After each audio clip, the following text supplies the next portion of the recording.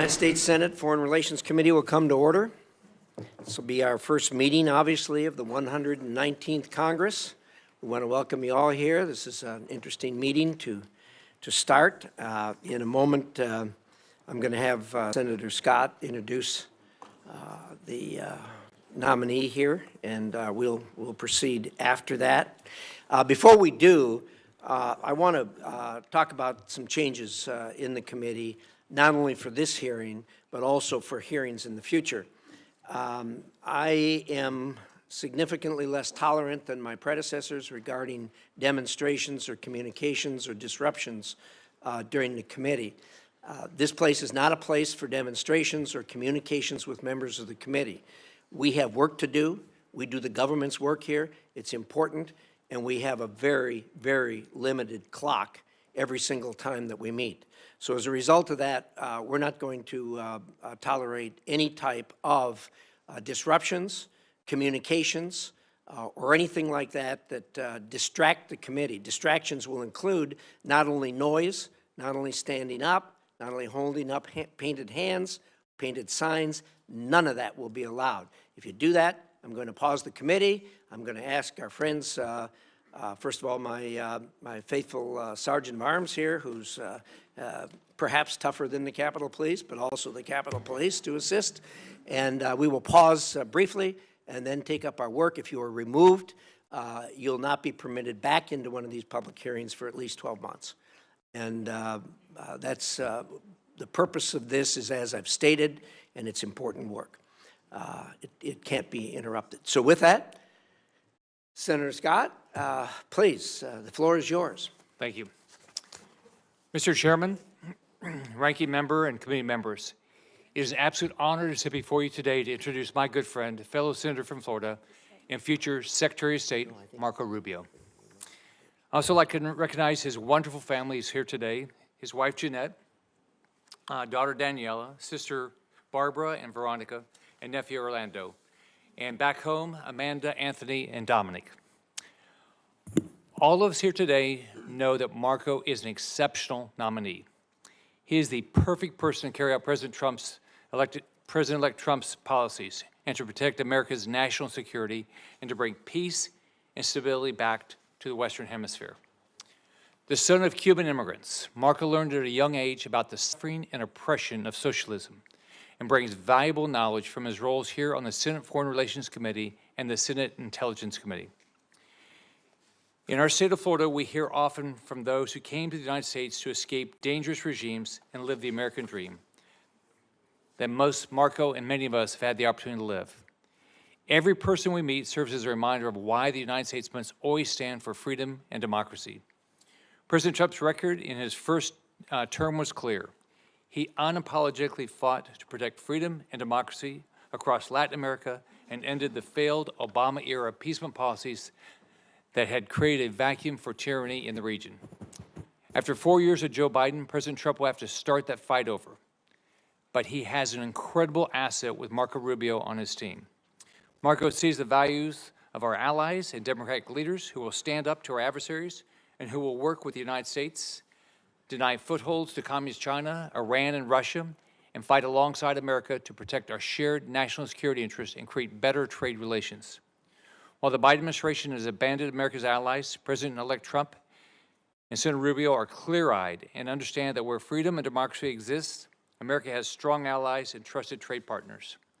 Marco has a strong record of holding the regimes in Communist China, Cuba, Venezuela, and Nicaragua accountable for their repression and tyranny. He will work with President Trump to punish communist regimes for their crimes, make clear to our enemies and partners alike around. Most importantly, Marco will always put America's best interests first. Marco, congratulations. You've served the people of Florida well. It's been an honor to work with you as senator, and I will continue working together with you on issues that matter deeply to the people of Florida, to our nation. You're well deserving of this role. You'll do an incredible job. I'll end up being the senior senator finally. I'm proud to support you and urge all of my colleagues to do the same. Thank you. Well, thank you very much, Senator Scott. First of all, let me say, as we open this first hearing, I'm pleased to be serving alongside my colleague, Senator Shaheen. She and I have worked together over a number of years. We were governors together and came in at the same time together. We have had actually some experience in this regard in the Small Business Committee where we had the same roles. And so we're used to each other. And we're going to do our best to have hearings and work at this committee on a bipartisan basis. We won't always agree, obviously, but we will do our very best to disagree civilly and let the process work as it should. So with that, let's turn to the hearing today, and I want to welcome my great friend Marco Rubio to this hearing. Likewise, Marco and I go back a long ways. I look back at when I got to the Senate 16 years ago. I came to this first hearing and took my seat way down there at the end and spent 2 years there, and then that afternoon went over to the Intelligence Committee and again took my seat way down on the end down there, served a couple of years, and then 2 years later, by the way, when I went into the Intelligence Committee, I don't know if I've ever told anyone this story before, but I walked in there and a little nervous because, you know, about to learn all the deep, dark secrets of the United States of America, and I went in and sat down, and someone came up to me and tapped me on the shoulder and said, "Senator, you seem to have brought an electronic device with you into this room." This was in the skiff over in our semi-secret room over in the Hart Building. And so I learned then that the Intelligence Committee does know a lot. So I gave up my, my electronic device. 2 years later, I was no longer on the end. Senator Rubio came and joined me down at the end and sat at my left there. And we went to the hearing in the morning to the Foreign Relations Committee. That afternoon, we went over to the Intelligence Committee. Again, there he was, sat down next to me on my left. And as he sat down, I said, "By the way," he says, I said to him, "I hope you don't have any electronic devices with you." And he says, "Well, no, you doofus, there's a big sign out there that says, don't bring any electronic." So I judged him to be a very astute person at that point. In my defense, that sign wasn't there 2 years earlier.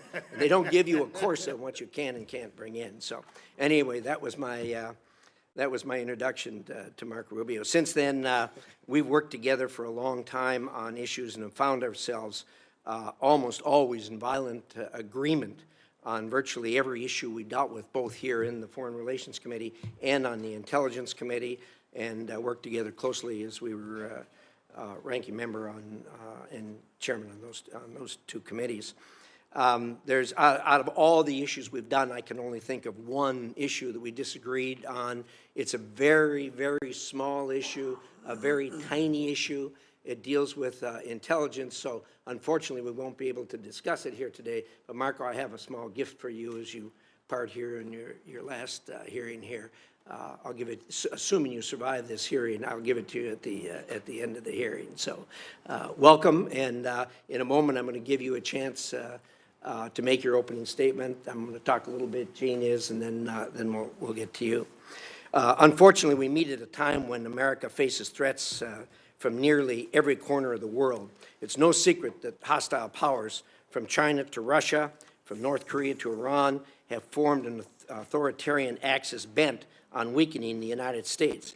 Sadly, the outgoing administration has frequently made ill-informed decisions that have empowered these adversaries. From the disastrous Afghanistan withdrawal to its desperate efforts to woo Iran, failure to deter Russian aggression, constant concessions to China, and undermining support for Israel, our allies question U.S. resolve, and our adversaries believe they have a free hand. Those days are over. China remains the most significant long-term risk to the United States. The Chinese government steals American intellectual property, floods our streets with fentanyl, and exploits our free markets for its own gain while aggressively undermining American national security. China is no longer satisfied to undermine the United States on its own. Now it helps Russia, Iran, and North Korea. Chinese support has enabled Russia to carry on its illegal war against Ukraine, and China's massive purchases of Iranian oil are a lifeline to that murderous regime's proxy wars. The outgoing administration's failure to push back on China's aggression means that China is challenging America everywhere, from Africa to our hemisphere in Latin America. Senator Rubio has been a strong advocate of tougher policies to counter China's aggression, and particularly in Latin America. In the Middle East, Israel fights a multi-front war against Iran after the brutal attack on October 7th. Yet the outgoing administration has undermined support to Israel. This has only prolonged the terrible situation in Israel and Gaza. In spite of the outgoing administration's policy, Israel's fortitude has brought Tehran to its weakest point in decades. President Trump and Marco both know that we need to support our ally and return to a maximum pressure campaign against Iran. At the same time, Putin, with the support of the CCP, continues his violent assault on Ukraine. Putin has escalated this war over and over again, most recently by importing thousands of North Korean soldiers.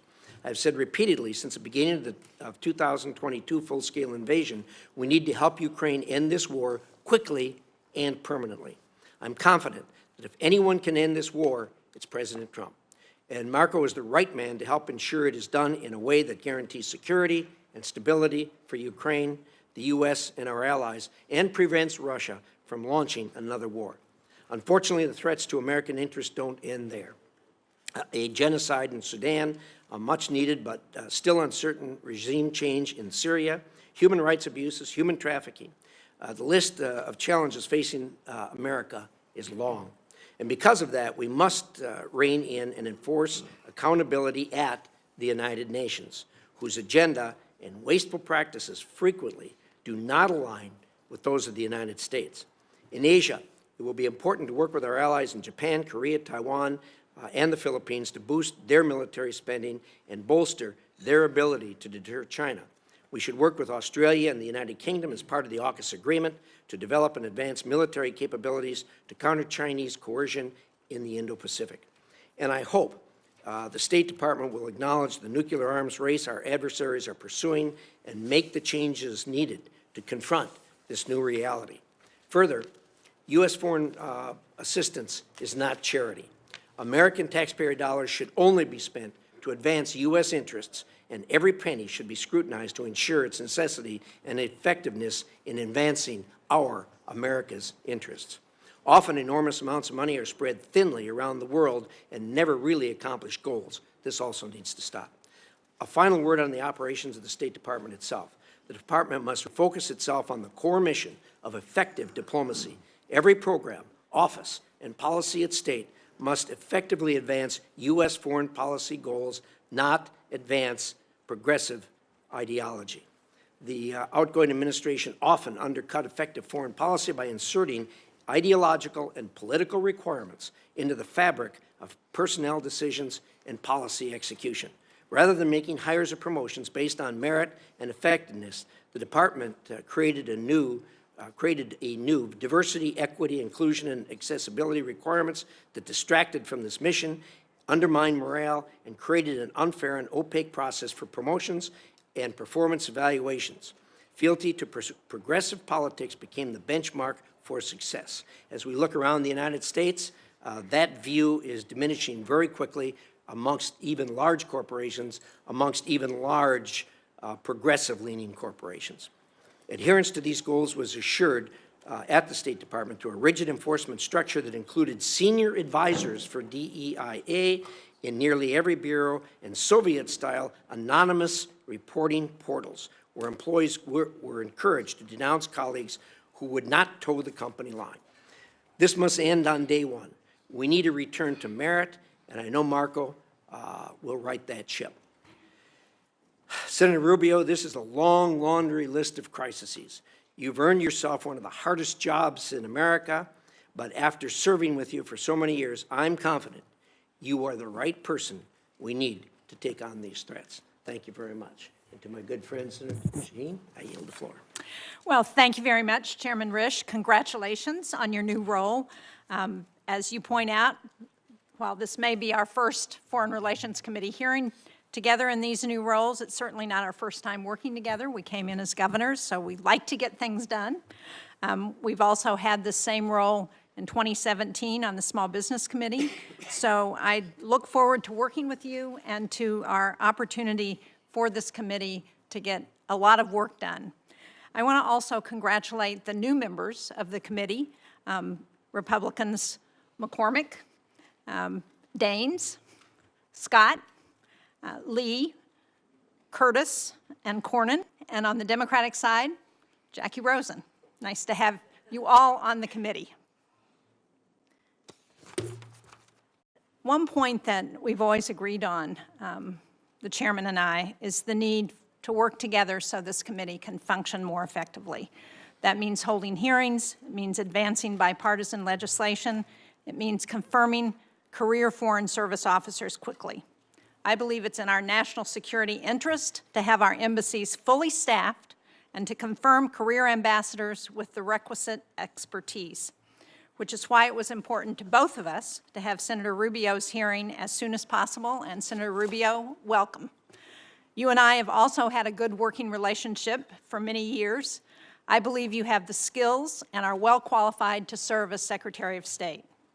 But today I want to find out a little more about what this administration is thinking about American foreign policy and the State Department in particular.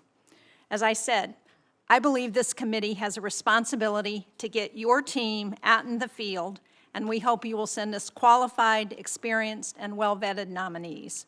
I know you already have an expert group of career Foreign Service nominees before you that was not considered under the last Congress. I hope we'll see many of those nominees resubmitted to this committee soon. On policy, I want to start by hearing from you on Ukraine and NATO. There is strong bipartisan support, as you know, in the Senate for Ukraine. There's a clear understanding that we can't trust Putin, and I'm concerned that if Vladimir Putin wins in Ukraine, he's not going to stop. President Trump has repeatedly said that he plans to end the Ukraine war within 24 hours of his inauguration. It's been reported that his proposals would give away Ukrainian territory to Vladimir Putin. Now, I can't speak on behalf of Ukraine, and President Zelensky has said that he's open to a peace agreement. But I am concerned both for the Ukrainian people who have sacrificed so much about the message that abandoning Ukraine would send not just to our allies, but also to our adversaries, and not just Russia, but to China, North Korea, and Iran. Our allies, Japan, South Korea, Taiwan, our partnerships and alliances like AUKUS and NATO are all looking very closely and watching what we're going to do. I believe these alliances are one of the United States' greatest assets. And what happens in Ukraine also affects emerging democratic nations, civil society movements. From Belarus to the Balkans to the Black Sea to Georgia. It impacts us here at home as well. And I know that for so many Americans, this might seem like a distant war. But as we know, what happens in Ukraine doesn't stay in Ukraine. The war has caused food and gas prices to go up. It's affected day-to-day lives of Americans. So, Senator Rubio, I know that in the past you've supported Ukraine. You introduced legislation that would ban U.S. recognition of territory annexed by Russia. We were both co-sponsors of Chairman Rish's resolution recognizing Russian genocide in Ukraine. But the path forward is uncertain, and I hope today you will lay out some of the administration's plans for Ukraine. I'd also like to hear from you on the Middle East and Syria in particular. In recent months, we've seen the dismantling of much of Iran's axis of resistance, including the fall of Assad, one of Iran's most brutal proxies. One of our goals should be to get humanitarian assistance immediately to the Syrian people who have suffered for so many years, and to capitalize on this historic opportunity to sideline not only Iran, but Russia, as we help rebuild Syria. I also want to underline that whether it's food insecurity or sexual violence that accompanies war, and whether we're talking about Sudan or Haiti or Afghanistan, Ukraine or Gaza, that it is women who often bear the brunt of these conflicts. They should have a seat at the table when it comes to resolving them. And that's not just a sentiment, it's also backed up by data. Because we know that when women participate in conflict negotiations, peace is 35% more likely to last at least 15 years. That's why we passed the Women, Peace, and Security Act in 2017. It was signed into law by President Trump during his first term, and I hope that in his second term we can build on this effort. It's one of the reasons I'm pleased that we now have 3 women on the Foreign Relations Committee, Senator Duckworth and Senator Rosen. It's the first time since I've been here that there's been 3 women on this committee.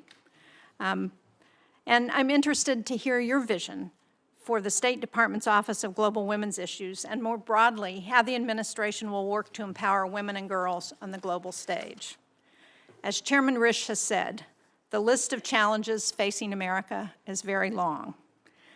And so, Senator Rubio, if you're confirmed, I hope we can work together to continue to promote American interests that we have seen around the world the importance of America's role in the world. Thank you. Thank you, Senator Shaheen. Good remarks. Senator Rubio, the floor is going to be yours, and I hope you'll introduce your beautiful family to start with, and we'll take it from there. Well, thank you, Chairman Risch, and I want to thank the ranking member as well, Senator Shaheen, and thank you, Senator Scott, for your introduction. And let me just say it's a bit surreal to be on this side of the room, but you all look very distinguished, and I just wanted you to know that. Yeah. We know. In the 249-year history of our republic, there's only been 71 other Americans who have served in the role and the position that President Trump has now nominated me to occupy. And I want to thank him for his confidence, and it's an incredible honor. It is also, as many of you have already pointed out, an extraordinary responsibility. 3 of my children, Amanda, Anthony, and Dominic, could not be here with us today or join us here in person. But I am happy that my wife, Jeanette, is here, and that my daughter, Daniela, is here with me as well, because I think, as each of you know well, it really is impossible to do our job in the Senate, not to mention the job I've been nominated for, without the love and the support of our families.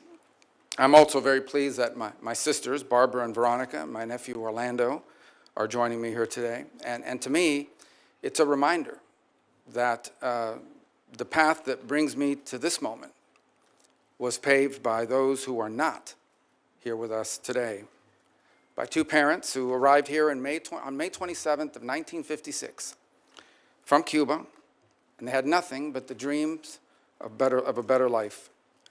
And because of them, I had the privilege to be born a citizen of the greatest nation in the history of mankind, and to be raised in a safe and stable home by parents who made their children's future the very purpose of their lives.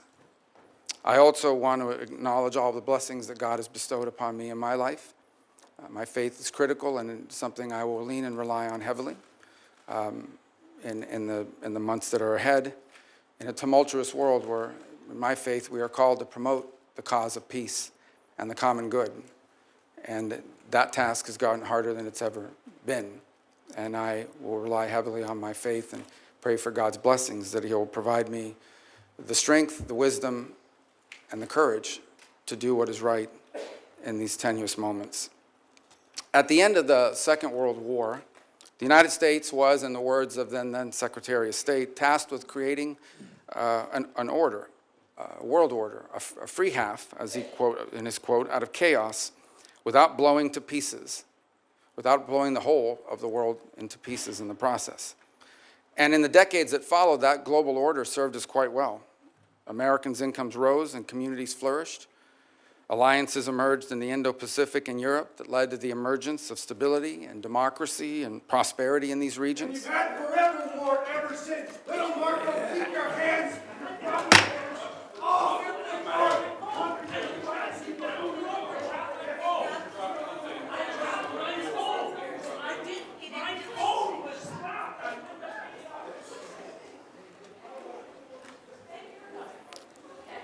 Back to order. All right, alliances emerged in the Indo-Pacific and in Europe that led to the emergence of stability, democracy, and prosperity, but it also prevented a cataclysmic world war. And ultimately, a wall in Berlin came down, and with it, an evil empire. Out of the triumphalism of the end of the long Cold War emerged a bipartisan consensus. And this consensus was that we had reached the end of history, that all of the nations of the world would now become members of the democratic Western-led community, that a foreign policy that served the national interest could now be replaced by one that served the liberal world order, and that all mankind was now destined to abandon national sovereignty and national identity and would instead become one human family and citizens of the world. This wasn't just a fantasy. We now know it was a dangerous delusion. Here in America and in many of the advanced economies across the world, an almost religious commitment to free and unfettered trade at the expense of our national economy shrunk the middle class, left the working class in crisis, collapsed our industrial capacity, and has pushed critical supply chains into the hands of adversaries and of rivals. An irrational zeal for maximum freedom of movement of people has resulted in a historic mass migration crisis here in America, but also around the world. It's one that threatens the stability of societies and of governments. Across the West, governments now censor and even prosecute domestic political opponents. Meanwhile, radical jihadists openly march in the streets and sadly drive vehicles into our people. While America far too often continued to prioritize the global order above our core national interests, other nations continue to act the way countries always have. Pause.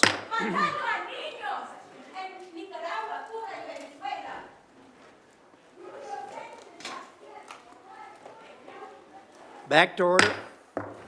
I get bilingual protests, which is, I think is an entry cool. As you know, that's a first here for us, at least in recent times. All right. Healthcare is a human right.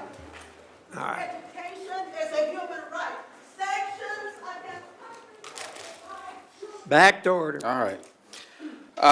So while America too often prioritized the global order above our core national interests, other nations continued to act the way nations have always acted and always will in what they perceive to be their best interest.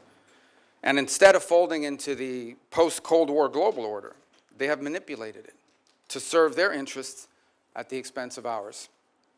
We welcomed the Chinese Communist Party into the global order, and they took advantage of all of its benefits, and they ignored all of its obligations and responsibilities. Instead, they have repressed and lied and cheated and hacked and stolen their way into global superpower status, and they have done so at our expense and at the expense of the people of their own country. In our very own hemisphere, narco-terrorists and dictators and despots take advantage of open borders to drive mass migration, to traffic in women and children, and to flood our communities with deadly fentanyl and violent criminals. In Moscow, in Tehran, in Pyongyang, dictators, rogue states now sow chaos and instability and align with and they fund radical terror groups. And then they hide behind their veto power at the United Nations Security Council or the threats of nuclear war. The post-war global order is not just obsolete, it is now a weapon being used against us. And all this has led to a moment in which we must now confront the single greatest risk of geopolitical instability and of generational global crisis in the lifetime of anyone alive and in this room today. 8 decades later, we are once again called to create a free world out of the chaos. And this will not be easy. And it will be impossible without a strong and a confident America that engages in the world, putting our core national interests once again above all else. Just 4 years ago, I believe we began to see the outlines and the beginnings of what that would look like. During President Trump's first term, American strength was a deterrent to our adversaries, and it gave us leverage in diplomacy. There were no new wars. ISIS was eviscerated, Soleimani was dead, the historic Abraham Accords were born, and Americans were safer as a result. Now, President Trump returns to office with an unmistakable mandate from the voters. They want a strong America engaged in the world, but guided by a clear objective to promote peace abroad and security and prosperity here at home. That is the promise that President Trump was elected to keep. And if I am confirmed, keeping that promise will be the core mission of the United States Department of State. Now, tragically, horrifying atrocities and unimaginable human suffering can be found on virtually every continent. And I am certain that today I will be asked about the array of programs and the activities the Department of State carries out to address them. We are a nation who was founded on the revolutionary truth that all men are created equal, and that our rights come not from man or from government, but from God. And so we will never be indifferent to the suffering of our fellow man. But ultimately, under President Trump, the top priority of the United States Department of State will be the United States. The direction he has given for the conduct of our foreign policy is clear. Every dollar we spend, every program we fund, every policy we pursue must be justified by the answer to one of three questions. Does it make America safer? Does it make America stronger? Or does it make America more prosperous?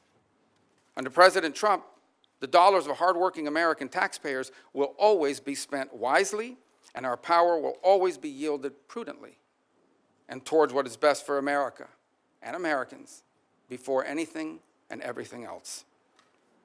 Prudence in the conduct of foreign policy is not an abandonment of our values.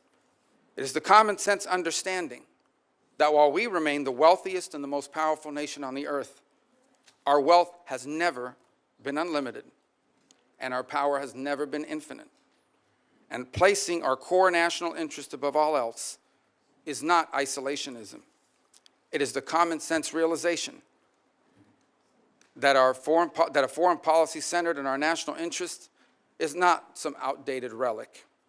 Since the emergence of the modern nation state over 2 centuries ago, countries acting based on what they perceive to be their core national interest, that has been the norm, not the exception. And for our country, placing the interest of America and Americans above all else has never been more relevant or more necessary than it is right now. For in the end, how can America promote the cause of peace on earth if it is not first safe at home? What good is America to our allies if it is not strong? And how can America help end the suffering of God's children across the world if it is not first prosperous here at home? I thank you, and I hope I can earn your support, whether it's because you believe I will do a good job or because you want to get rid of me. Thank you. Either way, the result's the same.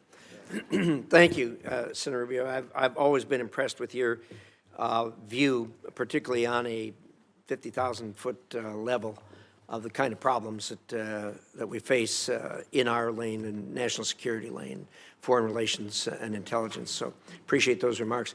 We're now going to start a round. I'm going to allow 10-minute questions since this is a cabinet-level position. That doesn't mean you have to use all 10 minutes, but the 10 minutes are there.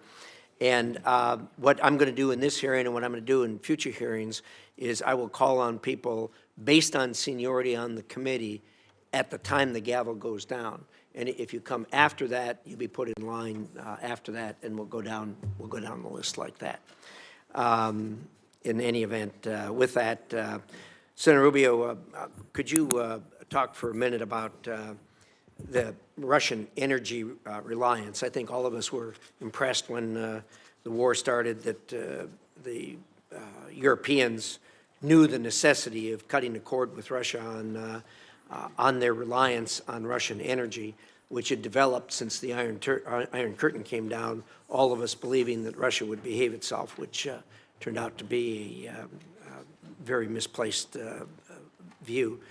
And now, with the war carrying on, it's going to end, obviously, at some point in time. There are voices in Europe saying, well, we can go back to using Russian energy. My view is that that's not reasonable, and it's not appropriate. And indeed, I think that the fallout from this war is going to go on for generations. Your thoughts on the energy relationship between Europe and Russia in the future? Well, I'm reminded, I believe back in 2018, then President Trump, on 2 occasions, once at the United Nations and I think another time at a NATO conference, pointed, for example, to Germany's reliance on Russian energy as a real vulnerability. And he was snickered at. I remember he was snickered at by the representatives of Germany at the United Nations. He turned out to be 100% correct. In fact, that reliance on Russian energy was a major loss of deterrence. Vladimir Putin, among his many calculations, one of the calculations he took in going in Ukraine was that the Europeans would complain Maybe they'd hit him with a couple sanctions, they'd write some strongly worded, nasty letters about him, but ultimately would not be able to do anything effectively because of how much they depended on Russia. And in some cases continue to depend. I believe France is the third leading payer into Russian energy in the world, and I think a couple other countries in Europe follow right behind. So there's still a significant amount of dependence in that regard. And that dependence on Russian energy is a tremendous amount of leverage that Vladimir Putin holds on his neighbors in Europe. Now, there is some good news. I think, for example, I watched with great interest the German engineering marvel, where they've been able to, I think by the end of this year, after they waived permitting requirements, and within 9 months, we're able to open what is literally a floating LNG terminal to allow and receive exports, including from the United States and other places. So I do think you're seeing movement in Europe now to try to detangle itself from that level of dependence, but it remains a real vulnerability and a tremendous piece of leverage for Putin against his neighbors in the broader world. It's also a reminder, by the way, and I used to be guilty of saying this quite a bit, that the Russian GDP was the size of Italy's, not very large.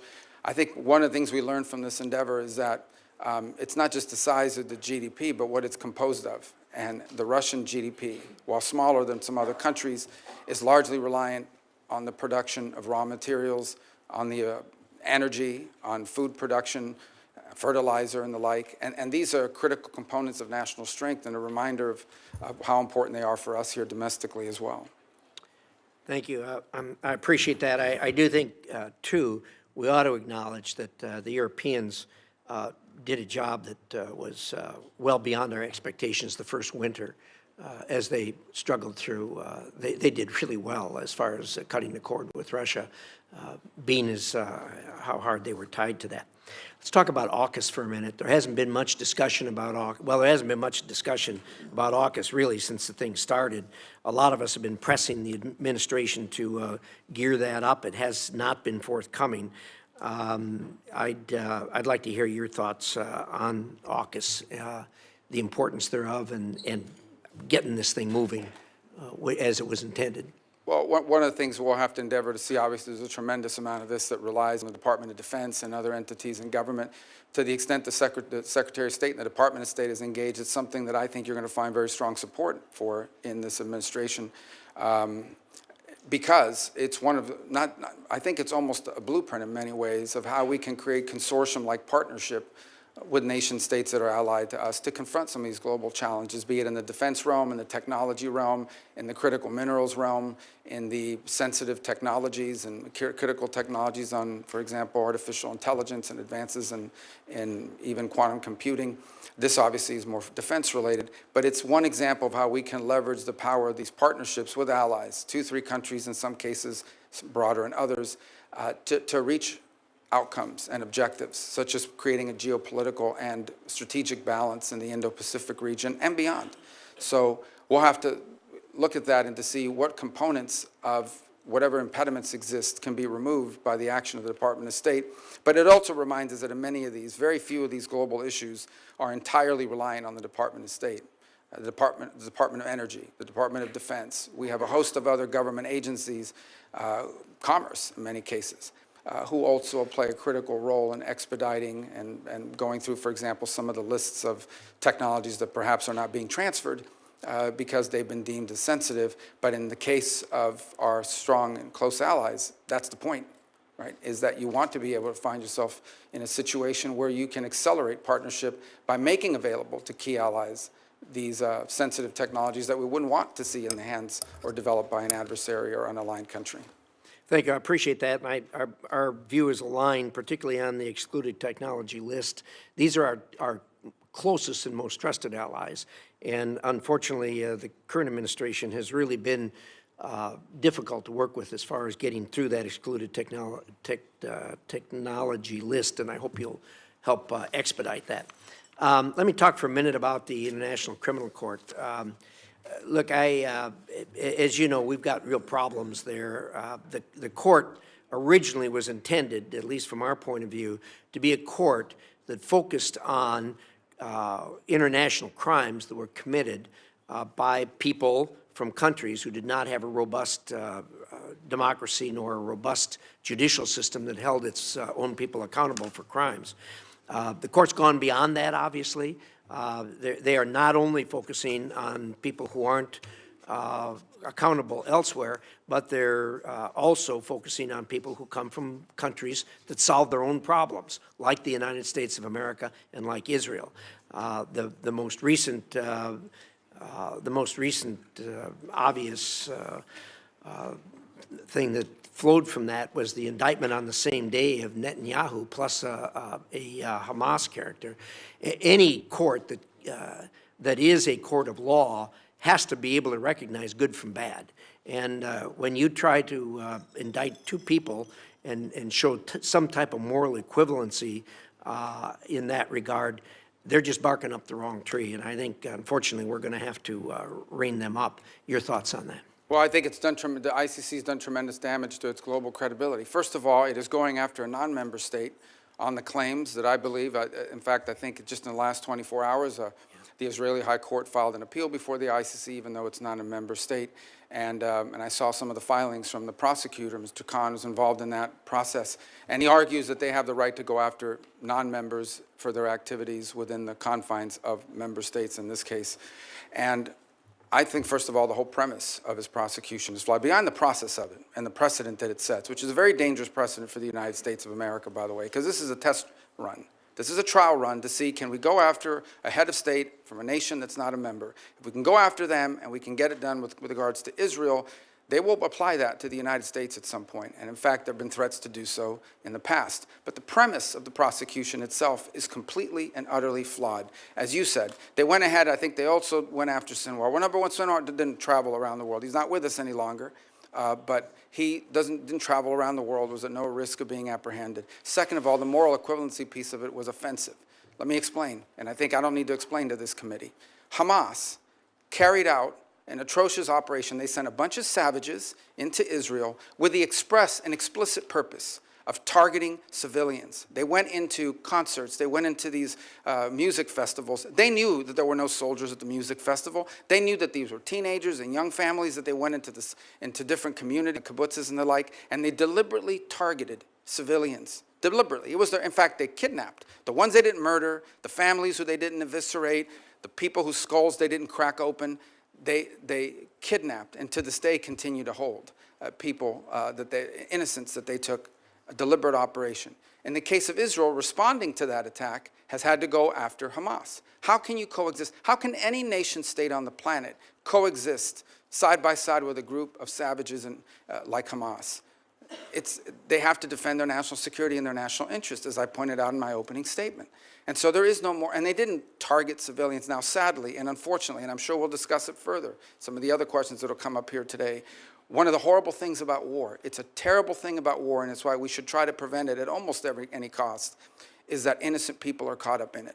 And that's true of every conflict on the planet. But there is a difference between those who, in the conduct of armed action, deliberately target civilians, and those who do as much as they can to avoid civilians being caught up against an enemy that doesn't wear a uniform, against an enemy that hides in tunnels, against an enemy that hides behind women and children, and puts them at the forefront and uses them as human shields. That's who Hamas is. There is no moral equivalency, and I think the ICC, if they don't drop this, will find its credibility globally badly damaged, and I think the United States should be very concerned, because I believe this is a test run for applying it to American service members and American leaders in the future. Well said. I couldn't agree with you more, and certainly the court has badly damaged its reputation, and it's going to have a long ways to go to recover from that. So with that, Senator Shaheen. Thank you, Mr. Chairman. Senator Rubio, as I said in my opening statement, I hope that this committee can better collaborate to swiftly confirm career Foreign Service officers.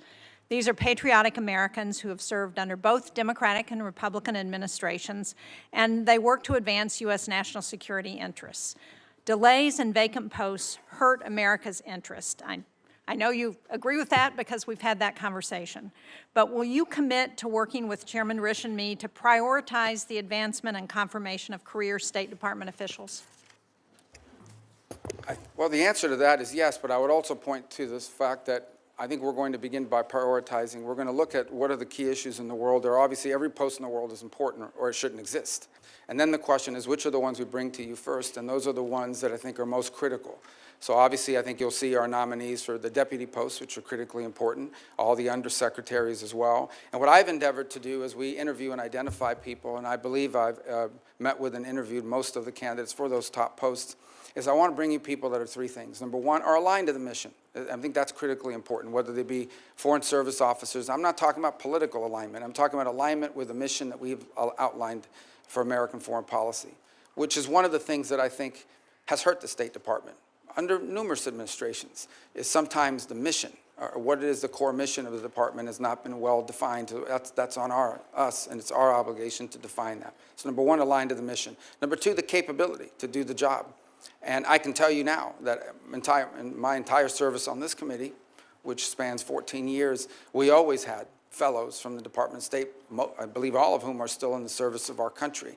And I intend, because I know them and I've worked with them, to utilize their skill sets in the department. And in fact, a couple who we hope will be returning home soon from foreign postings to work with us at the State Department closer to my office. But the point is that we want to have people that are highly capable, both those who we bring from what they call political appointees, but also those that are promoted from within the Foreign Service. And then the third are people that we can get through the committee, because time is of the essence. Now, you may not agree with all their views, whether they be foreign service officers or whether they be political, but I think it's important and we're not going to exclude someone just because we think that maybe they're going to have a rougher confirmation process than someone else. But I do think it's important that we have people in these positions as quickly as possible, and having served for 14 years on that side of this room, I understand that one of the things we can do to help expedite that is to bring you people that will do a good job, who are qualified for the job or mission aligned, but also that can move through this process quickly enough so that they can be at post and begin to fulfill their duties. If I have to wait a year to get them in place, well, I'm not sure on some of these issues we face today we have a year to wait. I certainly agree with that, and I appreciate your focus on mission and qualifications, because I think the committee will be looking closely at that. I want to go now to NATO, because in 2023, Congress overwhelmingly passed the bipartisan Kane-Rubio provision prohibiting any president from withdrawing the United States from NATO without Senate approval or an act of Congress. Will you commit to adhering to Senate approval or an act of Congress as required under that law that you authored if President Trump attempts to withdraw the U.S. from NATO? Well, first let me say that President Trump has appointed an ambassador nominee for NATO, which clearly indicates his role to engage in that. Second is the law is what it is. Obviously, as you've mentioned, I was a co-sponsor of the law, and so it's tough to say I'm not in support of a law that I hope to pass, and that I think it's an important role for Congress to play, because frankly, it's not just about the withdrawal piece of it, it's the contributions we make towards the power of the purse still resides with the Congress. Now maybe, as if confirmed, moving towards the executive branch, I'll become I'll forget that lesson a little bit. I hope not. But ultimately, I still recognize and understand that the power of the purse is with Congress, and it's an incredibly important power. Let me point on NATO one thing. I think there's a misunderstanding about it. The NATO alliance is a very important alliance. I believe that. I believe alliances can be, and has been very useful. Without the NATO alliance, there is no end to the Cold War. In fact, without the NATO alliance, it's quite possible that much of what today, at the time, today we know as Europe, would have fallen victim to aggression. But what's important for the United States is not just to have defense allies, it's to have capable defense allies, allies who are capable of defending their region. And I think there is a question to be asked. I'm not stating a public policy position, I'm stating a question to be asked, and that is, should the role of the United States in NATO in the 21st century be the primary defense role, or as a backstop to aggression, with countries in the region assuming more of that responsibility by contributing more? Now look, in fairness, and I think the further east you move in Europe, the more money you see spent on the military as a percentage of GDP. But I think there's been broad acknowledgement across Europe and across multiple administrations, both Republican and Democrat, that our NATO partners, these are rich, advanced economies, need to contribute more to their own defense and ultimately to the NATO partnership as well. And that's a demand that's been made by multiple presidents across the years. And the fact that that is true has been revealed by what's happened with Ukraine. Look at the ramp up in defense spending and the industrial capacity of multiple countries in Europe as a result of an armed conflict. Imagine if that capacity had been there before, it quite possibly might have had a deterrent effect as well. So I think it's important that we have alliances, but we have to have alliances with strong and capable partners, and not those who sort of have viewed the U.S. and the NATO defense agreement as an excuse to spend less on defense and more on some domestic needs. We have domestic needs too. These advanced, rich countries in Western Europe have enormous safety nets programs that they fund. We have domestic needs as well, but they've been able to divert or grow those programs because they don't have to spend as much on defense as we do as a percentage of our overall economy. And that dynamic needs to change. And I expect that President Trump will continue to forcefully make that point. And as you know, this committee and the Senate NATO Observer Group, which I co-chair, has made that point repeatedly, and we are now up to 23 of the 32 NATO nations who are meeting their 2% of GDP, and we have a number of them who are going beyond that, and it's appropriate. And I think the sentiment on this committee would be to agree with what you're saying, but to ensure that we continue to have a strong NATO, I think will be important not only to European security, but most important to our own security. I appreciate, we talked about Ukraine. I appreciate your past leadership in supporting Ukraine's fight for sovereignty. More recently, you voted against supplemental funding for Ukraine and against forgiving loans for Ukraine in November, loans that would be critical to Ukraine's economic stability. So can you talk about how your views on Ukraine have developed and where you are now, and what you think is important for us to do in order to ensure that there is the strongest possible negotiating position if Ukraine and Russia do get to the negotiating table? Sure. First, let me point out, and although I'll still speak to my view of the process, that I voted against that bill because I said I would not vote for a bill unless it addressed the crisis at our southern border as part of the overall arrangement. That was not done, and so I voted against it. That said, here's my view of a situation. Once this war became what we now know it is, and that is a war of attrition, a stalemate, a protracted conflict, the dynamic on that situation has changed. It has. And I believe, and I think that this echoes with the President. Let me first echo the President's words and what he said in an interview about a year ago. He was asked about the war in Ukraine. He says, I want the dying to stop. I want people to stop dying. I want the killing to stop. And frankly, I don't know how anyone could say they don't. The destruction that Ukraine is undergoing is extraordinary. It's going to take a generation to rebuild it. Millions of Ukrainians no longer live in Ukraine. And the disruption, that means how many of them are going to come back, and what are they going to come back to? Even as I speak to you now, the Ukrainian infrastructure and their energy infrastructure is being decimated in ways that are going to cost hundreds of billions of dollars to rebuild over the next decades. So this is an important conflict, and I think it should be the official position of the United States that this war should be brought to an end. And the question becomes, what role can we play? And I think the first is by making that abundantly clear. And my differences with the Biden administration throughout this process is that they never clearly delineated what the end goal of the conflict was. What exactly were we funding? What exactly were we putting money towards? And on many occasions it sounded like however much it takes for however long it takes. That is not a realistic or prudent position. The truth of the matter is that in this conflict, there is no way Russia takes all of Ukraine. The Ukrainians are too brave and fight too hard, and the country is too big. That's not going to happen. It's also unrealistic to believe that somehow a nation the size of Ukraine, no matter how incompetent and no matter how much damage the Russian Federation has suffered as a result of this invasion, there's no way Ukraine is also going to push these people all the way back to where they were on the eve of the invasion, just given the size dynamic. I saw a quote recently, and I wish I could attribute to who it was, but the quote was, and I think it was very wise, where they said the problem that Ukraine is facing is not that they're running out of money, it's that they're running out of Ukrainians. There's a size differential here that's important. Now, what Vladimir Putin has done is unacceptable. There's no doubt about it, but this war has to end. And I think it should be the official policy of the United States that we want to see it end. Now, what that master plan looks like it's going to be hard work. This is not going to be an easy endeavor. But it's going to require bold diplomacy, and my hope is that it could begin with some ceasefire, and we're going to have, in order to achieve objectives like the one that needs to occur in Ukraine, it is important for everyone to be realistic. There will have to be concessions made by the Russian Federation, but also by the Ukrainians, and the United States has lent itself there. It's also important that there be some balance on both sides. In essence, it will be difficult to achieve this objective of a ceasefire and ultimately a peace settlement unless both sides have leverage. Putin's goal now is to have maximum leverage so that he can basically impose neutrality on Ukraine, retrofit, and come back and do this again in 4 or 5 years. And that's not an outcome I think any of us would favor. By the same token, I think it's important that the Ukrainians have leverage, but they also will have to make concessions to reach this agreement. It's going to be very difficult. This will not be easy. Conflicts of this nature that have historical underpinnings to it are going to require a lot of hard diplomacy and tough work, but that's something that needs to happen. This conflict needs to end. Well, I'm out of time, but I appreciate your last comment about the importance of leverage, and it's important for the United States to do what we can to help provide that leverage to Ukraine so that they can be in the best negotiating position possible with Russia. Thank you very much. Thank you, Senator Shaheen. Senator Ricketts.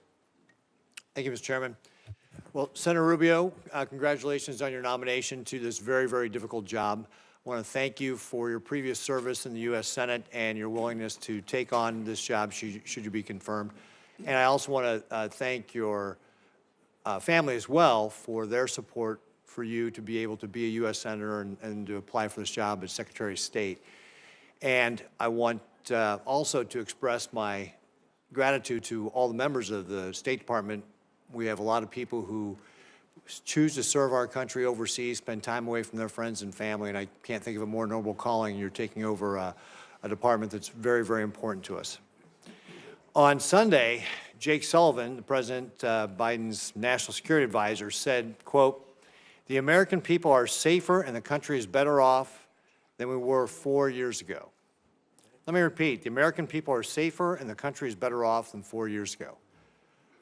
I don't know who believes that. I don't believe that.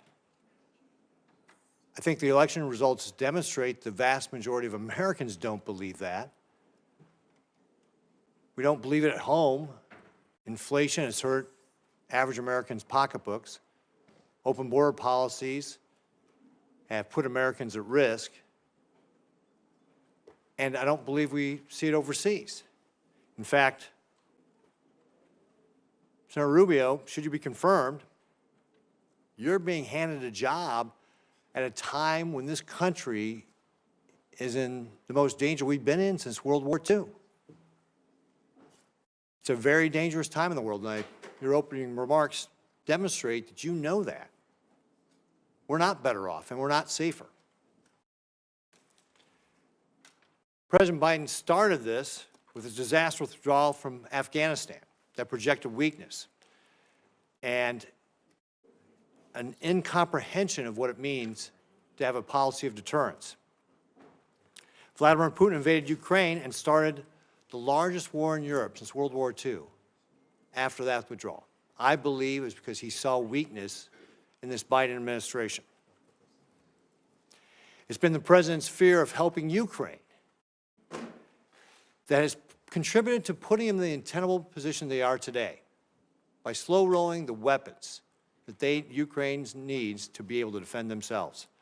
His incomprehensible and incoherent policy has caused him to handcuff American liquid natural gas exports while delaying tough sanctions on the Russian oil and gas industry, which, as you know, is the lifeblood of the Russian war machine. The Middle East is equally disastrous. Instead of enforcing sanctions on Iran, Biden naively tried to resurrect the Iran nuclear deal, enabling the regime to generate $100 billion in oil revenue. And I want to point out that during the Trump administration, because of sanctions, Iran's foreign reserves fell from $122 billion to less than $14 billion. That hampered their ability to be able to fund terrorist groups like Hamas and Hezbollah and the Houthis. What the Biden administration has done is allowed the Iranian regime to enrich enough weapons-grade uranium to be a week or two away from having a nuclear weapon.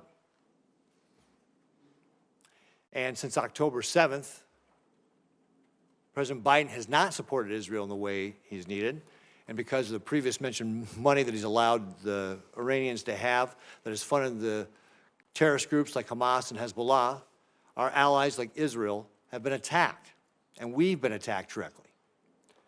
Thankfully, Israel's had the courage to stand up to these terrorists and take matters into its own hand.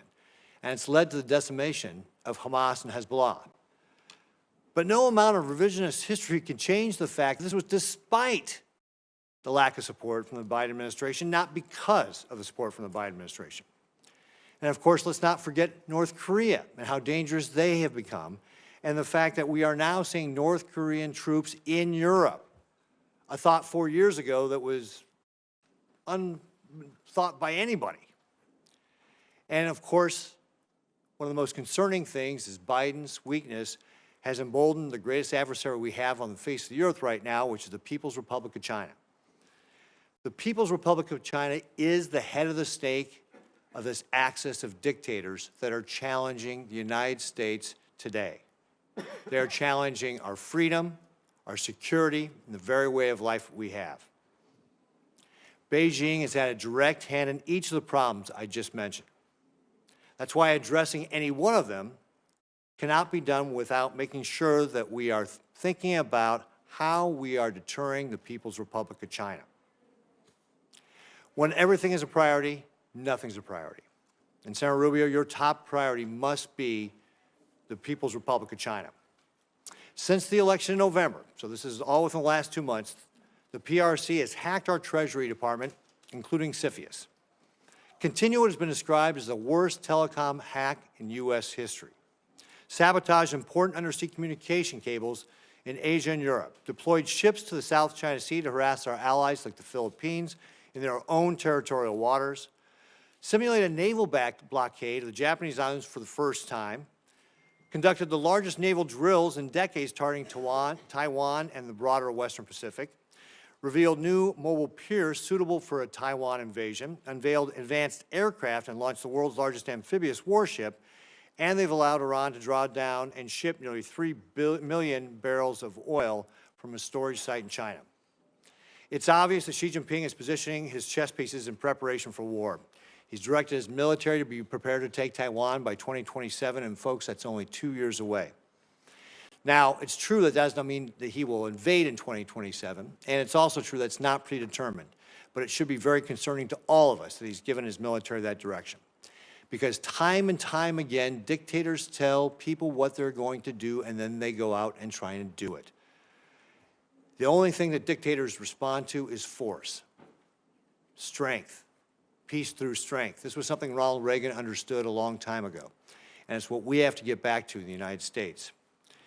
Xi Jinping is vowed to be the world-dominating power by 2049. We should take him at his word. That's what he believes he is going to try and do. It's time for us to go on the offensive and abandon illusions about what kind of adversary we're faced. This is not a managed competition. This is a competition we must win. It will take more than an all-of-government approach. It'll take an all-of-society approach to be able to win this. As our lead diplomat, Senator Rubio, you are in a position to set the tone. And that's why I can't think of a better pick to be the Secretary of State than you. So, first of all, do you agree that the PRC is the biggest threat that we face as the United States? The Communist Party of China that leads the PRC, is the most potent and dangerous near-peer adversary this nation has ever confronted. They have elements that the Soviet Union never possessed. They are a technological adversary and competitor, an industrial competitor, an economic competitor, a geopolitical competitor, a scientific competitor now, in every realm. It's an extraordinary challenge. It's one that I believe will define the 21st century. When they write the book about the 21st century, there's going to be some chapters in there about Putin, there's going to be some chapters in there about some of these other places, but the bulk of that book about the 21st century will be not just about China, but about the relationship between China and the United States and what direction it went. And I think you're alluding to it in your statement. I know you may have another question. I don't want to eat up all your time, but I do want to say this. The Chinese believe that the United States are a great power in inevitable decline and that they are an inevitable rise. Now, they already are. They're going to be a rich and powerful country, and we're going to have to deal with them. The danger is that because of our own actions, in many cases, a dangerous imbalance is built up in that relationship. We allowed them for years to pretend that they were some developing countries, so we should allow them to continue to cheat on trade and commerce. We should allow them to continue to expand. They lied about not militarizing and populating island chains in the South China Sea and the like. We allowed them for years, before we got serious about it, to conduct grotesque human rights violations against Uyghur Muslims, as an example. One of the most horrifying things happening on the planet.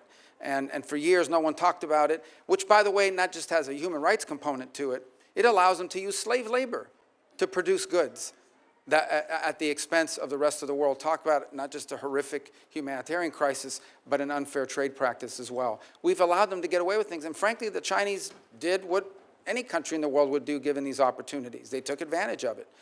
And so I think now we're dealing with the ramifications of it. I agree 100% what you said, but I remind you, and I remind everyone, I guess I want to make this point, that much of what we need to do to confront China is here at home. It's not just abroad, it's also here at home. We have to rebuild our domestic industrial capacity, and we have to make sure that the United States is not reliant on any single other nation for any of our critical supply chains. And with 4 seconds left, how are you going to explain that to your average American, that we need this all-sized society approach? And to your point exactly, that it needs to begin here at home, and so that people from my state, Nebraska, will understand and get on board? If we stay on the road we're on right now, in less than 10 years, virtually everything that matters to us in life will depend on whether China will allow us to have it or not. Everything from the blood pressure medicine we take to what movies we get to watch, and everything in between, we will depend on China for it. They have come to dominate the critical mineral industry supplies throughout the world. Everywhere in the world, they've now established critical mineral rights. Even those who want to see more electric cars, no matter where you make them, those batteries are almost entirely dependent on the ability of the Chinese and the willingness of the Chinese Communist Party to produce it and export it to you. So if we don't change course, we are going to live in a world where much of what matters to us on a daily basis, from our security to our health, will be dependent on whether the Chinese allow us to have it or not. That's an unacceptable outcome. Great. Thank you, Senator Rubio.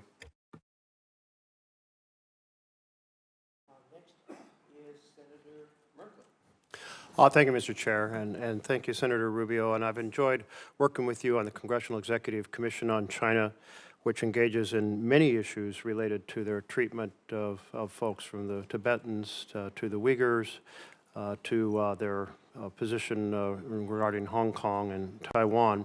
But let's talk about Taiwan. I had the chance to go to Taiwan in the year 2000. It was the second presidential election there, and it was the first one where people were becoming convinced that they actually might be able to hold a democracy. I believe they've earned the right to have a voice in international affairs, and I also believe that they are at great risk right now with mainland China, Xi's plan to be aggressive militarily towards them, as my colleague Senator Ricketts just noted. Will you support in your role as Secretary of State Taiwan's right to have a voice in international affairs, participate in international forums? And will you support the porcupine strategy, providing that we will supply them with defense articles and defense services in such quantity as may be necessary to enable Taiwan to maintain a sufficient self-defense capability? By the way, that phrase is from the 1979 Taiwan Relations Act. It's in our current law. Yeah, let me just point out that on the Taiwan Relation Act, and I believe of the year 2016, I was the lead Republican sponsor in reauthorizing and reinvigorating it. I think that the multiple or consecutive presidential administrations of both parties have made clear that the policy of the United States towards Taiwan is encapsulated not just in the Taiwan Relations Act, but in the 6 assurances that multiple administrations, including the Trump administration and now the Biden administration, have made clear are our policies. With regards to your second point about international forums, ASEAN is a great example of one in which that's being tested.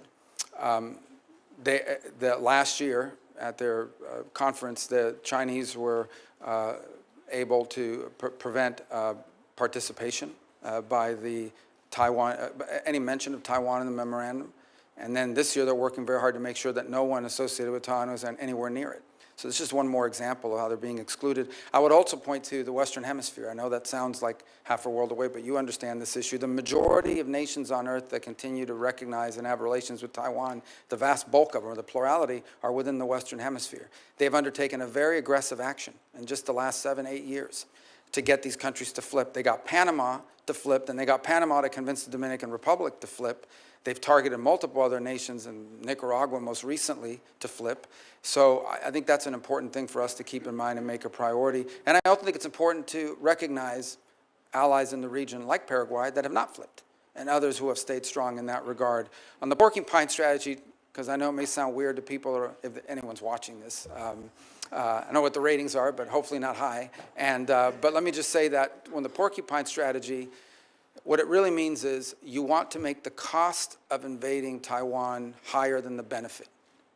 We want to discourage that by the Chinese believing that, yes, could they ultimately win an invasion of Taiwan, but the price would be too high to pay. It's basically deterrence. And I think that's critical, not just to defending Taiwan, to preventing a cataclysmic military intervention in the Indo-Pacific. And that's what it would be.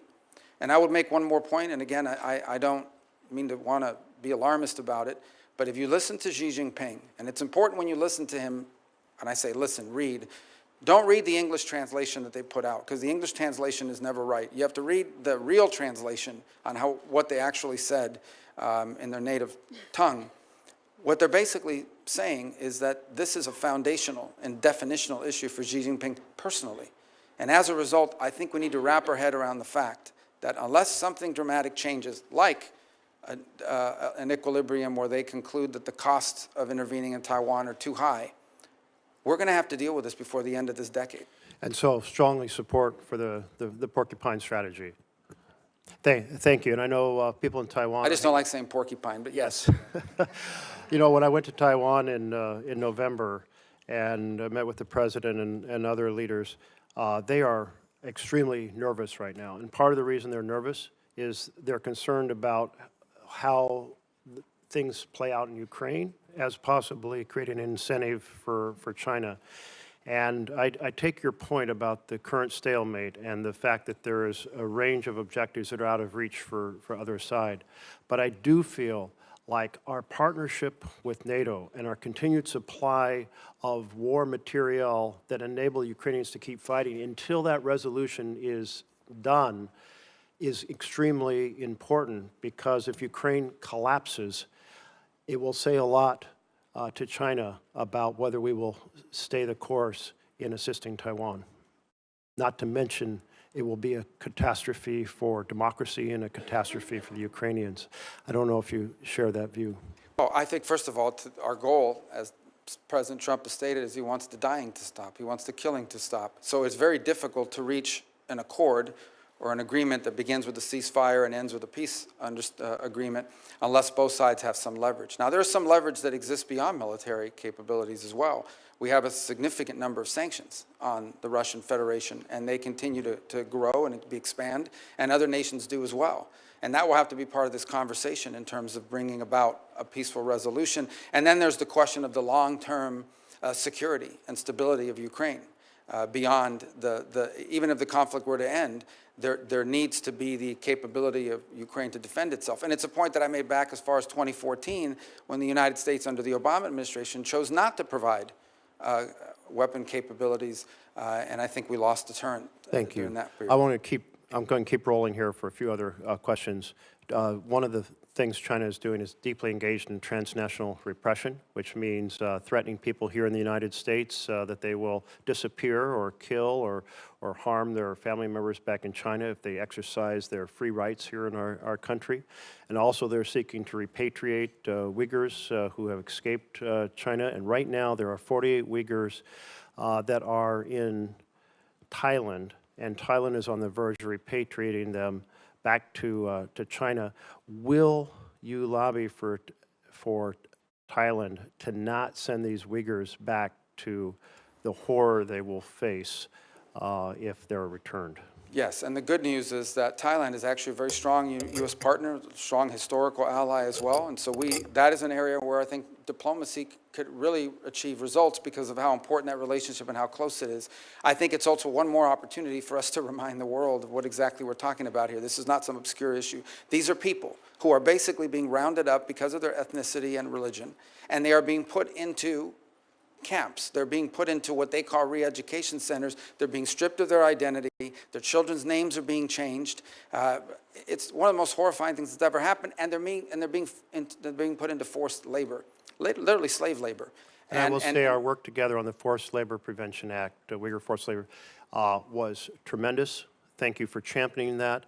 I'm encouraging other nations, including Canada, Mexico, and Europe, to follow the rebuttable presumption strategy we put into that bill, because right now, if our slave labor products or China's slave labor products are rejected here, they're shipped to Canada, and we need to expand on that.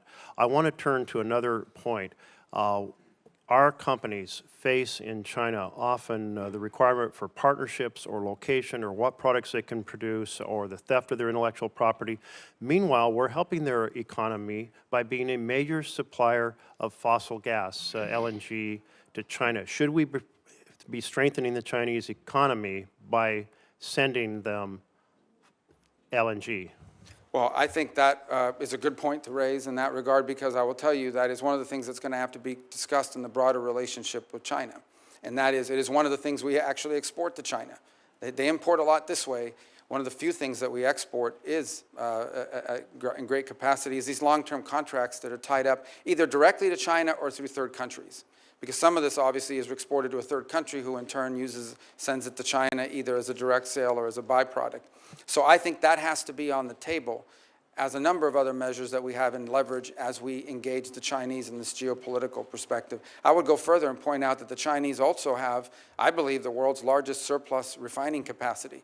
They've invested very heavily in that as well. And that's one more area where I think our energy policy will be critical and bringing some geopolitical stability to our relationship with them. I know you sponsored a bill to cut off the exports. I've focused on China, but I want to turn to humanitarian issues.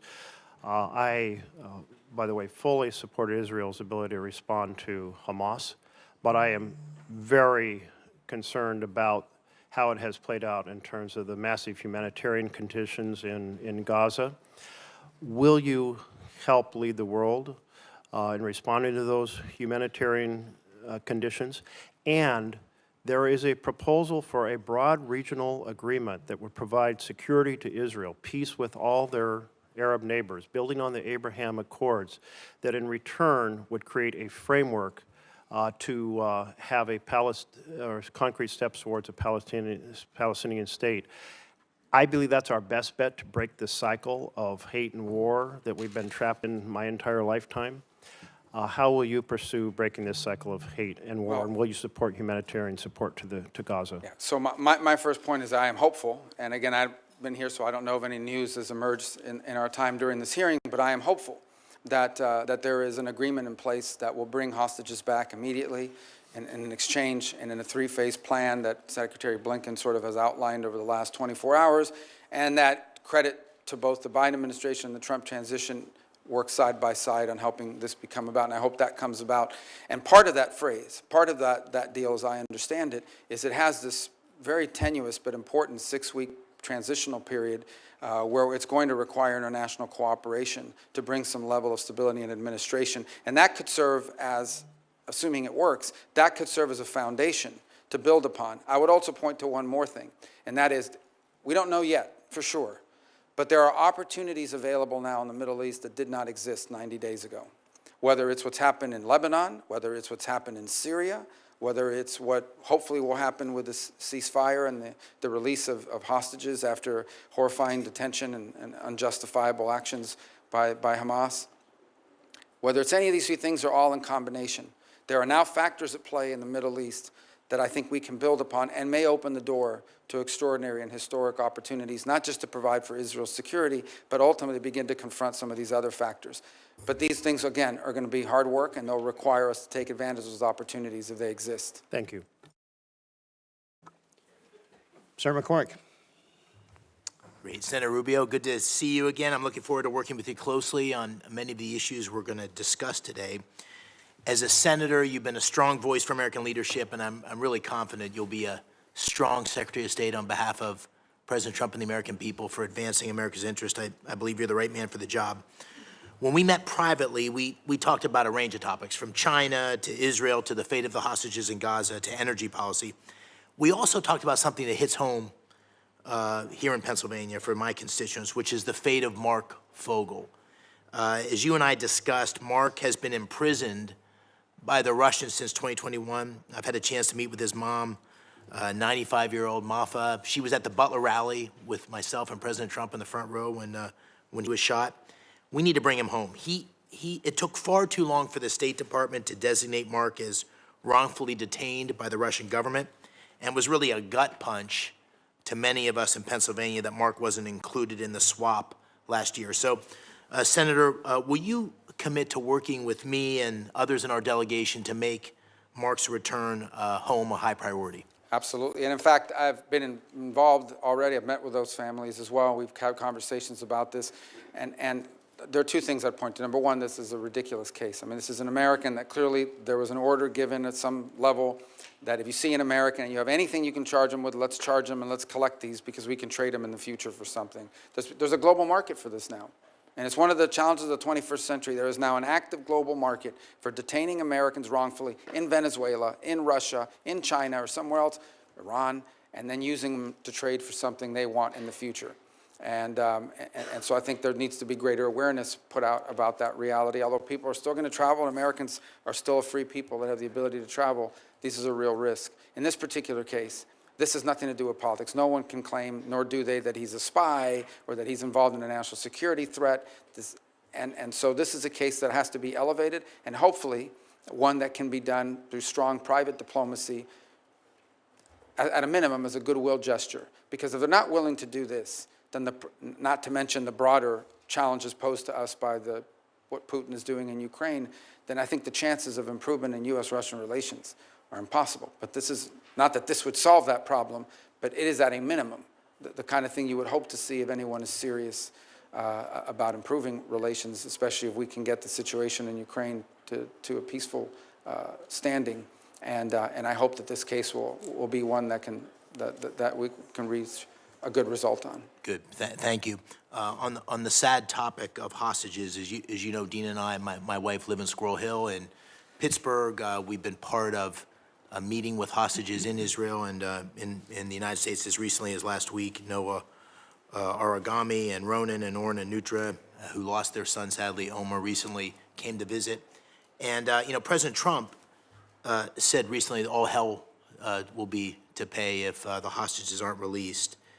If confirmed, what emphasis would you put on releasing those hostages in Gaza? Do you agree that a permanent ceasefire in Gaza absolutely must include the release of those hostages? Well, it must include it because if it doesn't, there won't be a ceasefire for long. I mean, the Israeli commitment to bringing back their civilians, that's what these are. These are civilians. These are people, these are innocent people who were targeted and have been held in horrifying conditions, the health and well-being of which many of them we still don't know, but we believe there's a substantial number that are going to be released as part of this first tranche. And that's an important point as well. In regard to this agreement that has now been publicly reported on, it's not everyone. I think there's a first tranche of women, children, and people over a certain age, and then a second tranche of releases of males that are of military age, who they claim are all combatants, even though they are not. They just happen to be of a certain age. But without the hostage situation resolved, this situation will not be resolved. It is the linchpin of what's happened now. Hamas has been severely degraded, but these people, that include a number of American citizens, need to be home as soon as possible, and that will remain a priority in any engagement that we're involved in with regards to not just a ceasefire, but some permanent peace process moving forward. Very good. Thank you. Since October 7th, there's been a disturbing rise in anti-Semitism, pro-terrorist violence in our cities, on college campuses. You and I had the opportunity to write an op-ed together. And in that op-ed, we called on foreign nationals who support Hamas or other terrorist organizations to lose their visas and to be sent back to their home countries. As Secretary of State, of course, you'll be responsible for overseeing the issuance of visas. How will you enforce our laws to ensure that we remove supporters of terrorist groups from our country? Listen, my view on this is one of common sense. Okay? If you apply for a visa to come into the United States, and in the process of being looked at, it comes to light that you're a supporter of Hamas, we wouldn't let you in. If we knew you were a supporter of Hamas, we would not give you a visa. So now that you got the visa and you're inside the U.S. and now we realize you're a supporter of Hamas, we should remove your visa. If you could not come in because you're a supporter of Hamas, you should not be able to stay on a visa if you're a supporter of Hamas. That's how I view it. And I think that's just an issue of common sense. And we intend to be very forceful about that. Good, thank you. You know, fentanyl is killing 4,000 Pennsylvanians each year, over 200 Americans a day. President Trump campaigned on this throughout the country, in Pennsylvania, as did I, on we have to stop that flow of fentanyl. And of course, violent criminal groups in Mexico, including the Jalisco and Sinaloa cartels, terrorize our communities here at home with this deadly fentanyl and the Mexican people with endless violence. As Secretary, will you initiate the process to designate these groups, these cartels, as foreign terrorist organizations? And if so, can you describe for the American people the national security tools that unlocks, that designation unlocks, to degrade the cartels? Well, first of all, the designation of a designated foreign terrorist organization brings with it a host of things. It makes it illegal to cooperate or work with them in any way, or to be supportive of their endeavors. It cuts off access to all sorts of banking opportunities and the like around the world where it's important to move money around. Now, that said, it's probably an imperfect tool when it comes to these groups that you're discussing, because these are sophisticated criminal enterprises. They are terrorizing the United States, but they are sophisticated criminal enterprises, and they operate in the trafficking of people, drugs, and migrants to horrifying effect. Sadly, they also have basically operational control over huge swaths of the border regions between Mexico and the United States. That's just an unfortunate fact, and it's one we're going to have to confront with our partners in Mexico, is that these sophisticated transnational terroristic organizations have operational and functional control over huge swaths of areas that border the United States of America. And so whether that is the tool that we use, which is maybe the appropriate one, or some new one that we come up with, it is important for us not just to go after these groups, but to identify them and call them for what they are, and that is terroristic in their nature, because they are terrorizing America with mass migration and with a flow of drugs. What about military force? Well, that's an option the President has at his disposal. Obviously, it's not one that is in the purview of the Department of State. I think President Trump is someone that never publicly discusses his options and leaves himself the flexibility to act. I think there's a lot we can and will continue to do in close partnership with our allies in Mexico. I think there's more they can do as well to confront this challenge. And my preference would be, from the Department of State's perspective, my preference would be that we can work with the Mexicans on this issue cooperatively, because it is impacting their nation as much as ours. These sophisticated groups, these criminal organizations, don't simply threaten America, they threaten the Mexican political process. In the last election, you had multiple presidential candidates and other candidates to other offices assassinated. You've had journalists targeted and assassinated for speaking out against these groups. So these groups don't simply terrorize the United States, they're terrorizing and in some ways undermining the Mexican government and Mexican sovereignty and the health and well-being of the Mexican people. And so my hope, in a perfect world, is that we could work in close collaboration with Mexican authorities to take these groups out. Very good, thank you. Final question. The Chinese Communist Party, as you said in your testimony, has waged a deliberate campaign of economic warfare against the United States and our allies. We need to restore, as President Trump has said, reciprocity in that economic relationship and impose cost on Beijing for hurting American workers.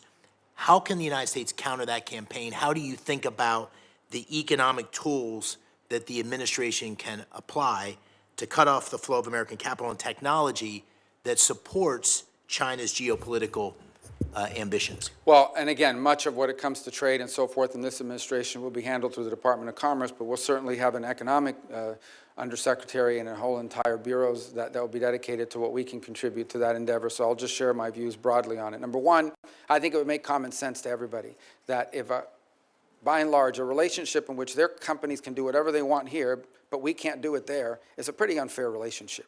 And it's something we've allowed in the past for allied countries who are small, poor, and developing. That cannot continue. in my view, and I think that's the President's view. The second is there's much that needs to be done with regards here domestically. I think we once again as a nation, this is not a Department of State issue, but once again as a nation need to prioritize the importance of our industrial capacity and our access to supply chains domestically, especially in key and critical industries. Maybe not every industry, but some key industries. We should either have a domestic capacity or an allied capacity that's reliable and can't be used against us in a moment of conflict as leverage. The third point I would make is we need to be actively engaged in the world. As an example, the Chinese own significant mineral rights and mining rights in Argentina, in Chile, throughout Africa. It's one of the reasons why the polar region and the Arctic region has become so critical as well in that regard, is because they are scooping up all over the world these mineral rights, port rights, et cetera, that place us at an enormous disadvantage in the long term. And it's what I said in that short answer is, if this trend continues, we are going to wind up living in a world where much of what we depend on for our security, our health, our safety, and our economic prosperity will largely depend on whether the Chinese allow us to have it or not. And that cannot be a world that we leave for our children. Thank you, Senator. Senator Coons. Thank you. Senator Rubio, I look forward to this hearing and to our service together. Welcome to the other side of the dais, and welcome to your wife, Jeanette, your children, your family. Thank you for your service. I have three questions broadly of nominees. Do they have the qualifications to appropriately serve? Do they have a policy alignment with our core national interests? And do they have the integrity and character to serve? We may have policy disagreements, but we've had multiple areas of convergence. Over the time we've served here in the Senate together, I had my folks go back and look. We've co-sponsored nearly 60 bills together. So I hope we can continue to find constructive ways to partner. I have a number of questions to get through, so I'll try to move briskly. With regards to special envoys, President-elect Trump has appointed a series of special envoys focused on a wide range of areas. And some of these, I think, can genuinely complement, not undermine or distract from State Department's core efforts. The special envoy for hostage affairs, for example, Adam Boehler, I look forward to working with. As Senator McCormick asked about, there's a number of key issues around hostage taking of Americans. There's a bipartisan bill Senator Risch and I have on this that we hope to work with you on. Lieutenant General Keith Kellogg, Special Envoy for Ukraine and Russia, I think will be central to achieving an outcome in Ukraine that is a lasting and secure peace and prevents further Russian aggression. But others like Rick Grinnell for special missions and Masad Boulos for the Arab world concern me in terms of the potential for mission conflict or conflict of interest. How will you work to ensure that state maintains its authority and encourage the administration to conduct a full vetting of any potential conflicts of interest and to ensure there's clarity of alignment with special envoys? Sure.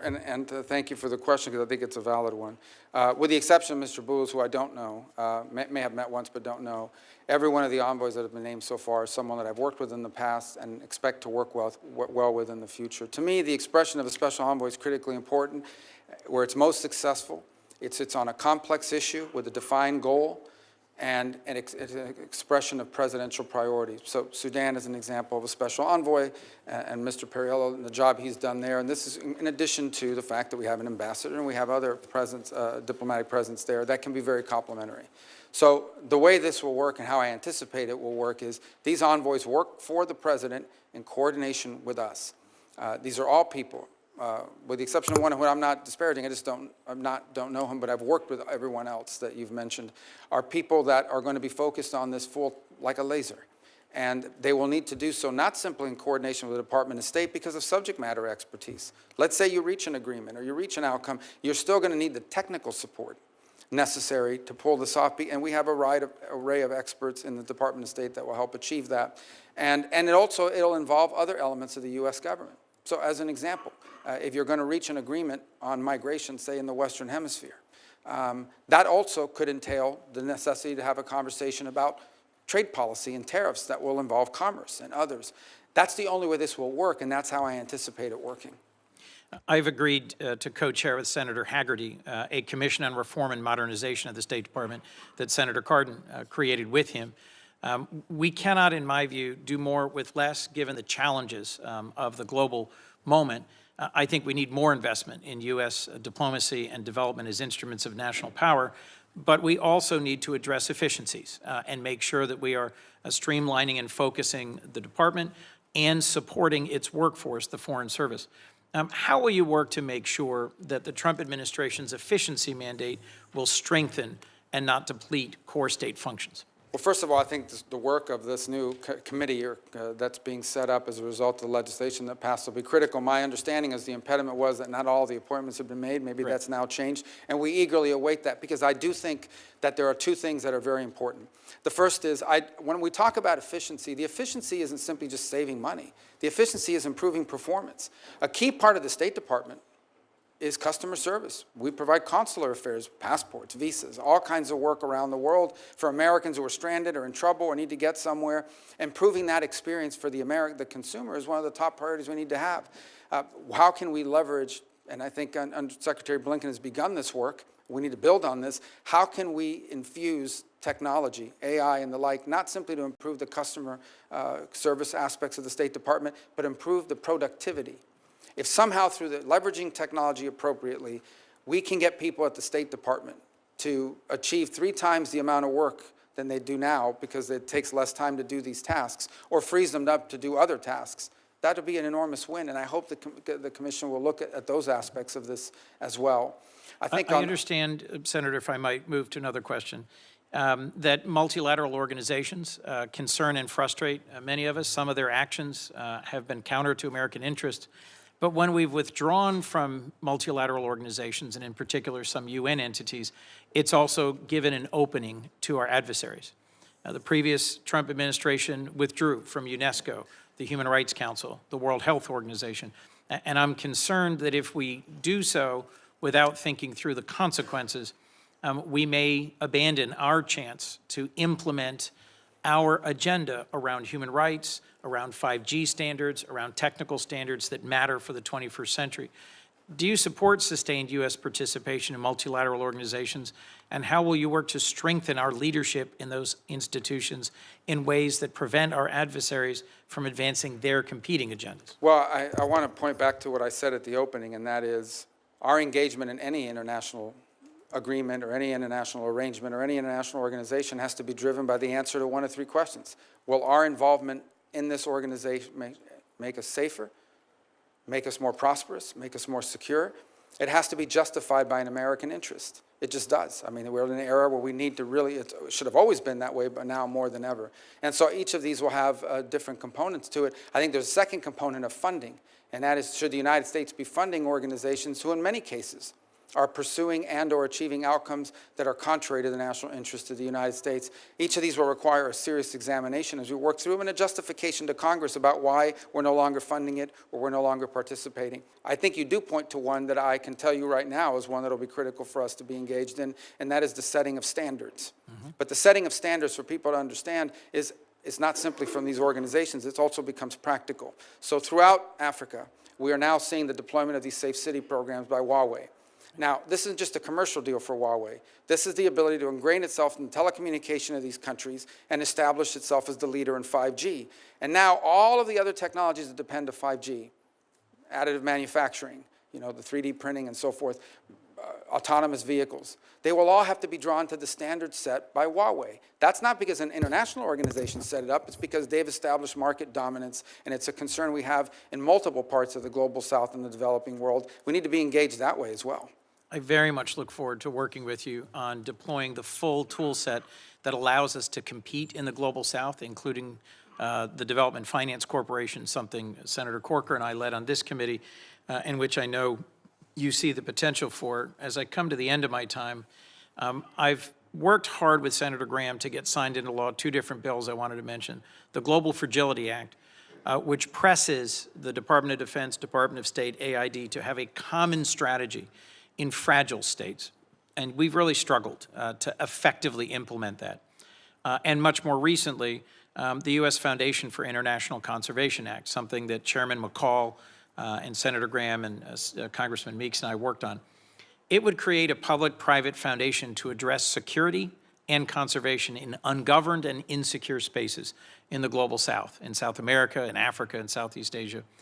Both of these bills address the root causes of instability and facilitate cost-effective uses of American dollars by encouraging engagement with the private sector and philanthropy.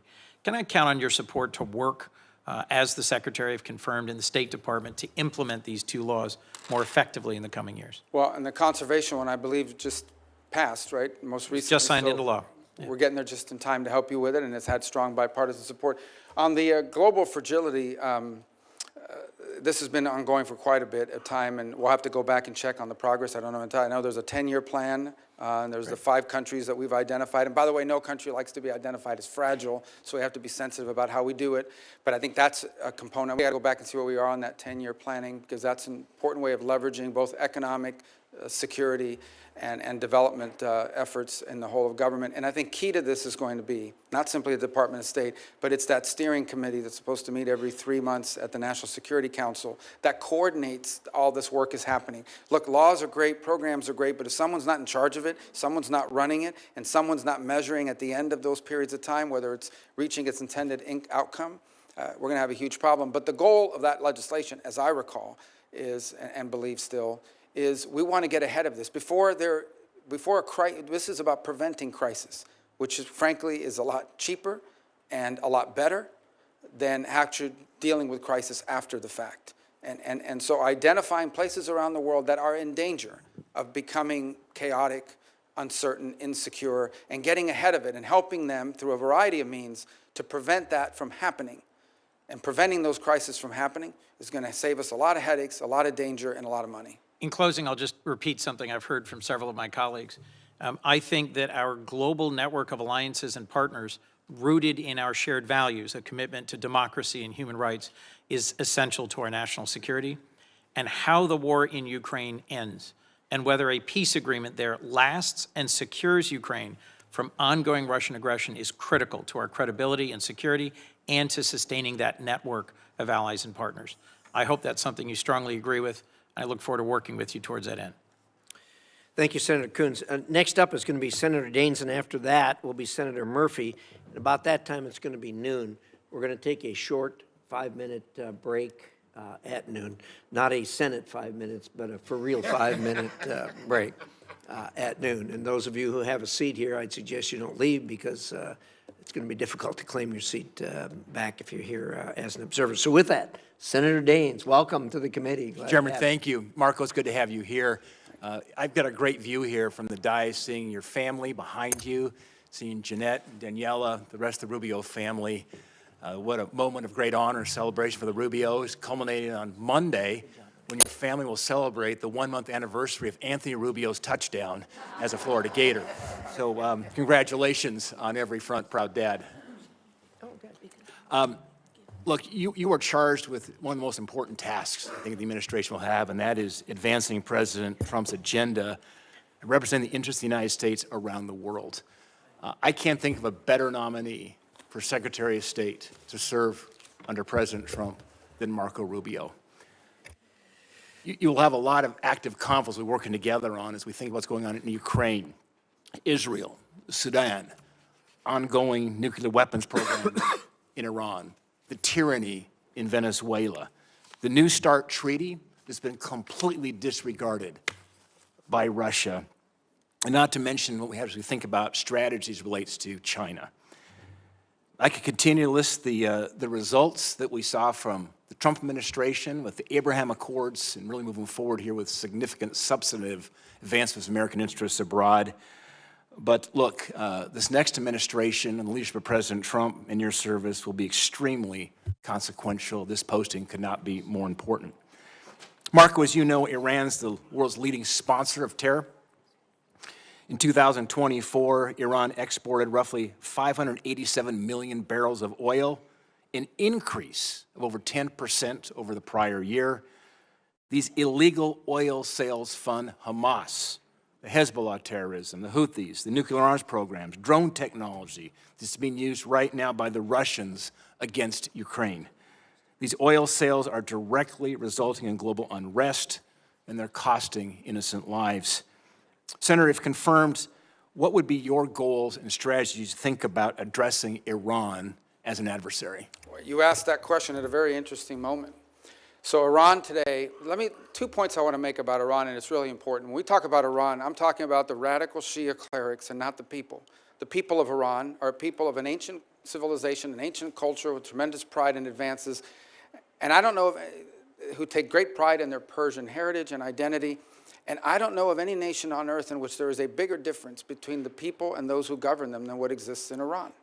And that's a fact that needs to be made repeatedly. In no way is the clerics who run that country representative of the people of that country and of its history and of contributions it's made to humanity. And it's a point I wish we would continue to make. Iran and that regime is at its weakest point in recent memory, maybe ever. Their air defenses have been badly damaged. Their Shia crescent that they were trying to create has been badly damaged in Lebanon, in Syria, where they've been basically forced and driven out. Their economy is in shambles. They now are, on some days, having 6, 8, 12, 9-hour blackouts. They are on the verge of potentially, if not having done so already, having to pull back on the energy subsidies that they provide people in that country that are incredibly popular, and it would be unpopular to reverse. So they're in a lot of trouble. And now what we need to be wise about is the following. I imagine that within that regime, and I'm just saying this because of common sense, there are two schools of thought. There's one group that's saying, now is the time where we need to find ourselves an off-ramp. Not going to turn into really nice guys, but we're really in trouble here. We need to find an off-ramp and buy ourselves some time. And then there's another group that's probably saying, now is the time to prove that we are a nuclear power or a nuclear-capable power, enriched from 60 to 90, and press go. And that's how we're going to buy ourselves immunity from foreign action. And this is a tenuous moment in that regard, but it's one we need to acknowledge. My view of it is that we should be open to any arrangement that allows us to have safety and stability in the region, but one in which we're clear-eyed. Any concessions we make to the Iranian regime, we should anticipate that they will use, as they have used in the past, to build their weapons systems and to try to restart their sponsorship of Hezbollah and other related entities around the region, because they seek to become the dominant regional power. That's their stated goal, and it's been clear by the actions that they've taken. I think it is interesting that in a year in which, I think by October of this year, the Europeans and the E3 countries of the UK, France, and Germany have to confront whether they're going to do the snapback provisions or not, because Iran is clearly in violation of the agreement that we're no longer a part of. And in fact, IAEA inspectors have not even been in the country since 2021, if I'm correct. So I think early this week on Monday, they engaged the Europeans in talking about nuclear arrangements. So whether that's indicative of the direction they're going on out, we're going to find out. What cannot be allowed under any circumstances is a nuclear-armed Iran. What cannot be allowed under any circumstances is an Iran and an Iranian regime that has the resources and capability to restart and continue their sponsorship of terrorism. And what cannot be allowed under any circumstances is an Iran with the military capability of threatening and destabilizing its neighbors and potentially reaching the homeland as well, both kinetically and directly, and also through their surrogate groups who have long planned contingencies for attacks. And let us not forget that this is a group, these are individuals that have spent the last 5 years actively and openly plotting the assassination of the president-elect and of multiple members of previous administrations. Think about this for a moment. When is the last time you heard that a foreign government is actively, openly, and admittingly seeking to assassinate the former Secretary of State, the former and soon-to-be once again President of the United States, and others, and that people have been arrested for plotting that? This is who we're dealing with. And anything that we do with Iran needs to be clear-eyed about who that regime is, but also who the people of Iran really are, and because they're not their leaders. Marco, thank you. Shortly after the election and prior to Thanksgiving, I took a quick trip over to Central Asia. As I discussed that with you a bit, to Turkmenistan and Tajikistan. In fact, in the last 12 months, I visited all 5 of the Central Asian countries. In fact, I was bedded down, speaking of Iran, 20 miles from the Iranian border in Ashgabat, Turkmenistan. They have the 4th largest reserves of natural gas in the world. But this is a part of the world that is often neglected, but of such strategic importance. You've got Iran, you've got Afghanistan, Russia, and certainly China, as they talk about living in a submarine, as they look at multi-vector diplomacy, want to engage with the United States as the Russians and Chinese are competing for their favor. One of the first trips that I made after the election, the reason was Central Asia, there had not been a U.S. senator there in 13 years. 13 years to Turkmenistan or Tajikistan, very important strategically. One of the first goals of the caucus that Senator Gary Peters and I created of Central Asia is to repeal the Jackson-Vanik label on the region and extend permanent normal trade relations with Kazakhstan and Uzbekistan. I realize you have a lot of priorities on your plate when you will be confirmed as our secretary, but I would say rescinding it would be a good faith indication of the Jackson-Vanik requirements that Central Asia needs right now to grow. My question is, would you work with me and Senator Peters to have your team work with us to remove this designation? Yeah, and I believe the permanent removal will require legislative action. I don't think Senator Murphy has a bill on that as well. Yours is 3 countries. Look, I think this is a relic of an era that's passed. There are some that argue that we should use it as leverage for human rights concessions or leverage to get them to go stronger in our way as opposed to Russia and the like. But I think in some cases it's an absurd relic of the past. I think it's Kazakhstan, who the Department of Commerce has already said is a market economy. In fact, I think they hosted the WTO ministerial just a couple years ago. So it's just they've met the conditions. Yeah, it's something so we will work with you on this because I think it's important. Thanks, Mark. I think it's a neglected part of the world. I look forward to working with Senator Murphy on this. You know, that C5+1, which is Central Asian countries plus the United States. Hope we can work with President Trump actually to think about maybe hosting some kind of a summit there. Very strategic. After the withdrawal from Afghanistan, we need more friends in Central Asia, and look forward to working with you on that. In the time I have left, when I open up my comments, talked about all these conflicts around the world, sometimes we forget some of the most important relationships are right in our backyard, thinking about Mexico. With the nearshoring going on at the moment, a lot of production coming now into more of our time zone and hemisphere coming from China and so forth. Laredo, Texas is now the largest port in the United States. I think it's one of the underreported facts in our country. You talked about the cartels. They have command and control, certainly on the border at the moment. My question is, you think about Mexico, and you've been so active on Latin America and looking south of the United States, with President Sheinbaum now just coming in office. What are your thoughts around how do we become better engaged with Mexico to help them with their issue as it relates to the cartels, basically, which are running the country, it seems at times? Well, and I wish we had more than 30 seconds to do it because it's one of those issues that I think don't get enough attention beyond the problems. Look, Mexico's economy in many ways is a very vibrant one and has made tremendous advances and continues to be a very strong regional power.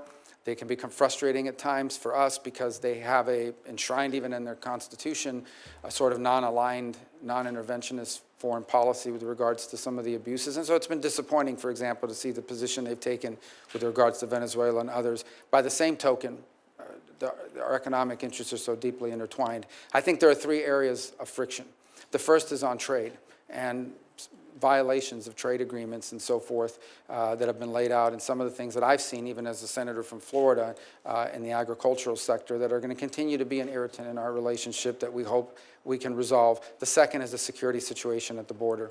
And I think there's great interest and should be on the part of the Mexicans to bring this migratory problem at the border under control. People forget an increasing number of cases. The people crossing the border are not Mexican nationals. They are people that are transiting through Mexico. And in fact, in southern Mexico, you have seen a significant uptick in resentment against migration by Mexicans who are bearing the brunt of the costs of becoming a key element of the migratory path. And the third is the violence. And this violence at our border has to be addressed. I think they pose a threat to the United States, most certainly. The flooding us with fentanyl, the criminal activities occurring within the United States, facilitated by these groups who have become vertically integrated. These are not the Colombian cartels. These transnational groups are now vertically integrated. They are the suppliers all the way down to the street level and all the way up to the production level. They are vertically integrated criminal enterprises, but they are also threatening the sovereignty and security of the Mexican state. And as I pointed, there are journalists and there are politicians who have been assassinated for standing up to these cartels. And it tells you the amount of leverage they have over the government as a result of it. So it is in their interest as well as ours that we work cooperatively to take these groups apart and not allow them to continue their reign of terror, not just in the border region of Mexico, but spilling over into the United States. Great. Thanks, Marco. Thank you very much for the edification of the committee. I've just been advised that there's been a ceasefire announced in Gaza.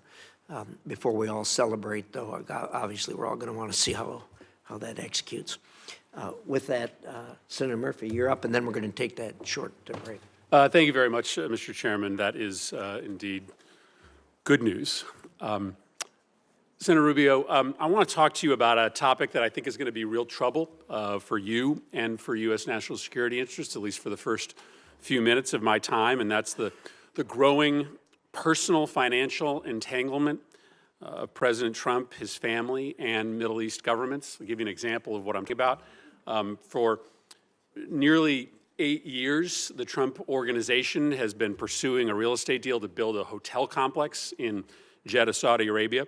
During President Trump's first term, the Trump organization actually voluntarily committed to refrain from pursuing real estate deals with foreign companies, especially those that are backed by foreign governments. And so the deal didn't go through, and then it remained stalled for the entirety of the Biden administration.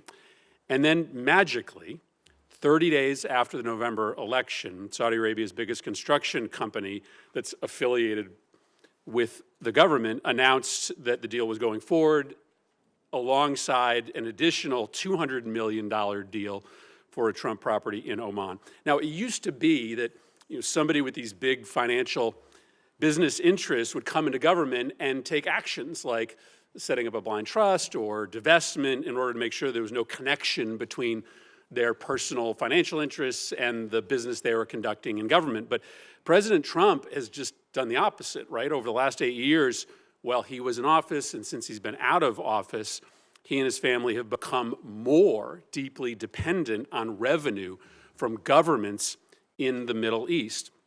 During his last presidency, Middle East interests sent about $10 million to Trump properties. After he left office, Trump's son-in-law, Jared Kushner, who was his primary Middle East envoy, was handed $2 billion in investment by the Saudis, even though a Saudi investment board said the investment was a bad business decision. That investment actually comes up for renewal in 2026, giving the Saudis massive leverage over the Trump family. And then to make matters worse, right after the election, the Trump organization said that in this term, the president-elect's second term, it would drop its previous prohibition on doing new deals in the Middle East with private foreign companies aligned with foreign governments. So the Trump organization is going to be signing new business deals in the Middle East with private companies that have connections to foreign governments at the very moment that you are going to be conducting sensitive diplomacy in these countries. That's just extraordinary. Never before in the history of this country has a president been, literally receiving cash from foreign governments and from foreign companies that are backed by foreign governments in the middle of their term. If you or I had done this as senators, we would be in violent violation of Senate ethics rules. That's not permitted on the Foreign Relations Committee.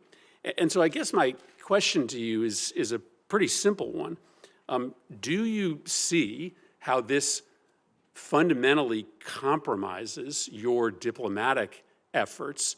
Do you have an issue, or will you raise an issue with the president about his growing financial connection with the governments that you're going to be negotiating with? Well, first of all, I am neither authorized nor in any position to give you sort of any insights into any of these arrangements you've pointed out. You mentioned Jared Kushner as an example. He's a private citizen, happens to be a Floridian. I don't know what, if any, engagement he has in the work that's going on now. I can tell you what I know.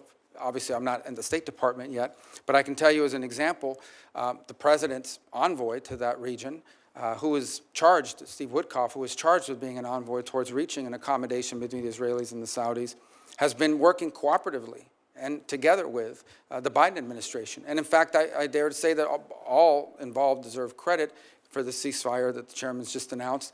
But Steve Witkoff's been a critical component of it, and he has been involved in it from day one. I think the broader consideration about whether we want to see a Saudi-Israeli mutual recognition and relationship would be one of the most historic developments in the history of the region for all the factors we've discussed here today. It would be, and one of the impediments to it has been this conflict and the ongoing conflict and the lack of a ceasefire. I also think it's going to be important for the Saudis and others to be participants in post-conflict stabilization efforts in Gaza and beyond. So all I can tell you is that what I've said from the very beginning, from the opening statement, and that is our foreign policy is going to be driven, as the President's made abundantly clear, by whether some action makes America is in the interest of the United States and our national security. And that's what it's going to be driven by, and that's how all these policies should be judged by, and that's certainly the job that I believe I've been tasked with executing on.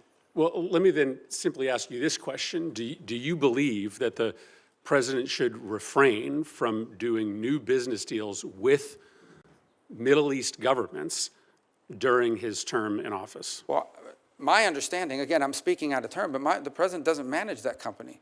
His family members do, and they have a right to be in the business. I mean, that's the business that they're in. They're in the real estate business. They've been for a very long time, both domestically and abroad. They have properties in multiple countries. So at the end of the day, I don't know, his family is entitled to continue to operate their business. The fundamental question is not whether his family is involved in business. The fundamental question is whether that is in any way impacting the conduct of our foreign policy in a way that's counter to our national interest.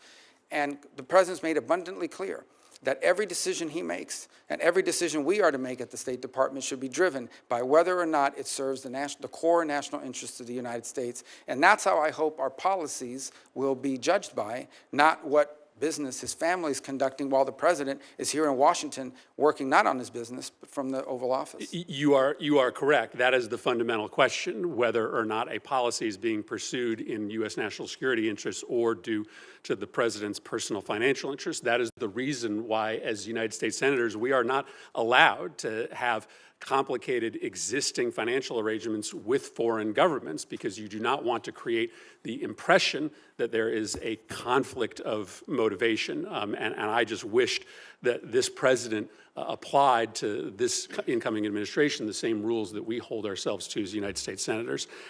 Senator Rubio, in the time I have remaining, just want to tackle two other topics.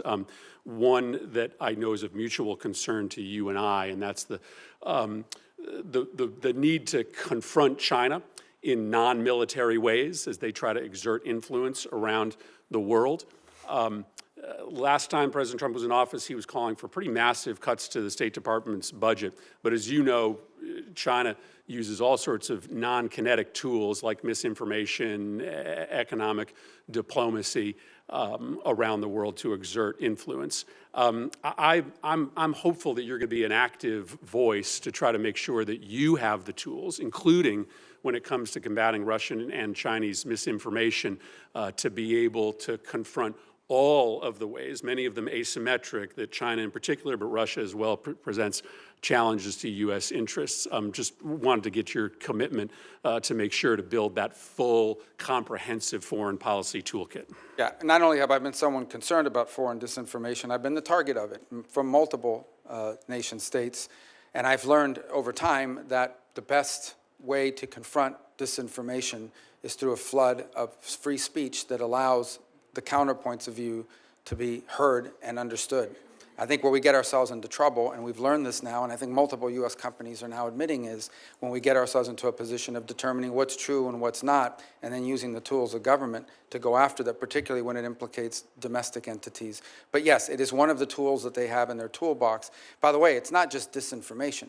It's flat out influencing nation states' views of the United States writ large by promoting conspiracy theories internally in other countries that undermine us and that undermine our standing, whether it's in Africa, and increasingly you see it in the Western Hemisphere as well. And one of the best ways to combat that is to be present, to be there, to show what we do, and to brag about what we do. One of the things that frustrates me the most is there are literally programs within the USAID where they do not allow us to label it as made in America or a gift of the American people because it might offend someone locally. I think it's important for the world to know that what the United States is doing to help their societies, we do not do a good enough job of promoting what we have done historically and continue to do to help our fellow man around the world. Yeah, China is spending $10 billion per year on that propaganda and misinformation operation. They celebrate when budgets get sent up to the Hill that propose big increases in military spending and giant decreases in the kind of tools that are available to you. So I do look forward to working with you to make sure that we've given you that full suite of tools necessary to confront our adversaries. Thank you, Mr. Chairman. Thank you, Senator Murphy. We'll take this break now. I appreciate everyone getting back here in 5 minutes because we've still got a long ways to go. And so with that, we'll be at ease for 5 minutes.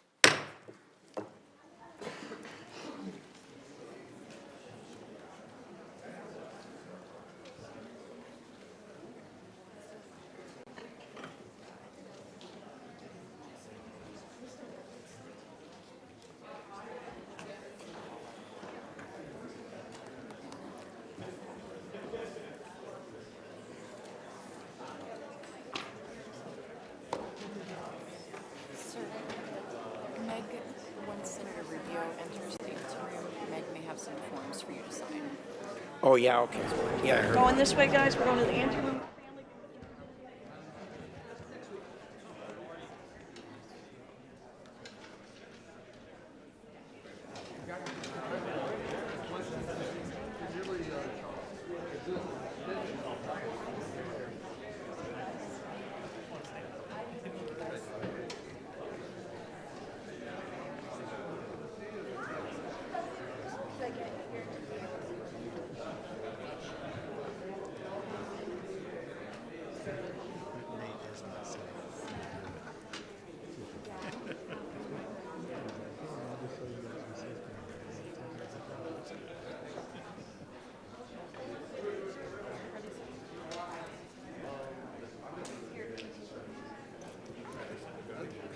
It's a lot of muscle.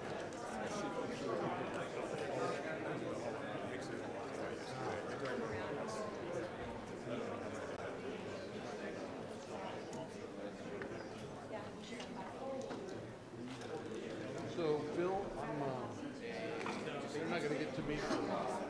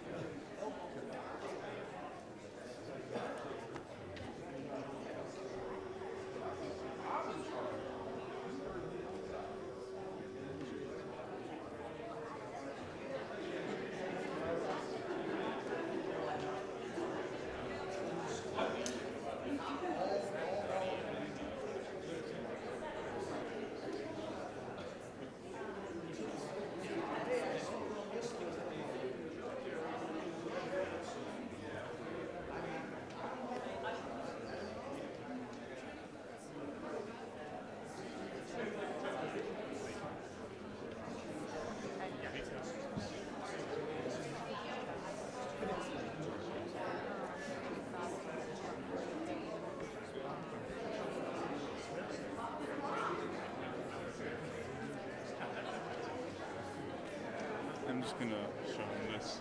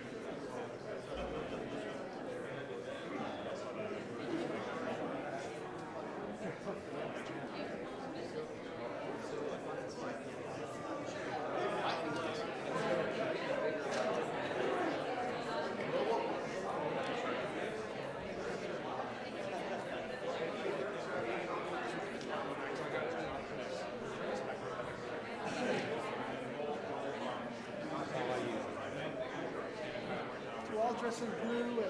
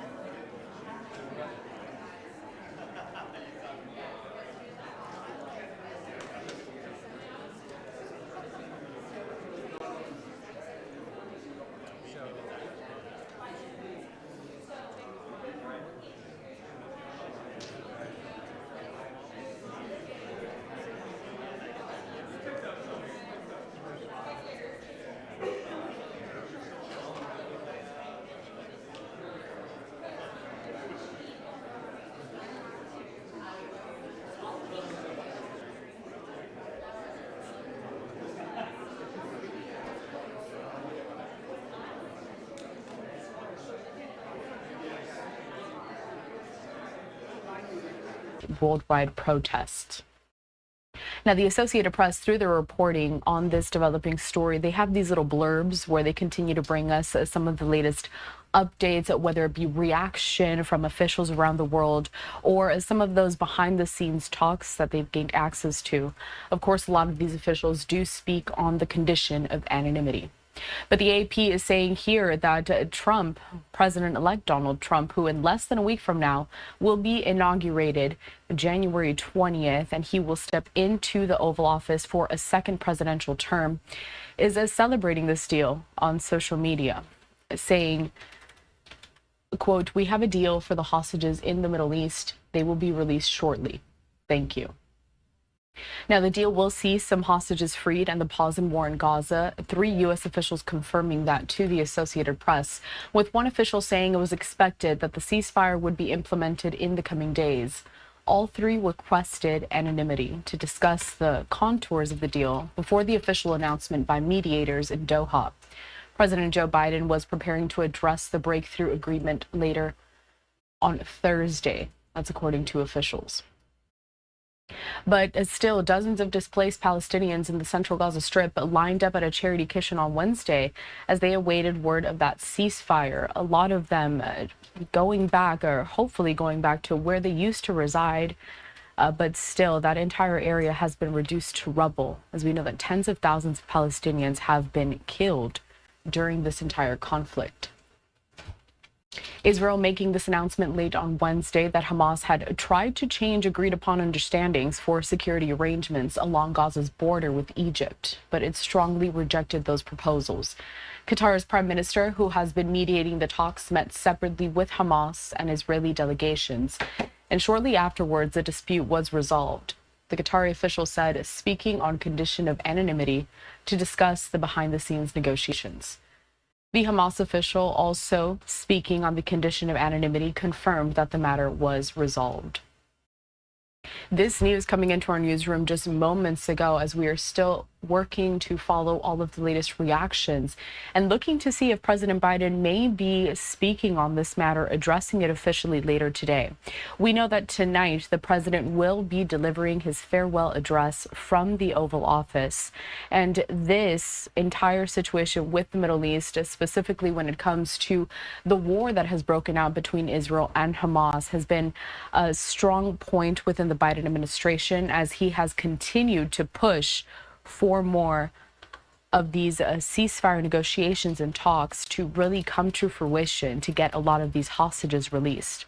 I want to put up here on your screen as well a post on X from Fox News correspondent Trey Yingst, as he is also breaking this story, working to get all of those details into us, saying a ceasefire and hostage deal was reached. A source briefed on the talks tells Fox News. Trey Yingst has been out there in the Middle East, specifically when it comes to areas of the Gaza Strip and also all around Israel, keeping up with all of these developments. And we know that we will have a clear and concise report from him coming up later on today. Back out live to this image that we have. Oh, we actually do have another post on X from Fox 6 News. Let me put that back up on your screen here. It's saying officials from Qatar and Hamas report that a ceasefire has been agreed upon to temporarily halt Israel's war in Gaza and facilitate the release of dozens of hostages. So as we continue to follow the latest developments with this story, I do want to step away for a quick commercial break. We will have expert analysis on the other side.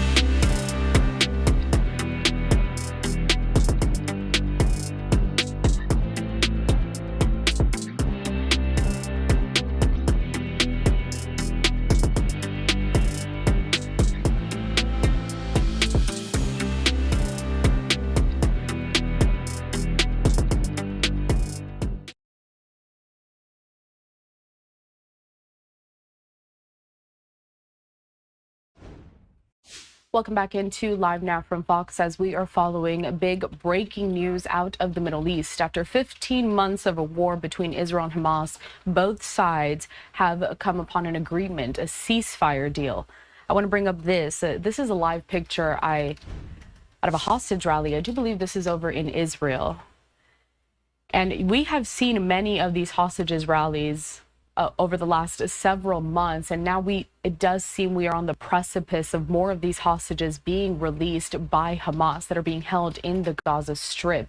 This is a live picture out of Tel Aviv in Israel.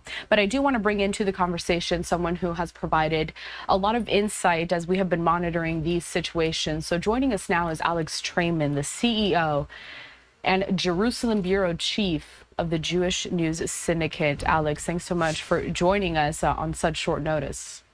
Thanks for having me. So I have to start with just your reaction. I mean, this has been really a long time coming. There have been so many of these negotiations that have been brought to the table. They haven't come to fruition. So what are your thoughts when you hear that this one may pan out? Well, first of all, remember that this is a deal being signed between a sovereign state and a terror organization that kidnapped 250 people. And and murdered 1,200 and injured thousands of others on October 7th to start this war. So as far as Israelis are concerned, any agreement made by Hamas is not really worth the paper that it's written on until, of course, Hamas does deliver the living and dead hostages back to Israel. So first things first is we have to see if Hamas will make good on its pledge to return the hostages. Kind of going off of that point that you just mentioned and the fact that, I mean, this has been something that we have been working to report on for months. It hasn't really panned out the way it was hoped for. And given this track record that we have seen from Hamas in the past, what kind of optimism do you feel at this moment? I mean, there is optimism, but at the same time, given the track record of what we've seen so far, what are your thoughts? How soon could we see if this is actually something that is going to have that optimistic outlook? Right. Well, there's a lot of skepticism about this deal inside Israel for numerous reasons. First of all, that the deal is one where even the phase one takes place over a period of 6 weeks, and there's a slow drip of a return of hostages. And even after phase one, then phase two and phase three will be negotiated, and there will still be hostages left inside Gaza. So this is not a deal in which come Sunday morning, for example, all of a sudden all of the living hostages are returned to Israel, and then maybe in a phase two, all of the bodies of killed hostages would be returned. This is a deal in which there's a drip, in which there's still a fear that even if Hamas delivers on the terms in phase one, that there would still be hostages left behind, meaning that you still have a hostage crisis. On the other hand, there's also major concerns about what Israel is giving up in return for the hostages. In terms of just trading prisoners, Israel giving up as many as 30 Palestinian prisoners, and that means individuals that have been convicted, many of them of first-degree murder and some of them of attempted murder. 30-1 for male hostages, 50-1 for female hostages. So the question is, what will happen for these terrorists that go back into society? Will they kill murderous terror acts in the future, commit murderous terror acts the same way Yahya Sinwar was a prisoner who was released from prison in a 1,000-1 deal to get back soldier Gilad Shalit back in 2011. And Yahya Sinwar went on to become the mastermind of the October 7th attack. So how many Israelis might get killed as a result of letting these terrorists back on the loose? And then there's also the idea of Israeli withdrawals from key strategic positions inside the Gaza Strip, and a major fear that Hamas is reorganizing in order to either keep up the fight against Israel or prepare for another attack on the likes or scale of an October 7th. So once again, this is that live picture out of Tel Aviv. Alex, I want to go back to a point that you made within that last answer, because I think it's key as we explain to our viewers really what we may be seeing throughout the next. They view these smaller countries as tributary states, that basically all roads lead back to Beijing, and they view that. Unfortunately for them, their neighbors do not view themselves as tributary states. And this is particularly true in places like South Korea, Japan, Australia, New Zealand, but also Vietnam and others, some of whom have historical disagreements with China. So at the core of our strategy has to be twofold. Number one, ensuring that there is a proper geopolitical balance between the United States and China to avoid any sort of conflict that could be deeply destabilizing and worse for the world, but at the same time ensuring that it doesn't come at our expense, that we don't find ourselves in a world in which we are dependent on China, or any foreign power for that matter, for the raw materials that we need, for the ability to make medicine, for the ability to fuel our economy, the ability to feed ourselves or our people. We cannot be a country that becomes dependent on foreign powers, and so much of that involves not simply how we engage in the world, but also what we do here domestically. That is not the responsibility of the Department of State, but it is important for us to point to that much of what's happened with China and much of what's happening now is what we are not doing, whether it's through our own industry and the development of our own industries, or access to raw minerals and raw resources that are critical to fueling and or building a modern economy.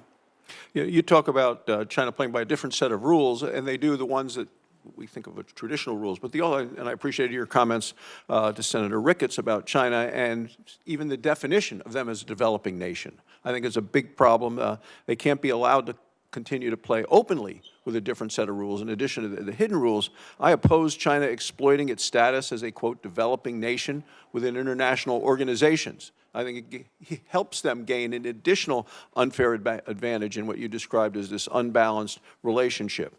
China is not in any way a developing country. You just mentioned they're a rich and powerful country. That's not a developing country. It's the second largest economy in the world. Clearly has the financial resources and access to capital to meet its own needs.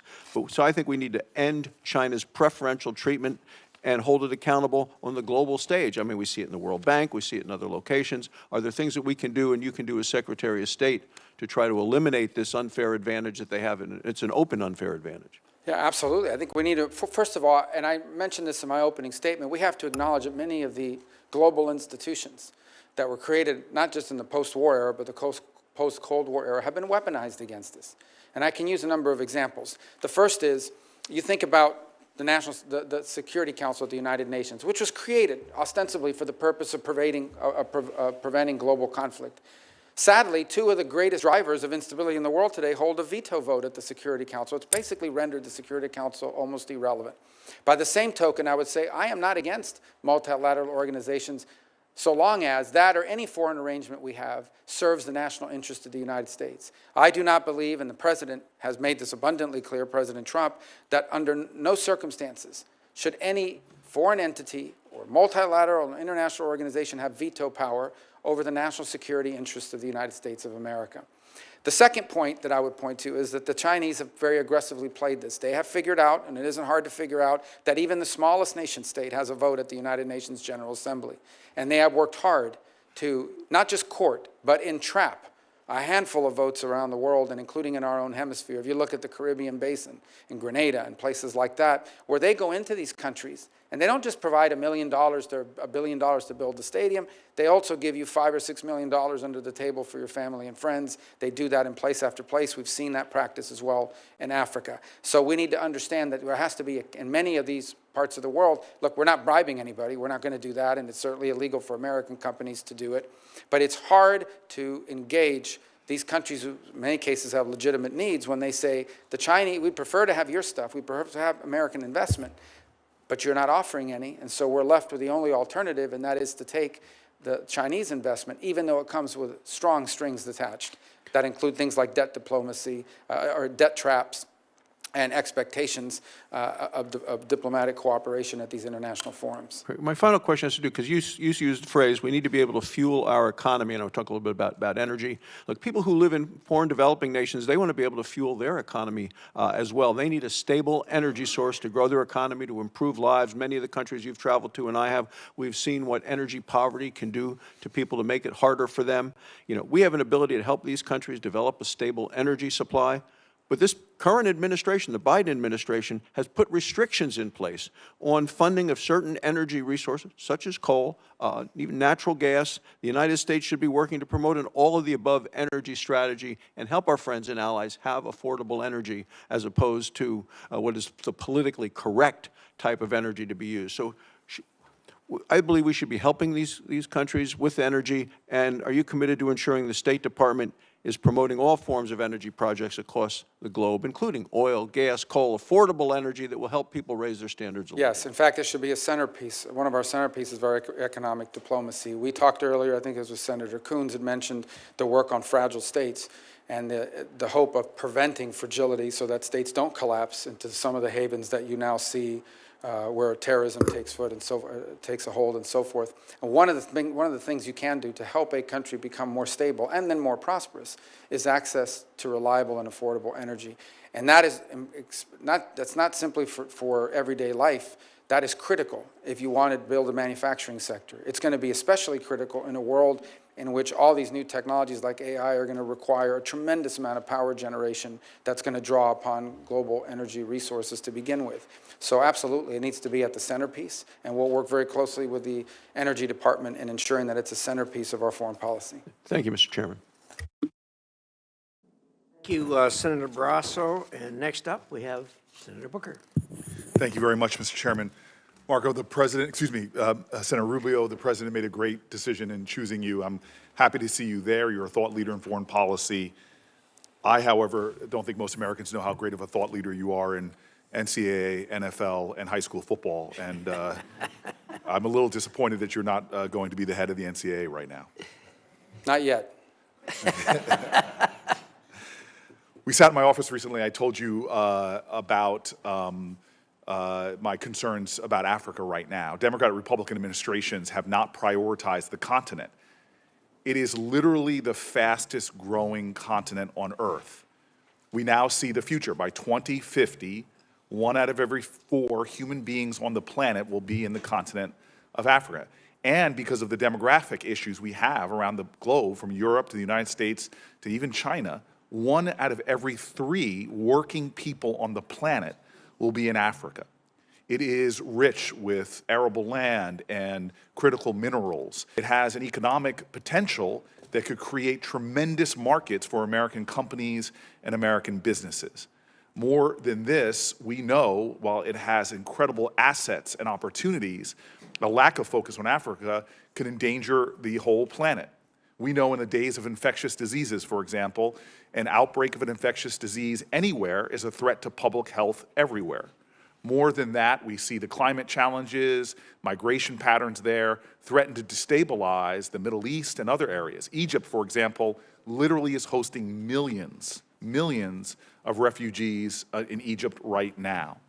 Now, my frustrations in my 12 years here is that we as a nation have not really prioritized it. We do not have ambassadors in some countries where China and Russia, who understand the African opportunities, are investing heavily.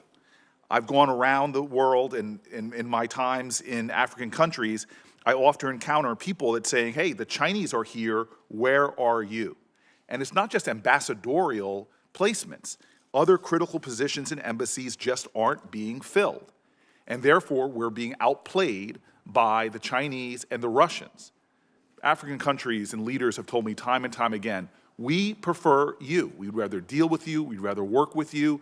And we can see by legal immigration patterns that their people would rather our way of life than the Chinese or the Russians. But we are simply being outplayed in ways that we can counter if we had a real focus and a real strategy for engaging Africa. And the impact of U.S. engagement is real. And the backbone of our diplomacy is that diplomat abroad, is that Secretary of State on down, people saying this is a priority.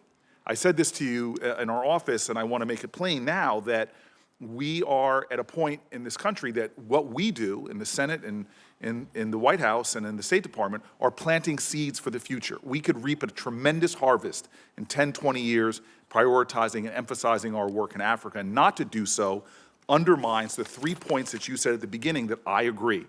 Our foreign policy should be guided by what makes us safe, strong, and prosperous. And the future, in so many ways, is Africa. Could you just talk to me a little bit about how you are prioritizing it, how you understand the critical opportunities and the dangers of not engaging at a higher level than either the Biden administration, Trump administration, Clinton administration, Bush administration have done? Yeah, and I'll preface it by saying that obviously I'm not been confirmed yet, the president's not in office yet. There will be a national security strategy that will frame much of what we do in foreign policy. So what I'm going to share with you basically here today is, as someone who will be at that table, some of the impressions that I would share with regards to our historic involvement in Africa and also some of our challenges moving forward. So the first, and you've already highlighted all of the things about the growth that's going to happen. I think they'll double in population between now and 2020, 35 or what have you. So it's extraordinary. That isn't just an interesting number. That's also markets. Those are also consumers. Those are also places that I think provide an extraordinary opportunity, properly positioned, for America to become more prosperous. Literally, more people that can afford to buy the things Americans provide, both in services and goods, and vice versa. So I think there's an extraordinary opportunity. Where I think some of our situation in Africa has fallen off has been, and rightfully so, heavily focused on counterterrorism and solely on counterterrorism in some places. And that's valuable and important. It is very difficult for a country to progress or move forward if they are in fact a haven, for that's open. And so, the freaks come out at night and you've got the terrorist groups that are operating and undermining that country. So it's not that it's unimportant. I think we're also learning from the Sahel how quickly the situation changes. Despite significant counterterrorism contributions, each of those countries have pivoted to their great mistake, grave error, towards the Africa Corps led by Russia. These people are not any good at fighting counterterrorism and unreliable, and I think the moment will come when they'll realize that, and maybe there will be a new opportunity to engage. On the flip side of it, if you look at littoral West Africa, there are real opportunities there for, and in fact, ongoing engagements, not just on counterterrorism, but on economic progress. I look in the north to Morocco, another place where we have already seen substantial improvements because of the accords, but also because phase 2 of that relationship that continues to build. You also talk about one thing that I don't think has been talked about enough, and I think we hear the term as a 19th century term. The impact that malaria has is not simply a health crisis or humanitarian crisis. It has deep economic crisis, deep economic implications. It pulls kids out of school for long periods of time and not end their lives. It literally sets people and communities back. Humans and people are the greatest resource of any country. And the cost benefit of an investment, leveraging private partnerships to deal with things like malaria, pays extraordinary dividends if appropriately done and channeled. And that is something that I think could, as part of an overall approach to Africa, be included in things that you could argue are improving our prosperity, our security. Thank you, Senator Rubio. You've affirmed a lot of this to me in our private talks. I just want to make an emphasis publicly here that the disinformation in Africa, and I've mentioned disinformation writ large, but, for example, the Washington Post published an article in October detailing how Russian propagandists targeted U.S. anti-malaria programs in Burkina Faso. The Africa Center for Strategic Studies report published in March 2024 highlighted how Russia and China are leading sponsors of disinformation campaigns in Africa that are showing incredible success because we aren't doing a coordinated campaign to counter their misinformation. And so I'm looking forward to working with you. I hope that you'll prioritize this for the sake of America's future, that you could be the Secretary of State that says we have a vision for Africa and we're backing it up, not just from the Secretary of State's office, but all the way down to making sure key resources are invested in countering disinformation, as well as making sure that we have personnel in there. It's not a popular post. As you know, for many State Department people, we've got to make it that way and let people know that they're helping to define the future of not just the United States, but humanity by focusing on Africa. I cannot let my time expire without talking about the biggest humanitarian crisis going on the planet Earth right now, what is happening in Sudan. It's been called by our country a genocide. There's a famine being declared in areas where you're seeing unbelievable levels of systemic sexual violence going on. I traveled to the Sudan border with Chad and saw humanitarian crises like I'd never seen before, and I've been around the world looking at humanitarian crises. We have a great special envoy who you've already positively name-checked in this confirmation hearing. It is so important and vital that that work continue and that we work for diplomatic solutions. There are a lot of our allies who've been implicated in fueling this crisis.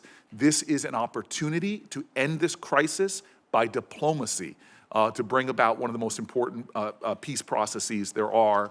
And I'm hoping that you and incoming President Trump will prioritize that. Yeah, in an era in which the term genocide has been misappropriated to almost a global slander, an international slander, this is a real genocide.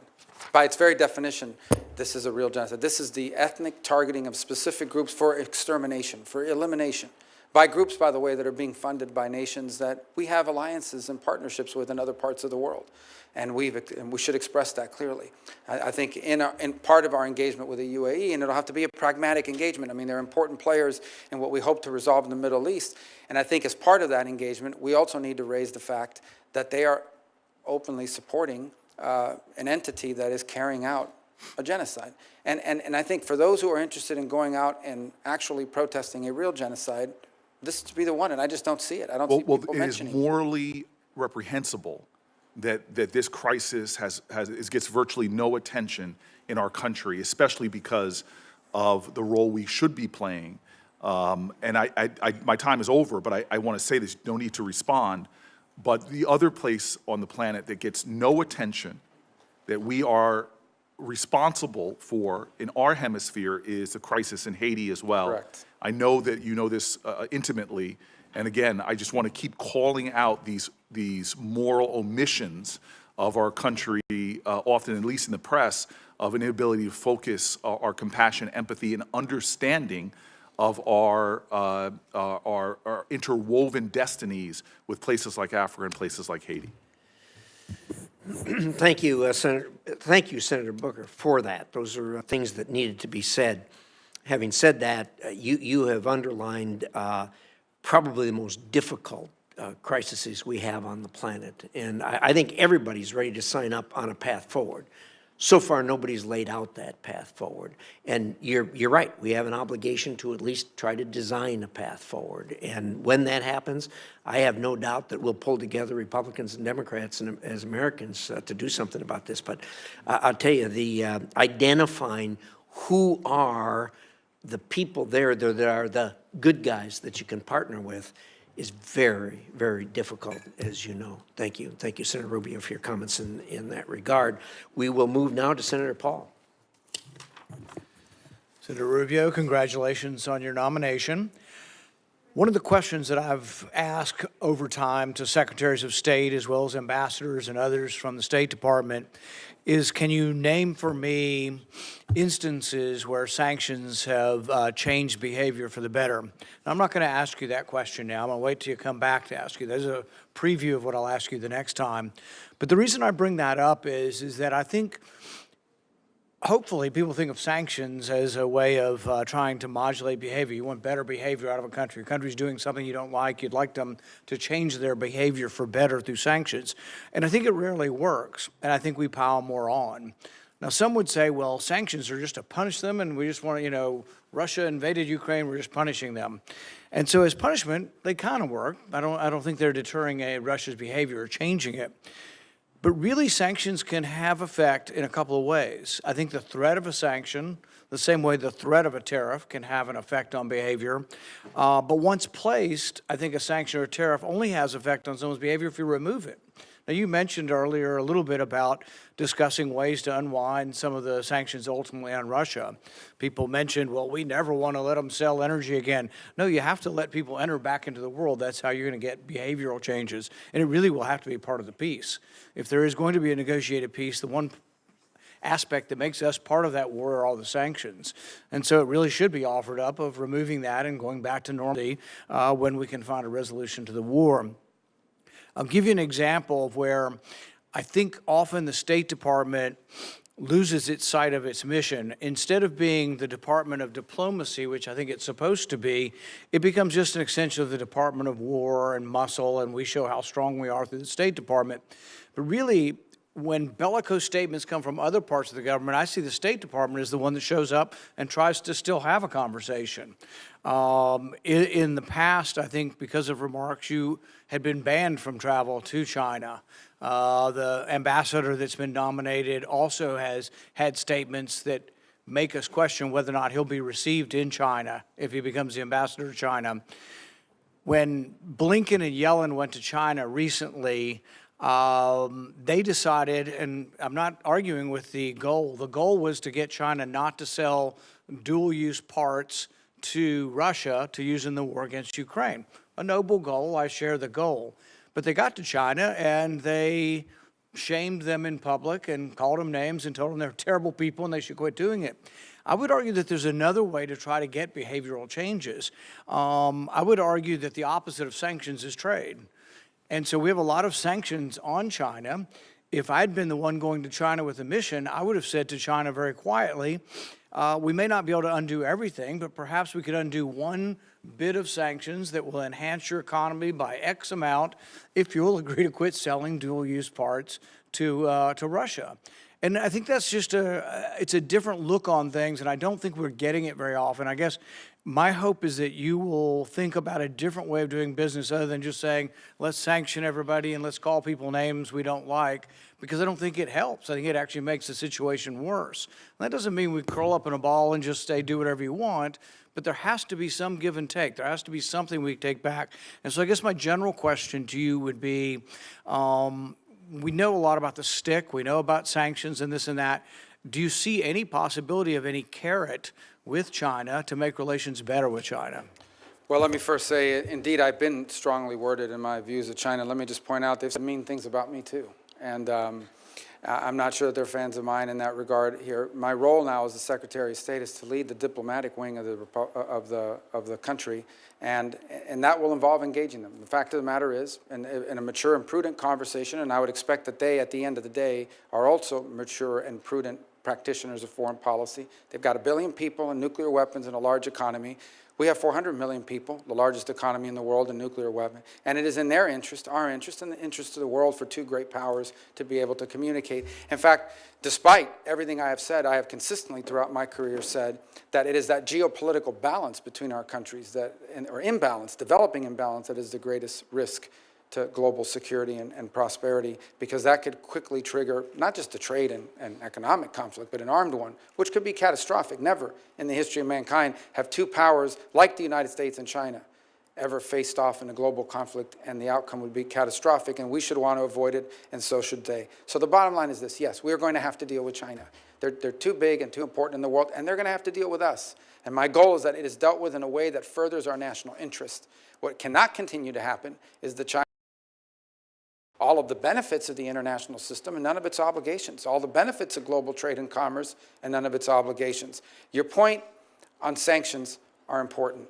I think that one of the things that's happened over time is we have adopted this view that we're going to be involved in less armed conflicts, which I think is a positive, generally speaking, right? Most would agree. The only other alternative left in the toolbox then is economic sanctions. And while I do think that you can question whether it has an impact over changing the behavior of a country, it can achieve two things. The first is it can deny a nation state the resources they could use for activity. Let there be no doubt. If the Iranian regime had more money because of no sanctions, they would have spent more money on Hezbollah and Hamas and their missile program and the Houthis and others. So I do think there is value in that regard. And the second is, to be frank, leverage. When you sit down at a table, let's say we talk about Ukraine and the need to end that conflict, when you get and sit at the table, and the United States is involved in those conversations, hopefully, to reach a peaceful settlement of that conflict, you're going to have to give, not just get. And sanctions and the release of sanctions could be a part of that, assuming that the conditions are appropriate. So I do think sanctions also have a role to play in that regard. But I would not diminish the part about denying resources for governments and countries to carry out nefarious denying them the ability to have the resources to carry out these nefarious activities. I think you're right, and the point is probably valid with regard to Iran, probably not so much with China. I don't think we've denied China resources, and I think their resources extend beyond what we can do. I think our sanctions are more, prodding them, but not really damaging their economic prospects. With regard to the concept of diplomacy and how we make things better, or attempt to make things better, I think if we have absolutes, we tend to not understand really the way diplomacy has to work, because it is about engagement, it's about hearing the other side. It's not about accepting their position, but it's about at least knowing what the position of the other side is. With regard to NATO and Ukraine, to a person, the State Department under the previous administration is adamant, and so are many Republicans, that there is absolutely no way we will ever say that Ukraine could be a neutral country. That absolutely they will be, and it is our absolute prerogative to invite anybody we want to into NATO. Well, we can say that, and we have the ability to do that, but there are consequences to that, and one of the consequences is that, at least from the Russian perspective, they see that as one of the reasons why the war has developed there. And so I think that if you are looking at peace, you have to look at first you have to get to a ceasefire before you even get to real discussions. But if you had a ceasefire between Russia and Ukraine, I think our sanctions need to be on the table as far as negotiating the removal of them. But I think also the idea of Ukraine being a neutral country as far as a military alliance, if it's not on the table, Ukraine doesn't have that much to offer. I mean, Russia now occupies a good 15–20% of the country. It's been a big bloody war, and they've done it in a sort of World War I fashion, but I don't think they're going anywhere. It is at a stalemate. But the one thing Ukraine has to offer is they won't become part of a military alliance allied against Russia. Just not taking it off the table enhances our ability to negotiate and enhances Ukraine's ability. I think Zelensky's public words have been a little less firm than they had been in the past. But instead, I think we've done the opposite with our diplomacy. Every day, it's Blinken, beating the drums, They absolutely be in Ukraine. Do you think that the concept of a neutral Ukraine, not in NATO, can be part of the negotiations to end the war? Well, obviously, that's something that will ultimately be part of any negotiation. I do agree with your point that if we want to be real here for a second, because I think we've lost the art of reality in some of the foreign policy. These are not outcomes that are rarely are they ideal. Sadly, in many cases, our choices in foreign policy are a choice between a bad outcome and an even worse outcome. And that's been true not in the modern era, but throughout the history of diplomacy and nation-state relations. In the case of conflicts such as these, they invariably require concessions.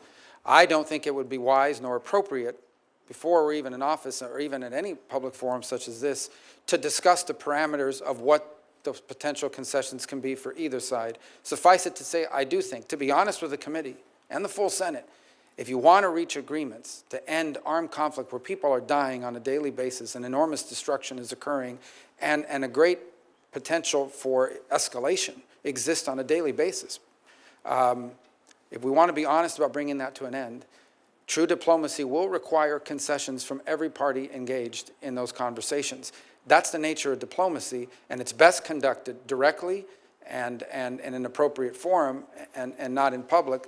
And that can be done, by the way, without abandoning our core principles as a nation or our feelings as a people about what's happened and transpired in that conflict to date. Senator Van Hollen. Thank you, Mr. Chairman, Ranking Member Shaheen.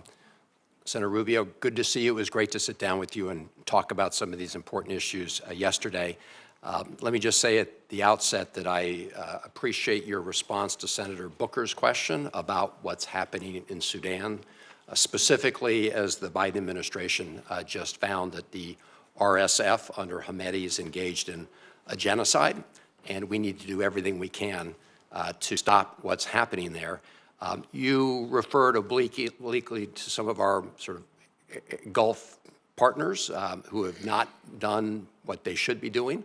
One of them is the UAE, and I've been very clear that the United States should not be providing military assistance to the UAE when the UAE is in turn providing military assistance to a group like the RSF that is committing a genocide in Sudan. And I'm expecting a briefing from the Biden administration by the end of this week as to whether or not their commitments to President Biden to stop doing that have been fulfilled. I want to pick up on a couple of the issues we discussed yesterday. One, as you know, Senator Sullivan and I are the co-chairs of the Bipartisan Foreign Service Caucus. We've passed a number of pieces of legislation through the United States Congress, most recently the Foreign Service Families Act. As you know, and we discussed yesterday, you know the importance of supporting the men and women at the State Department, including the Foreign Service, and I appreciate your willingness to work with us in the caucus to continue to make sure that they have what they need to do their jobs effectively. We also discussed the ongoing war in Ukraine and the importance of supporting the Ukrainian people against Putin's aggression, and I just want to say for the record, I support and endorse everything that Senator Shaheen said on that score, so I don't have to go into great detail. I will say that we know that what happens in Ukraine does not stay in Ukraine. And it's not just me saying that. That is what we've heard repeatedly from leaders in Japan, leaders in South Korea, and other partners of ours in the Indo-Pacific region. So I hope that we will continue to focus on that, because what we do know is that President Xi has one eye on what's happening in Ukraine and another eye on what's happening in Taiwan and measuring everybody's response. Like you, and we've worked on a bipartisan basis to try to make sure that we meet the challenge of China.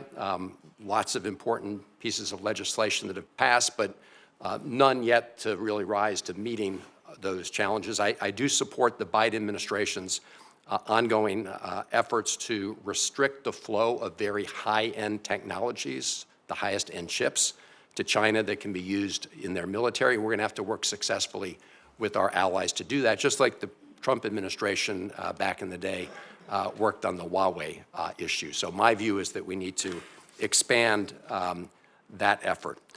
We also discussed the volatile situation in the Middle East. You know, we often talk about the importance of shifting our focus to China and the Indo-Pacific, but we always seem to get dragged back into conflicts in the Middle East. I want to start with Syria. Good riddance to the murderous Assad regime. Obviously, we have a stake in what comes next in Syria, given the fact that it's a very volatile part of the world.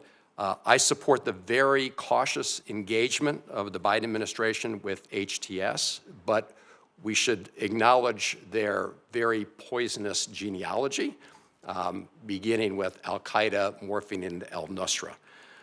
The other issue, of course, in Syria is that when you've got a situation like we see today, there are opportunities for ISIS to get further back on its feet, to provide it more oxygen.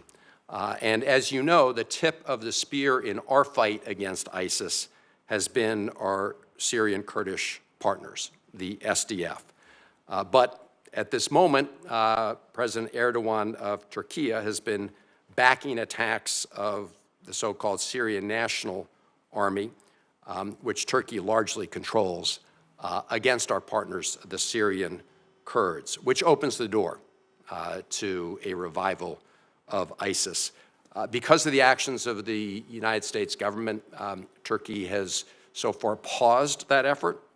Senator Graham and I have introduced legislation to impose sanctions on Turkey should they renew those attacks in an aggressive way. I know that you recognize the importance of that partnership with the Syrian Kurds, but just a very straightforward question. Do you agree that we should continue to support our partners, the SDF, in the fight against ISIS? Yeah, well, absolutely. Not only that, but I think we also need to recognize that there are implications to abandoning partners who have a great sacrifice and threat, actually jailed the ISIS fighters. One of the reasons why we were able to dismantle ISIS is because they were willing to host them in jails, a great personal threat to them. And obviously that situation is very tenuous. I don't want to take up a lot of your time, but I do think it's important to respond to this opportunity in Syria, because it could be an opportunity. Look, the new people that are in charge there are not going to pass an FBI background check, okay? We recognize that. These are not people we know all about, and their history, as you said, is not one that gives us comfort. That said, it is in the national interest of the United States, if possible, to have a Syria that's no longer a playground for ISIS, that respects religious minorities, ranging from Alawis all the way to Christians, that protects the Kurds, and at the same time is not a vehicle through which Iran can spread its terrorism to Hezbollah and destabilize Lebanon, not to mention what's happened in other parts. Not only is it in the national interest of the United States, it's in the national interest of virtually every nation state in the Middle East to see that come about. That is worth exploring.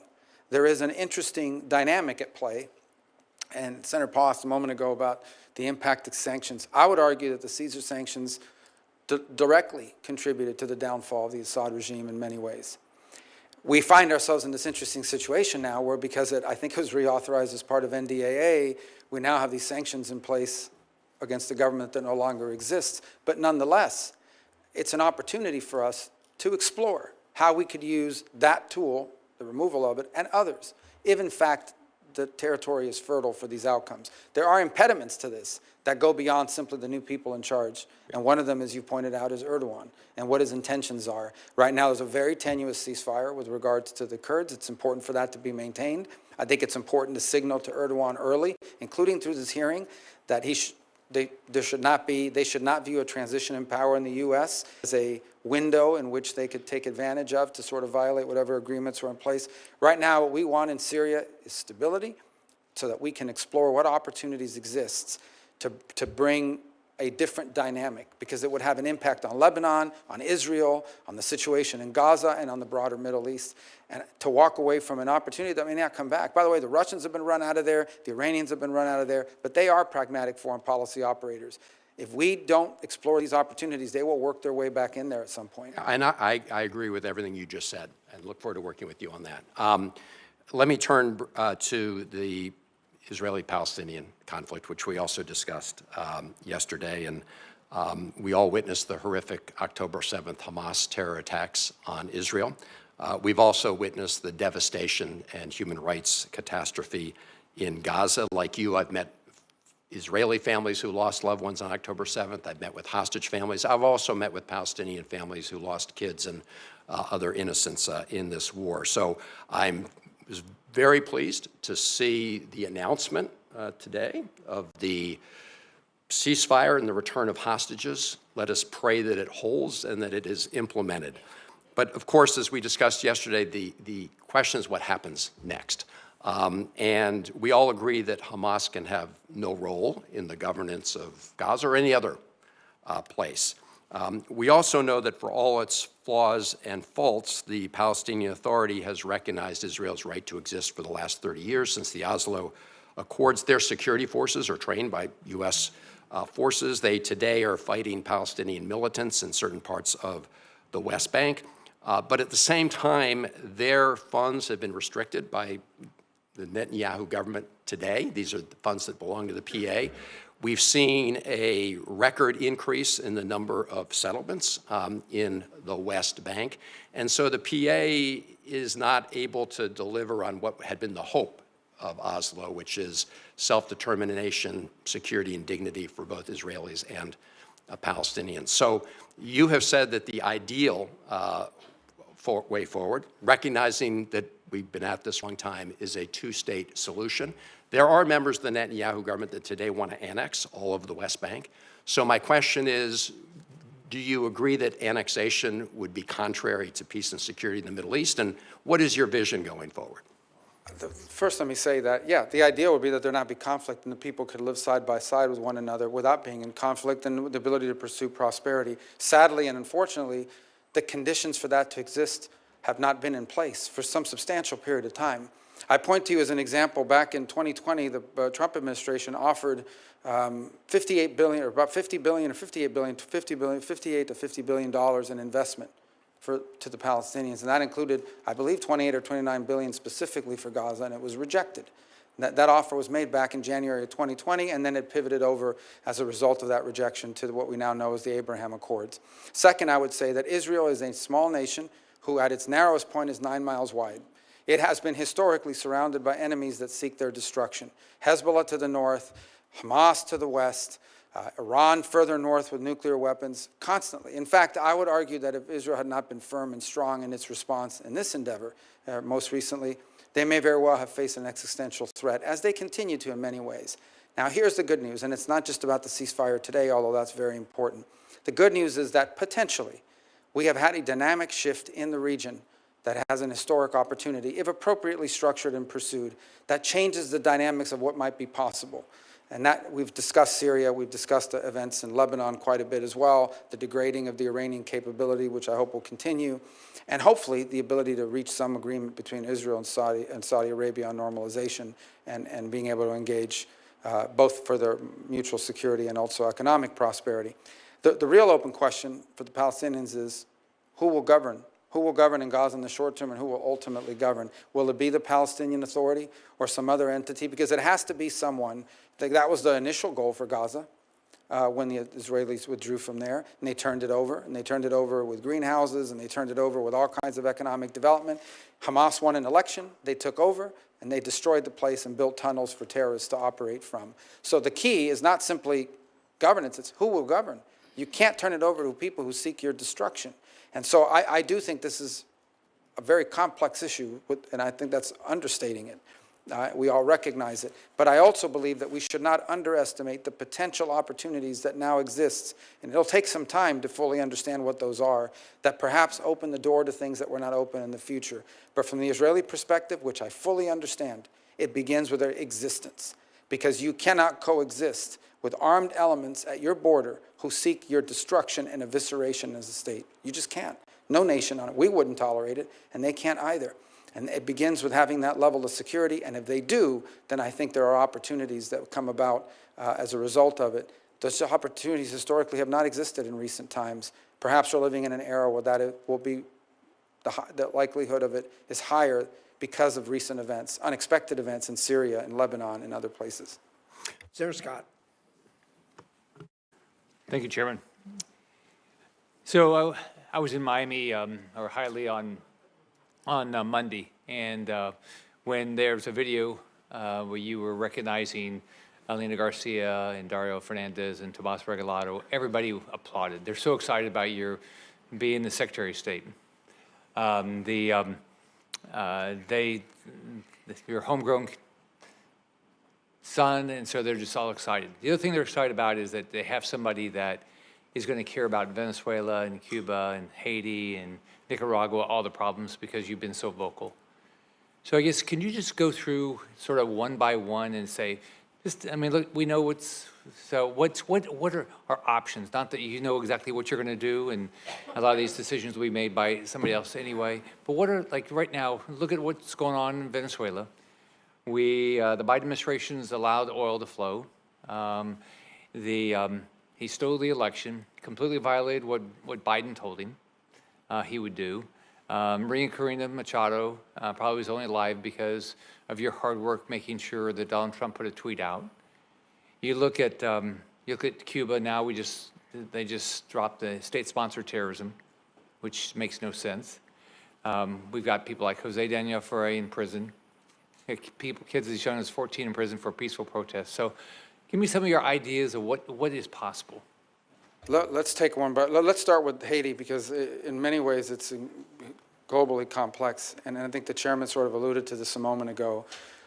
There's a fundamental problem in Haiti, in that there is no legitimacy of authority. And I say this in recognition of the fact that some of the national police forces in Haiti have been extraordinarily brave. Despite being outgunned and outmanned, these guys and gals have stuck at their post and fought back against armed gangs. You know, when the most powerful person in any nation state is nicknamed barbecue, that is not a good thing. And this guy obviously is not named that for good reasons. He's not a cook.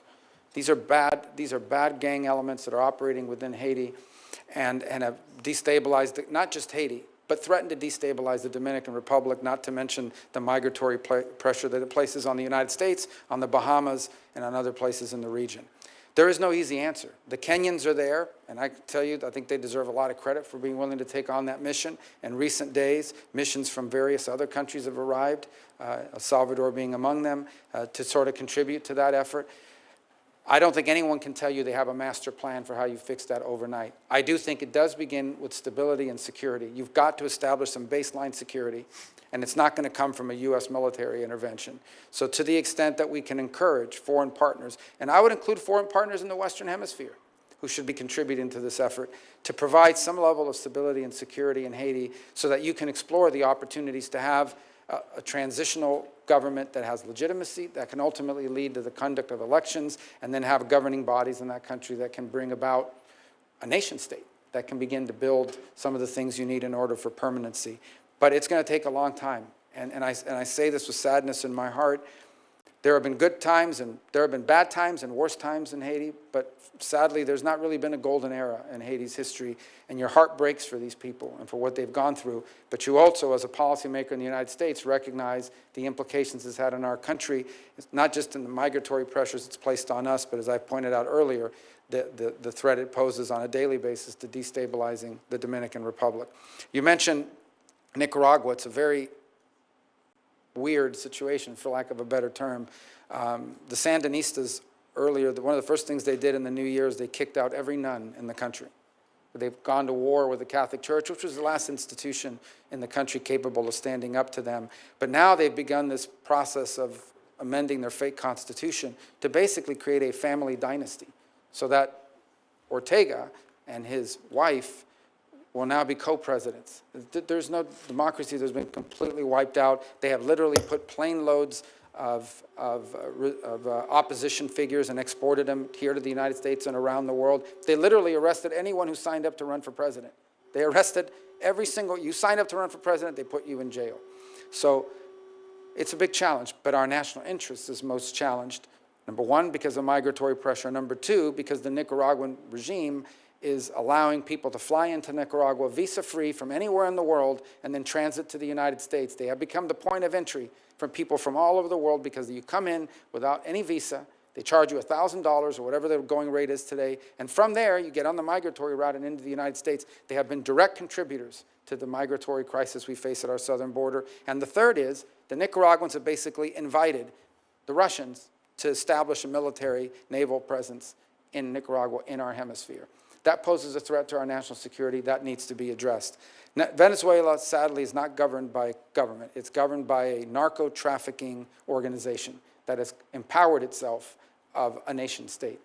And we have seen, I believe, upwards of 7, 8, 9 million Venezuelans have just left the country. More are expected to leave. I was in strong disagreement with the Biden administration because they got played the way that I knew they would get played. They entered into negotiations with Maduro. He agreed to have elections. The elections were completely fake. They leveraged migration against us to get those concessions, and now they have these general licenses where companies like Chevron are actually providing billions of dollars of money into the regime's coffers, and the regime kept none of the promises that they made. So all that needs to be re-explored. Because in Venezuela, you have the Russian presence, you have a very strong Iranian presence. The Iranians, in fact, are exploring, or in fact are beginning to build drone factories for the manufacture of Iranian drones in our own hemisphere. Not to mention the long practice of the Venezuelan regime of providing real but illegitimate passports to operatives for Hezbollah in our own hemisphere. And lastly, and I leave it lastly to Cuba because it's one that's been more enduring, the problem in Cuba basically is that despite being a communist regime and Marxism not working, is that they've decided, and they thought what they would do is that they would create this holding company. It's called Gaza. It is a company that they own by the Cuban military, and that holding company owns everything that makes money in Cuba. If it makes money in Cuba, they own it, and it generates revenue for them. The Miami Herald just did an expose on Gaza. And while you have electrical blackouts and you have all these other problems economically in Cuba, Gaza is sitting on billions of dollars that they've generated for their permanency. In 2017, the Trump administration sanctioned Gaza. Unfortunately, the Biden administration lifted some of those sanctions and restrictions a couple of years ago, which increased the amount of money they're able to generate through things like manipulating remittances and the like. And then yesterday, the Biden administration announced they were rescinding all of the sanctions on Gaza, which basically the sanctions were this. You can do business with an independent individual Cuban, but you cannot, it's the regime that doesn't allow it. You cannot do business with anything owned by that government-run entity. And yesterday they lifted the sanctions on them. Now, the new administration is not bound by that decision, but nonetheless that's what's in place. Ultimately, the reality, the moment of truth is arriving. Cuba is literally collapsing, both generationally in terms of all the young people leaving, but it's also collapsing economically. They are now living on 20 and 21-hour rolling blackouts and some days longer because Marxism doesn't work, because they're corrupt, and because they're inept. And they're going to have a choice to make, those that are in charge there. Do they open up to the world? Do they allow the individual Cuban to have control over their economic and political destiny, even though it threatens the security and stability of the regime? Or do they triple down and just say, we'd rather be the owners and controllers of a fourth world country that's falling apart and has lost 10% of its population in the last 2 years? And that's a dynamic that they're facing right now. I hope that they will choose the path of empowering the individual Cuban so that the individual Cuban has the ability to do what virtually the peoples of virtually every other country in the hemisphere have been able to do at least once in the last 60 years, and some more than once, and that is elect their leaders, vote for their leaders. You think about what happened here today. The Cuban people have no idea what it's like to have an authority figure or someone in charge and power, like I am as a U.S. Senator, sitting here having to answer questions from his colleagues, and also having to have people in the back screaming and protesting against you. You can't do that to a Cuban official. You can't question their decisions. The Cuban people have never been able to participate in a political process for almost 70 years now. And they're entitled to that as much as the people of Colombia and Argentina and Paraguay and Peru and virtually every other country in the region has enjoyed. So let's assume you have this job, you're confirmed, you have the job for 4 years. What would your definition of success be? With regards to generally? Your job. You're just... The alignment of our foreign policy to our national interest has been defined, the security, prosperity of the American people. And that's, and by the way, I would define that as success for the country What I would define as success for the State Department is not just that alignment, but making the State Department highly relevant again. Sadly, and I think I've shared this with you in some of our meetings with many of my colleagues, what has happened over the last 20 years under multiple administrations is the influence of the State Department has declined at the expense of other agencies and also at the expense of national security councils because it takes so long for the State Department to take action. And so increasingly you stop getting invited to the meetings and they stop putting you in charge of things because it takes too long to get a result.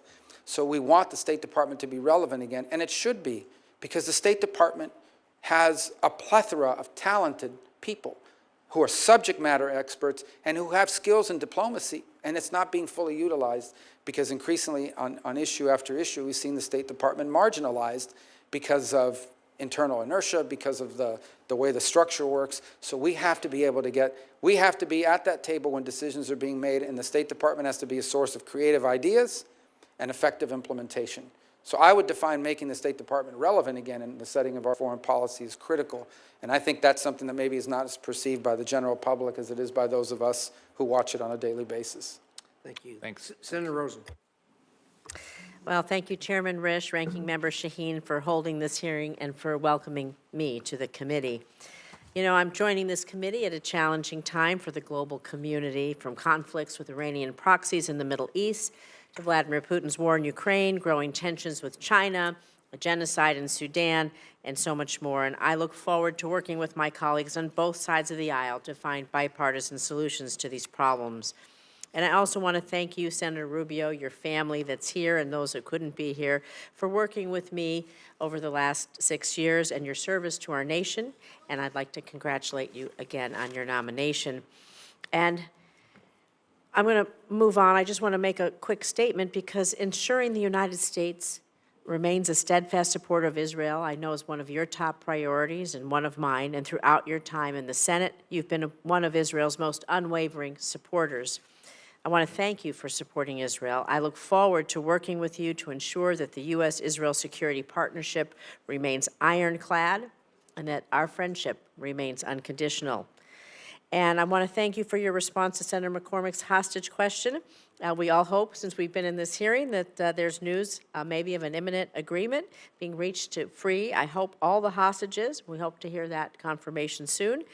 But nevertheless, these issues must remain a top priority for the committee going forward. So I'm going to just move over to talking about Abraham Accord, speaking of going forward, because despite the immense challenges that you've addressed posed by October 7th, the Abraham Accords have ushered in new forms of cooperation between Israel and countries in the Middle East and North Africa. As one of the founders and co-chairs of the bipartisan Senate Abraham Accords Caucus, I firmly believe the U.S. should continue building on the accords by deepening people-to-people ties, soft diplomacy, if you will, and widening the circle of partnerships with Israel to new countries. So, Senator Rubio, I know you've touched on this briefly, but if confirmed, how will you support the growth of the Abraham Accords to new countries generally, and specifically maybe try to normalize relations between Israel and Saudi Arabia? Well, thank you. I think those are important points. A couple things that have come up here as a result of this. The first is, and I point this again because we just don't know, it's a new development, but I think we should not underestimate or understate the potential historic opportunities that exist right now with what's happened very unexpectedly for most in Syria, what's happened in Lebanon, the weakening of Iran and of its Shia crescent of destabilization in the region. These are extraordinary opportunities that I think lend themselves to an era of diminishing insecurity, not total the elimination of it, but enough security that it opens the door for agreement on other topics. Critical to that is the potential of a Saudi normalization with Israel. And I think that, as part of a broader context of the Abraham Accords, I think would be historic in nature and I think provide extraordinary benefits to the world and help bring a level of stability and peace to an area that, frankly, has not had it, one could say, for thousands of years, but certainly in my lifetime. You talk about what we could do to build on it. I think the most important part of any arrangement of countries that enter into these agreements that historically have been difficult is there has to be a benefit to it. They have to perceive that there's a benefit to it, particularly among themselves. Like, what is the benefit to a country, what benefits will Saudi Arabia derive from being in recognition of Israel and vice versa? And I could think of a variety of things, whether it's advances in what their investments in high tech and how Saudi Arabia wants to diversify its own economy, the ability of cross investments, and also, frankly, of security. Because for the foreseeable future, I think most anticipate that there will be a mutual threat from Tehran. It may not be openly stated as a military alliance, but it's certainly a security, certainly one that I think they both have a mutual interest in, and which I think the U.S. could be a very strong partner in providing those assurances as well. So I do think there's a real opportunity to expand it, and it won't be without irritants. There's no doubt about it. There won't be without irritants. That we're still going to have some issues with UAE or Saudi Arabia, but we also have to be pragmatic enough to understand what an enormous achievement it would be if, in fact, not just you get a ceasefire, but you actually, that leads to the opening, the opportunity of a Saudi-Israeli partnership and joint recognition. What that would mean to the region is historic. And you've talked about potential opportunities going forward, and we talk about maybe not just with other countries, but how does the private sector get involved in creating the building and sustaining the normalization in areas of water insecurity, power insecurity, healthcare, technology. We know that there are ways that we can do this. They have been doing it. How does the private sector feed into this? I think from an economic and development perspective, they're the linchpin of it. I think one of the things that could come about as a result of an agreement between the Saudis and the Israelis is that companies and institutions in both countries would now be open and able to invest in and or partner in the economies of each other. So the Israelis, as an example, have made extraordinary advances in agricultural production. Because of geographic constraints, they've had to be incredibly creative and nonetheless have been able to, and I think the Saudis would benefit from that greatly. Likewise, I think that we know, as a startup nation, that the technological capabilities and advances that the private sector has made in Israel, and that I think would be a great interest to the Saudis in partnership. In reverse is I think some of the energy resources that Saudi Arabia could provide, some of the financing for projects that they work together on.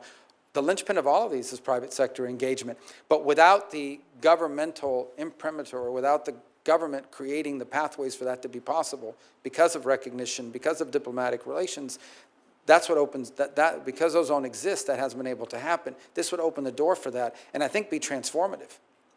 Thank you. I want to continue a little bit on this theme because, of course, a lot of this also has a nexus with combating anti-Semitism, and, of course, anti-Semitism domestically and abroad.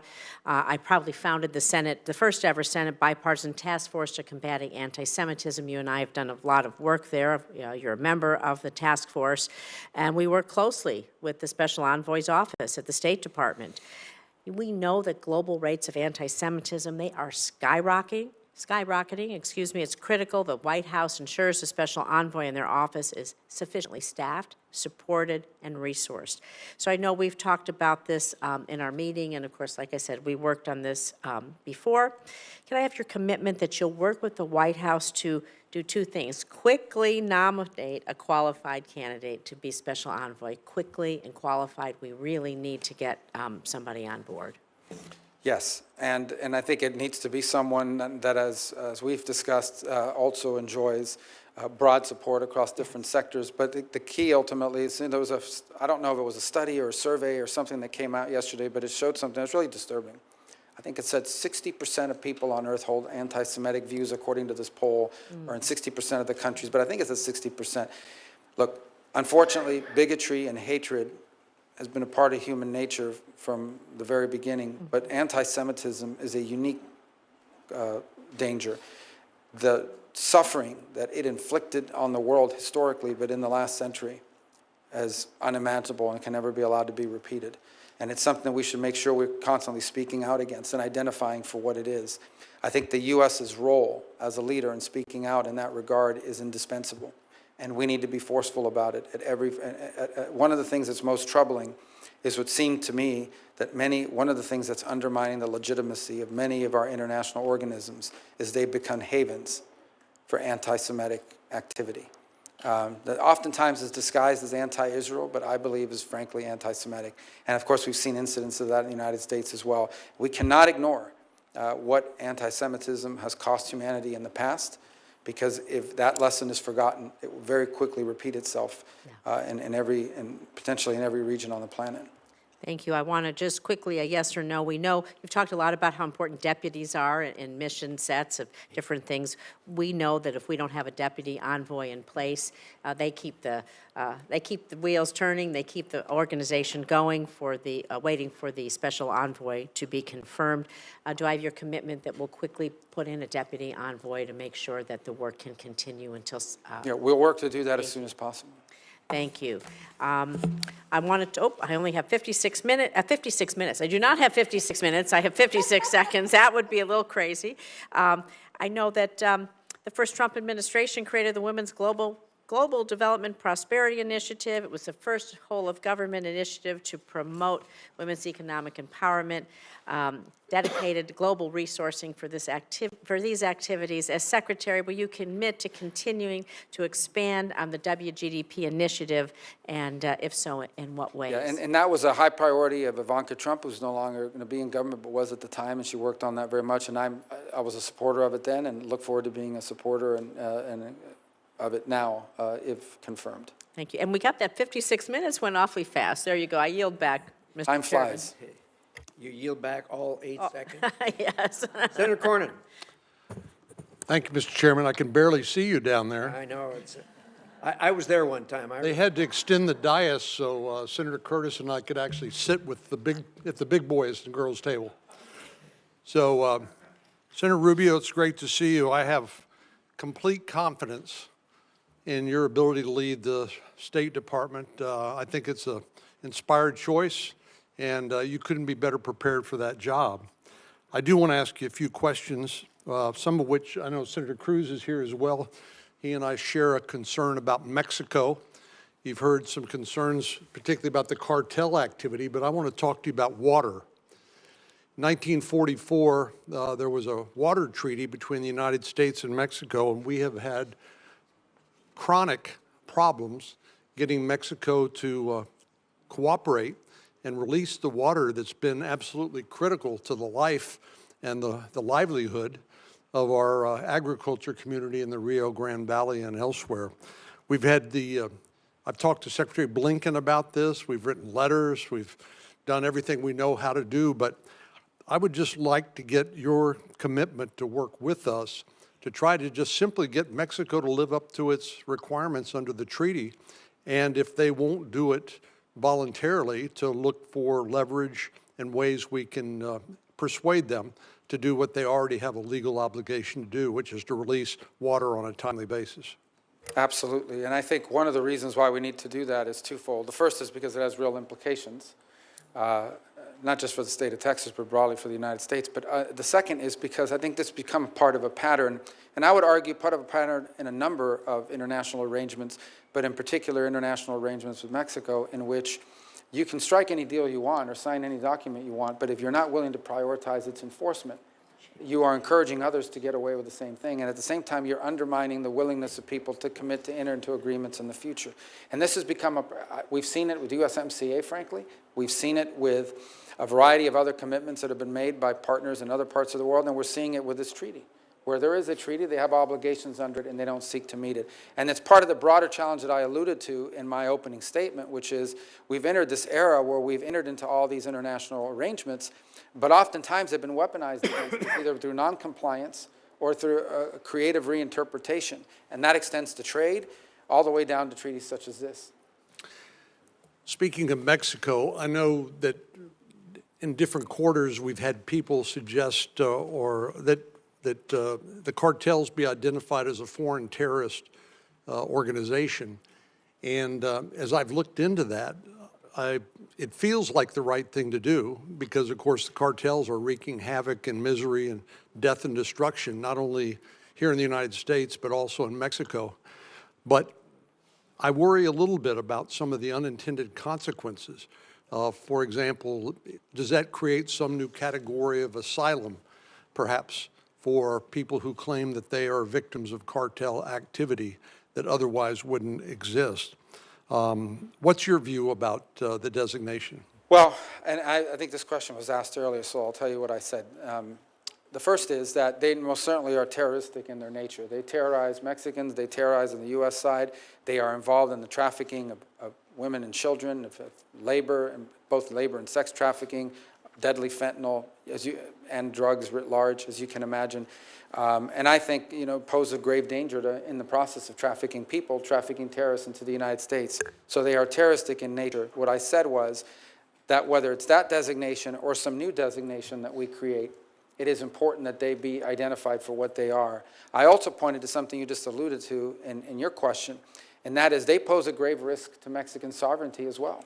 We have seen multiple journalists and politicians and candidates assassinated, murdered in Mexico by cartels because either they're not the cartel's chosen candidate or there are journalists that spoken out against the cartels and you find yourself murdered. And I don't think we should underestimate, and I hope the Mexicans do not, the amount of leverage that they have created over the Mexican government. And in some parts of Mexico, they are, in fact, have operational control of territories, particularly near the U.S.-Mexican border. So this is something that I hope we can work with jointly and cooperatively with the Mexicans to address, because it's in their interest as well as ours. Ultimately, I do not think I speak out of turn when I say that you can expect President Trump will do whatever it takes to secure the United States of America and the American people from the threat that they pose. But it is my sincerest hope, and frankly, I think the most productive outcome would be if we could do so in partnership and cooperation with the government of Mexico, who I know shares many of our concerns. Well, that certainly should be our first choice, but I have the same confidence you have that President Trump will send a very clear message and follow that up with decisive action to persuade Mexico to do what it is in its best interest, and because it's an intolerable situation right on our southern border. We can't get a divorce. We got to make the marriage work somehow, and but it's a troubled marriage, shall I to continue the analogy. Let me talk to you briefly about the Foreign Agent Registration Act, which is within the jurisdiction of this committee.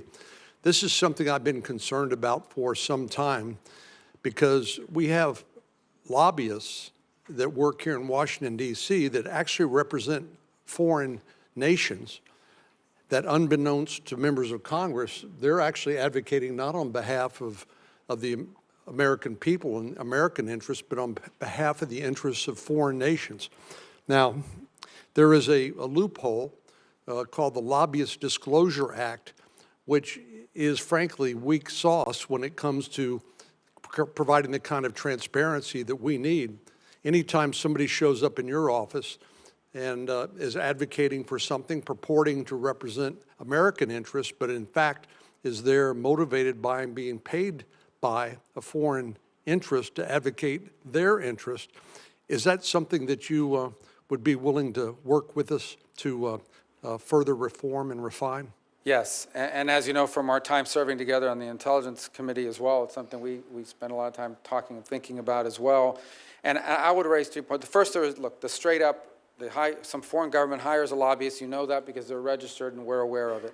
The second is more nefarious, and that is that you hire someone through a cutout, a third party, without aware of the fact that they are in fact being paid by a foreign entity, and sometimes dressed up as an American interest, when in fact it's furthering the interest of a foreign entity.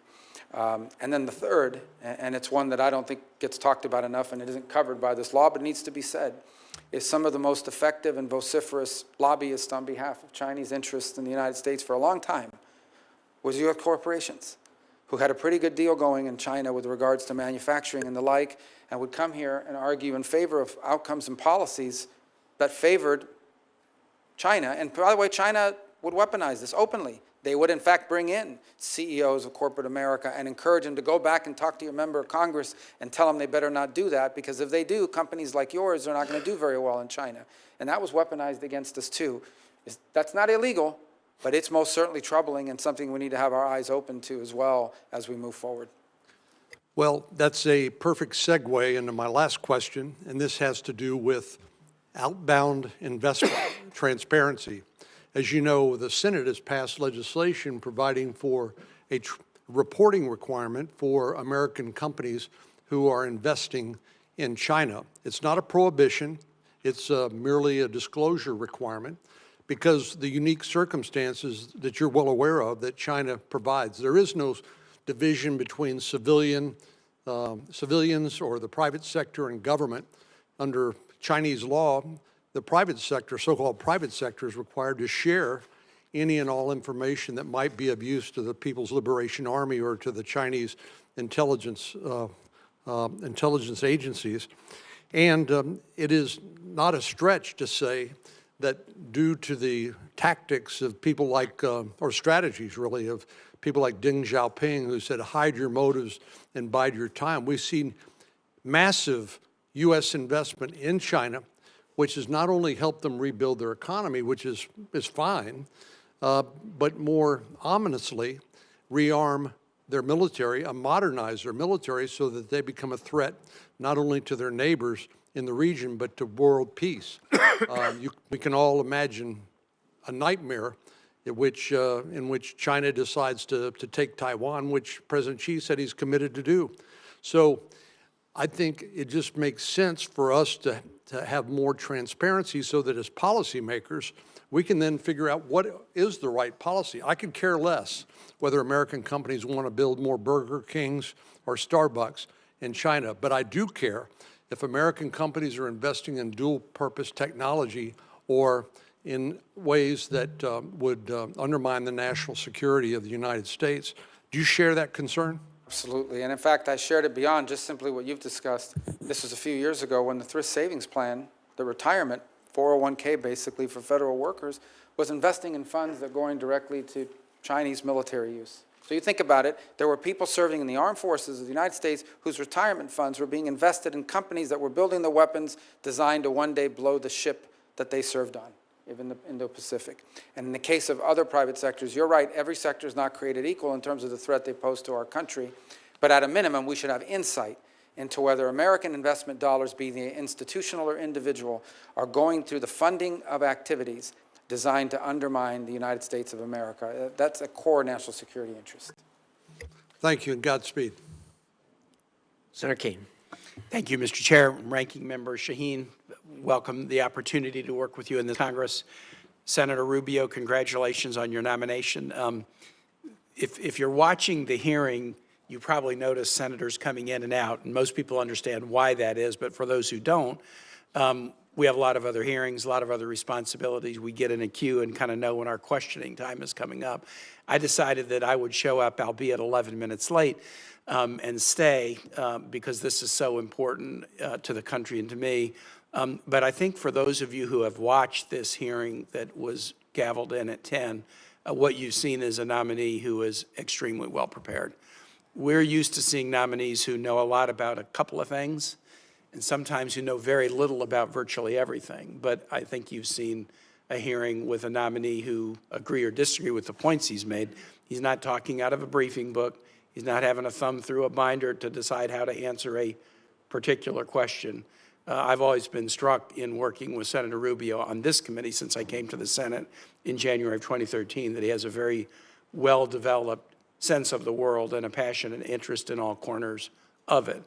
I was particularly happy that he was nominated for two reasons. One, we have worked together significantly on legislation touching many different areas over the years, and one was referred to by Senator Shaheen, legislation to send a clear message that NATO and the U.S. participation in NATO is not just simply an executive priority that could come and go depending upon the Article II Commander-in-Chief, but it was also something so important that Congress would say that the membership of the United States in NATO is something that Congress would want to weigh in on should there ever be a decision by an executive that we should back out of NATO. And I think sending that message from Congress has been a very important thing that has led to a NATO that is expanding. Finland and Sweden, where the polling would have been de minimis 10 years ago for joining NATO, are now in. And I think a strong message from Congress is part of that. Obviously, the fear of Russia is a huge part of it, but a strong message of congressional support is part of it. I'm particularly proud that the Virginia National Guard has now struck a deal under the Sea Partnership Program where we are partners with the military in Finland, a very capable military. And the first exercises of the Virginia Guard with the Finnish military will start next month. I'm very excited about that. The second reason I was particularly gratified to see Senator Rubio nominated for this position is he cares about the Americas. I cast my first vote in a presidential election in 1976. I have not seen a single administration, Democratic or Republican, that has devoted enough attention to the Americas. We devote attention to it in a time of crisis and then move our attention elsewhere. It seems like secretaries of state have often thought that the world only has an east-west axis and not a north-south axis, and Senator Booker addressed that with his questions around the attention that should be paid by the United States to Africa. I feel that very strongly about the Americas.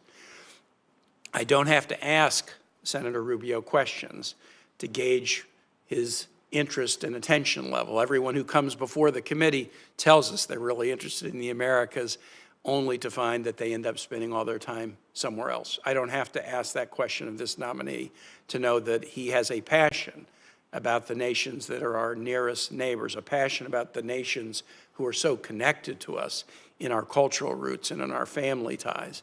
And it is so important, not just because China and other nations are now getting into the area. I don't want to have a new Monroe doctrine that we only care about it to keep Europe out of it. We only care about it to keep China out of it. We ought to be paying attention because we're connected to these nations, and things will go better for us if things go better for them. So to you, Senator Rubio, I'm very, very happy that you're nominated for this position.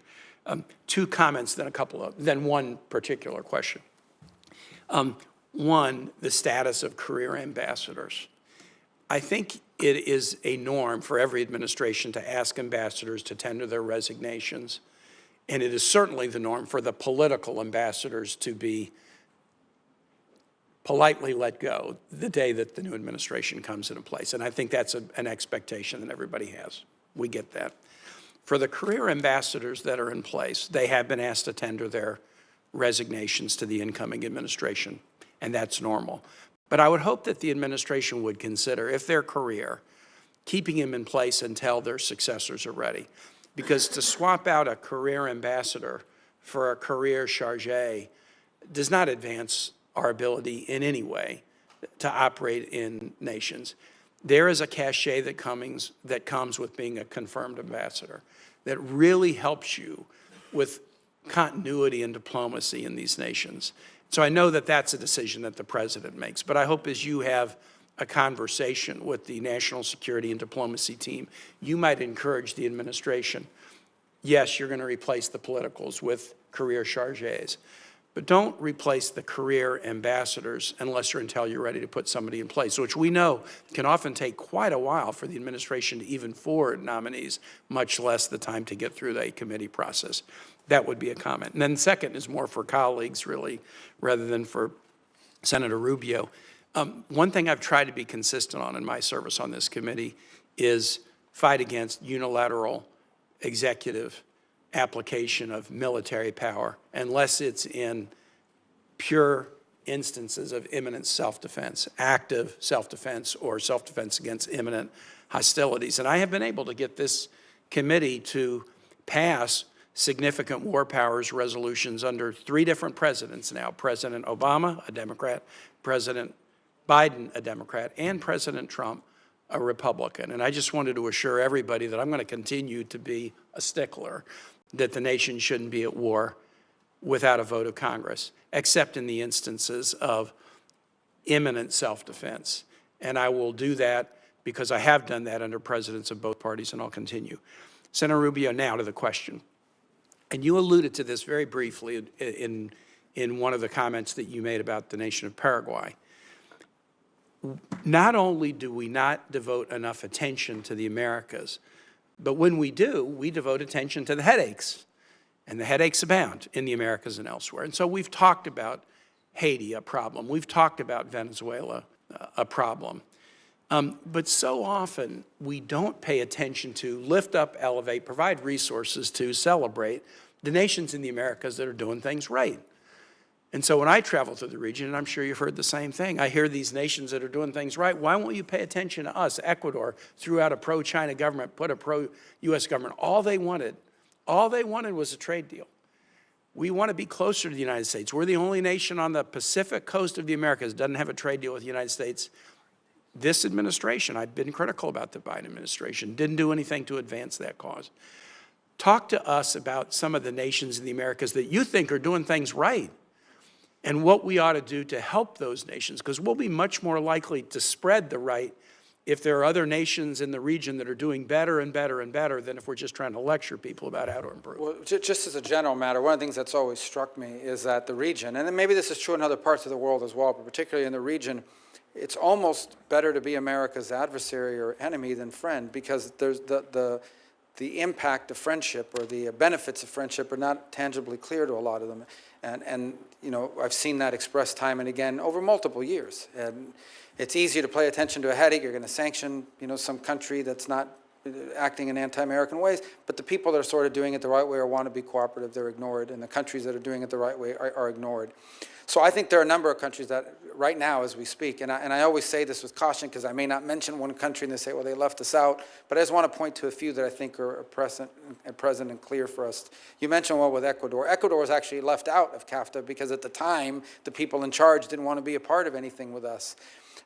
They're facing some real security threats that are unique to Ecuador's history.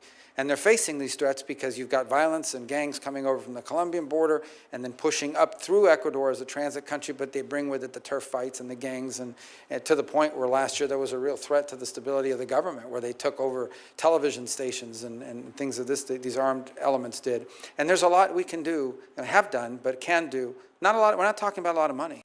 We're not even talking about money in many cases, just equipment, to help them at least to restore some sense of stability. The other thing that Ecuador, these are just off topics, but I think they're all relevant. Ecuador faces a very significant challenge with illegal fishing off their coasts by Chinese fishing fleets who violate their territorial waters on an almost daily basis in massive quantities, and it's an ecological crisis as well on top of it. That's a country that can use our help tremendously. I think about the Dominican Republic. People don't talk about the Dominican Republic enough, and they face a real challenge because of Haiti and the instability next door. They were also one of the countries that emerged from COVID the fastest, and not just because of the tourism return quicker there, and they've really been able to do some positive things. I think Argentina, I know people, some have not met the new president of Argentina. This is a serious, well-trained economist.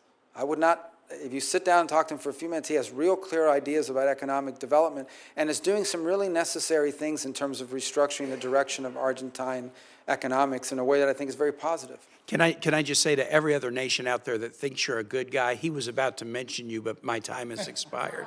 But please focus on the good guys, and let's help them do better and better and better and be good examples in the region. Thank you. Thank you. Excellent point, Senator Keene. Excellent point. Senator Curtis, welcome to the committee. Thank you, Mr. Chairman, Ranking Member. It's great to be with you today. Great to be on this committee. Senator Rubio, for the last 7 years, from a distance of about 600 feet, that's what separates the House chamber and the Senate chamber, I've watched and admired your work from a distance. And on a few, but very fortunate times, I've had the chance to actually be wind at your back on some of your work supporting Taiwan and protecting Hong Kong dissidents as we work together on some legislation. Now, in a twist of events, I sit not far from where you once sat, and there's another symbolic 600 feet between us, between the State Department and the Senate. And I'm excited to work with you in your new role. And I would like to continue to be wind at your back on a lot of issues, and none more important to me than China. And if you remember really nothing else about our short interchange today, please know that that's very important to me, and I hope to work with you on what I view the aggression of China, and in many ways, their global push for military and economic supremacy, I think, is a threat in many ways. China is imposing, it's what they call China One Principle on the world, which is very different than you know from our China policy. Can you kind of describe how we can push back on that and how we need to make sure we're shaping that conversation? Yeah, and well, the first is to understand that the One China policy is, and the U.S. policy towards the issue of Taiwan has been consistent and reaffirmed by every administration since 1979. And it is the combination of the Taiwan Relations Act, with the 6 assurances that make clear that the United States, we're not going to pressure Taiwan into any arrangement. We're not going to tell you when we're going to stop, or if ever. We make no commitment to not helping them in their national defense.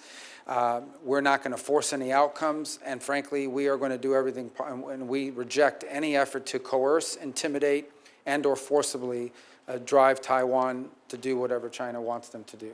And that's been our position, and that will continue. That was the position under President Trump's first administration. I anticipate it will continue to be in the second administration.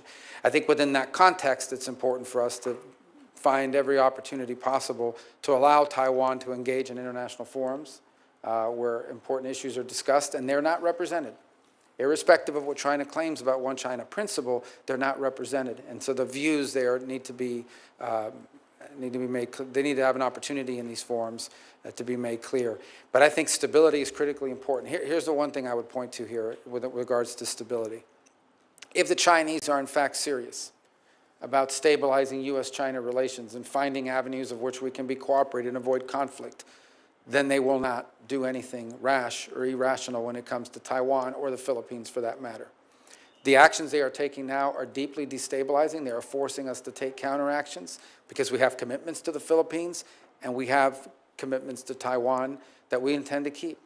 And so if they want to destabilize the relationship, or they want to help at least create some pathway for stabilization of our relationship with them, even as we remain engaged in global competition and in some cases more adversarial than others, they really need to stop messing around with Taiwan and with the Philippines, because it's forcing us to focus our attention in ways we prefer not to have to. As a matter of interest, I actually lived in Taiwan in August of 1979, 3 months after that act that you referred to, and I think you're very accurate. I think for a minute about Europe, and there's some countries it feels like in Europe, because of their presence, Poland, Czech Republic, and Baltics, that are more in tune with this issue. But as a whole, it feels like some European nations are in denial of some of the things you've just said. You talk a little bit about how we work with our NATO friends over there and how we get them to appreciate this and actually play a part in this. Well, I think in the case of NATO, I think I would expand it to really talk about the European Union and the EU, which I think is increasingly every single day coming to the realization of the threat that China's mercantilist policies and unfair trade policies are posing to them. They are flooding the European market with their cheaper electric cars, or attempting to do so. There's a dispute now about the importation of aluminum on sector after sector. You're seeing the EU confronting the reality. By the same token, you know, they're like many countries around the world, including ours to some extent, there's a quandary involved. There is an intermeshing economic relations that you can't just walk away from, but you also recognize the long-term threat that Chinese practices are having on your economic lives. And so I think that's an area in which the Europeans are, some more than others, are increasingly aware and willing to be more forceful. Italy has been willing to lean into it more than perhaps some other countries in the region. Hopefully that will continue to change. On the security front, look, an event in the Indo-Pacific, say, let's leave Taiwan out of it for a moment and say it's the Philippines. Okay, in the last 48 hours, there's this massive, I don't even know how to describe it, but this massive ship that the Chinese have built that's like headed towards the Philippines, and the Philippines feels threatened by it, rightfully so.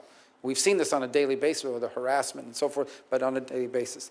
If, God forbid, there is some miscommunication or some inadvertent conflict emerges there, and we have obligations to them, the impact that will have on the entire globe, the impact that it will have on the entire globe is enormous, and that includes Europe. So they have a selfish vested interest in seeking for the Chinese to curb their behaviors. But also point to the Europeans that what the Russians have done with Ukraine would not have been possible without the assistance of China, whether it's the sharing of technology or aid in evading sanctions or selling their oil in secondary markets. The Chinese have been hidden, but clear to everyone watching, partners in the Russian endeavor. Yeah. And the Europeans know this, and they need to be continually reminded of it, because it reveals the nature of who we're dealing with. That was actually my next question, so I'm going to skip that one, but thank you for addressing that. I want to turn to Hong Kong. I mentioned I lived over in that area, and I actually remember as a young man in the 1980s shopping for a camera in Hong Kong. As a businessman in the 2000s, I tried to sell my product over there in Hong Kong. I've been over there a number of times as a tourist and just enjoyed that beautiful city. And unfortunately, today, none of that is possible. As a matter of fact, I actually have a warrant for my arrest over there because of the work in the House that I've done over there. Can you talk a little bit about the role there, and what's even worse is Hong Kong's now playing a role in facilitating sanctions evasion and money laundering. And can you address that issue? And Well, I think it's important to take 30 seconds down memory lane. Hong Kong was turned over by the UK with a strong set of assurances that it would remain autonomous and independent. It would be governed by the Chinese, but independent. They would have a democracy. They would be free enterprise. They would be left alone. In essence, they would, that's the promises they made. They have violated over time, they violated every promise. They basically broke the deal. Just like they lied about all the island chains that they said they weren't going to populate and militarize, and they have done so as well. And so today, we cannot consider Hong Kong to truly be autonomous anymore. It is not. It is now under the full control, especially on national security matters, of Chinese authorities. And it should not be surprising to us that these deeply rooted banking institutions that are in Hong Kong, who long have served as financial capital on the global scale, are now being used to the benefit of the Communist Party and to evade global sanctions. And I think there has to be a growing recognition of that. I also think it's important to remind those sectors in finance that are still involved there that the Chinese national security now that's now been implemented in Hong Kong allows them, if they don't like what you're doing, to basically trump up any charge they want, go into your offices, raid the boxes, see all of your files, threaten to jail you, and they've done so in some cases. So it's no longer a hospitable place for people to conduct financial activity. So I think we have to call it for what it is. The notion that Hong Kong is now some autonomous entity that operates within China's system but independent of it and the decisions they make is a complete work of fiction. yeah, and I hate to, I want one more quick question, but I also want to point out before we go on how good it could have been for Hong Kong and China had they kept that agreement. I think that'd been a whole lot better for China. Last question as we run out of time. Obviously, there's a lot of conversation about Panama in the news. Can you talk about the Chinese influence in the Panama Canal, Yeah, what Americans should know? Well, let me tell you, I actually didn't print a lot of, things to read like verbatim here, but there's one that I thought was interesting that I wanted to share, and I'm not going to put it out there for everybody, but the whole thing, but maybe I'll submit it for the record. But I just went through, this thing with Panama on the Canal is not new. I visited there, I think it was 2016. I think I've consistently seen people express concern about it, and it's encapsulated here in quote after quote. Let me tell you, the former U.S. ambassador who served under President Obama said, the Chinese see in Panama what we saw in Panama throughout the 20th century, a maritime and aviation logistics hub. Just immediate past head of U.S. Southern Command, General Laura Richardson, said, I was just in Panama about a month ago and flying along the Panama Canal and looking at the state-owned enterprises from the People's Republic of China on each side of the Panama Canal. They look like civilian companies or state-owned enterprises that could be used for dual use and could be quickly changed over to a military capability. We see questions that were asked by the ranking member in the House China Select Committee, where he asked a witness and they agreed that in a time of conflict, China could use its presence on both ends of the canal as a choke point against the United States in a conflict situation. So the concerns about Panama have been expressed by people on both sides of the aisle for at least the entire time that I've been in the United States Senate, and they've only accelerated further. And this is a very legitimate issue that we face there.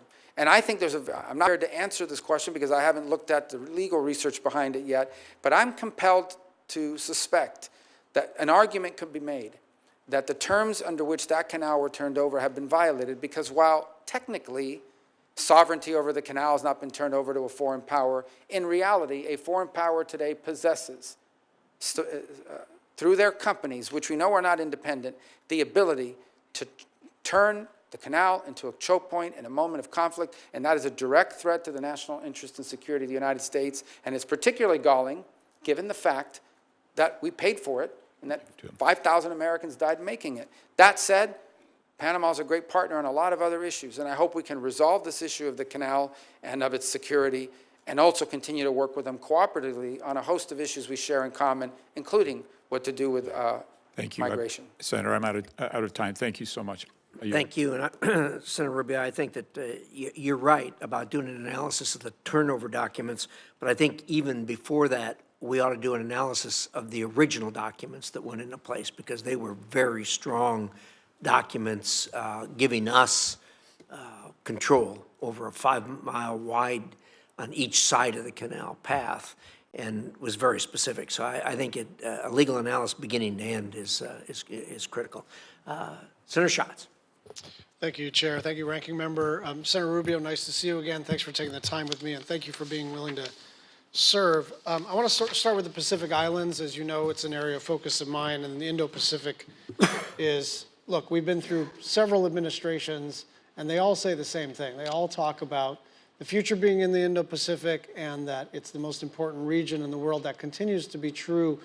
My concern is that specifically when people talk about the Indo-Pacific, they're mostly talking about China. They may be talking about other East Asian countries, but there's very little conversation about Pacific Island nations. And we've got some auspicious things happening, but we've also got some challenges in front of us. The embassy in Kiribati is stalled. The Solomon Islands, as you know, are sort of contemplating making themselves available for PRC military forces. So we passed the Compact of Free Association. It's a bit of a mixed bag. And I'd like to just hear your theory of the case here about how to have some continuity. Obviously, it's a new administration. It's going to be a new State Department. But I think some of the things that have happened over the last 4 and even 8 years in terms of Pacific Island relationships have been good for the United States of America. So give me your theory of the case, not generally Indo-Asia-Pacific, but specifically these small island nations with whom we want stronger ties. Sure. So I think the first, obviously, is the ability to engage bilaterally with each of these individual nation states, you know, and that opportunity is already there. I think we should continue to build on it, and it's important and bears great fruit. I think the second, and it's an open question, which I certainly want the State Department to look at, and I think policymakers on the Hill need to consider as well, is, you know, we are dialogue partners in the Pacific Island Forum. And the question is whether we are fully utilizing that ability to be at the table in that forum. Now, you know, that forum includes Australia and New Zealand, which are bigger than some of these, but nonetheless important elements of it. And look, I think our expectations of the forum is, and they've had some internal friction with some of the member states, you know, about who's going to lead it and how the succession.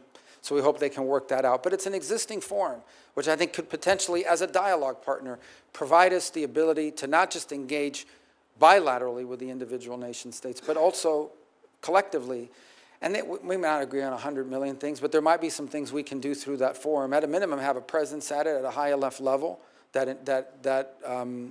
that shows our level of commitment and interest has been elevated even further, and then ultimately some real deliverables. I do think that given, again, we keep saying they're small, but they're important both because of geographic location, their presence in international forums, and I do think that whether it's the Millennium Challenge Grant, whether it's through the successor to OPIC, there are opportunities as well to leverage some private sector engagement from the American side and the U.S. side or the broader North American side on some of the, whether it's energy needs or resiliency needs or other development projects that they may have. So I think we have to explore that both bilaterally with individuals by ensuring that we have people there, but also explore whether we are fully utilizing the Pacific Island Forum as a dialogue partner to its full effect. And you know that China engages in debt trap diplomacy, which can be effective for their needs, but it's usually,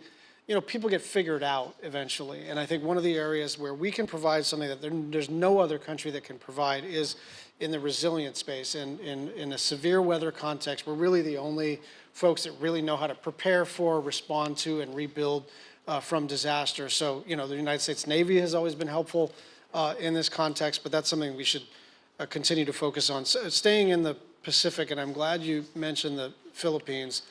You know, my theory of the case here is that not that China has decided that its risk appetite is higher, but rather that the things that they are doing are not so risky at all. And that's because we have not been in a position to impose consequences. And I think one of the places where we have a good and growing partnership, and obviously bilateral economic and treaty obligations, is the Philippines. And in addition to the Enhanced Defense Cooperation Agreement, and in addition to the Luzon Corridor economic partnerships, I'm just wondering how you see that growing democracy one of our best allies on the planet. How you see that as strategically important for the United States? Well, I think it's important. First of all, it's always been strategically important for the United States. Obviously, our military presence there diminished greatly as a result of some of the decisions that were made within the Philippines. But now you see a willingness to see us return. Look, we're not looking to militarize the Philippines, and this is not. We should. I think it would be a mistake to solely view it as a security arrangement. There are long ties between the United States and Philippines that date back to 1899 in the Spanish-American War, and so I think it's important to build on that as well. I think there are real economic opportunities that we should be exploring, and so it's one that we need to show us commitment. If I'll be frank, I think where this kind of fell off was, and I'm not getting involved in internal Filipino politics, but I'm telling you, during Duterte, it was a little tougher to work with them, and obviously there's some issue going on there internally as well. I'll leave that to their electorate and their politics to solve. So I think to the extent that over the last few years you have seen a reinvigoration of American interests, it's not simply driven by the fact that the Chinese are harassing them. It's also driven by the fact that there's been a more welcoming attitude towards our posture and our position there. And that's one that when that opportunity presents itself, we should embrace, but then we need it to show results so that it becomes enduring. In essence, when your engagement with a country leads to economic development, whether it's outbound U.S. investment in the Philippines or what have you, then that becomes enduring. Then it makes it difficult, no matter who's in charge, to walk away from the alliance, because the alliance is more than just military and a military presence. It also involves jobs and businesses and investment and economic opportunity. And we need to look for ways to emphasize that. I think it would be a mistake to simply view it as a military or defense alliance. Absolutely, and coming from Hawaii, it's the people-to-people ties that is the foundation of the relationship for sure. I want to talk to you a little bit about our approach on the Korean Peninsula, and I'm going to say something rather provocative. I think our North Korea policy is broken. I think it's broken on a bipartisan basis. I think CVIT is a fantasy.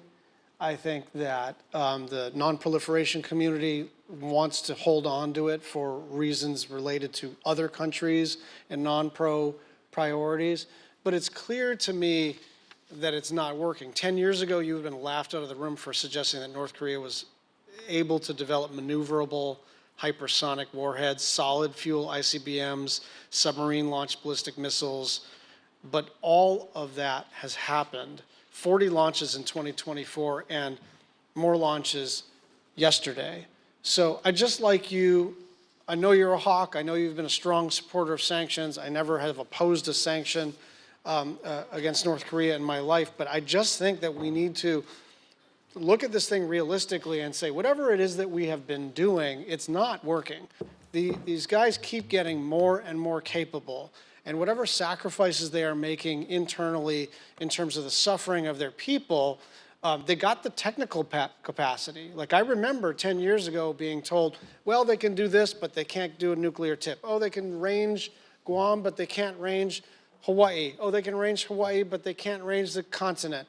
They keep meeting and exceeding every technical mark that we think they can't make, and we are attached to a policy that is basically, it doesn't appear to be slowing them down in the least. So is there an appetite for a rethinking of this, in my view, totally failed policy? Well, I think there has to be an appetite for a very serious look at broader North Korean policies. And so I think it would be difficult for me today to come here and tell you this is going to be the official United States position on it moving forward, because I do think, because of the factors you've just pointed to, there's some things we have to look at in a broader perspective. Now, to his credit, President Trump, and look, I'll be frank, I was one of the people that was very skeptical about it. But he sort of reached out to Kim Jong-un, walked away from negotiations twice, ultimately didn't reach something enduring. But here's what he did able to achieve in that engagement, is he stopped testing the missiles. Now, that didn't stop the development of the program, but at least it calmed the situation quite a bit.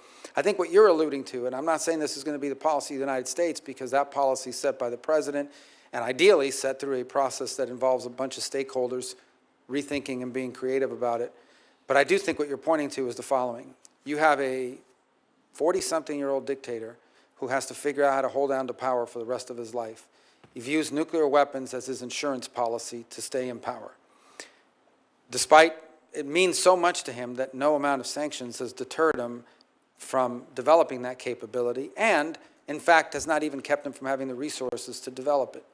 Unfortunately, recent events now also have them engaged in conflicts beyond the Korean Peninsula, in fact, providing troops and weaponry to the Russians in their effort in Ukraine. And so all of this needs to be taken in conjunction and looking at the policy and seeing what can we now do that destabilizes that situation, that lowers the risk of an inadvertent war, be it between South Korea and North Korea, maybe including Japan at this point, and ultimately the United States. What can we do to prevent a crisis without encouraging other nation states to pursue their own nuclear weapons program? That's the solution we'd like to get to.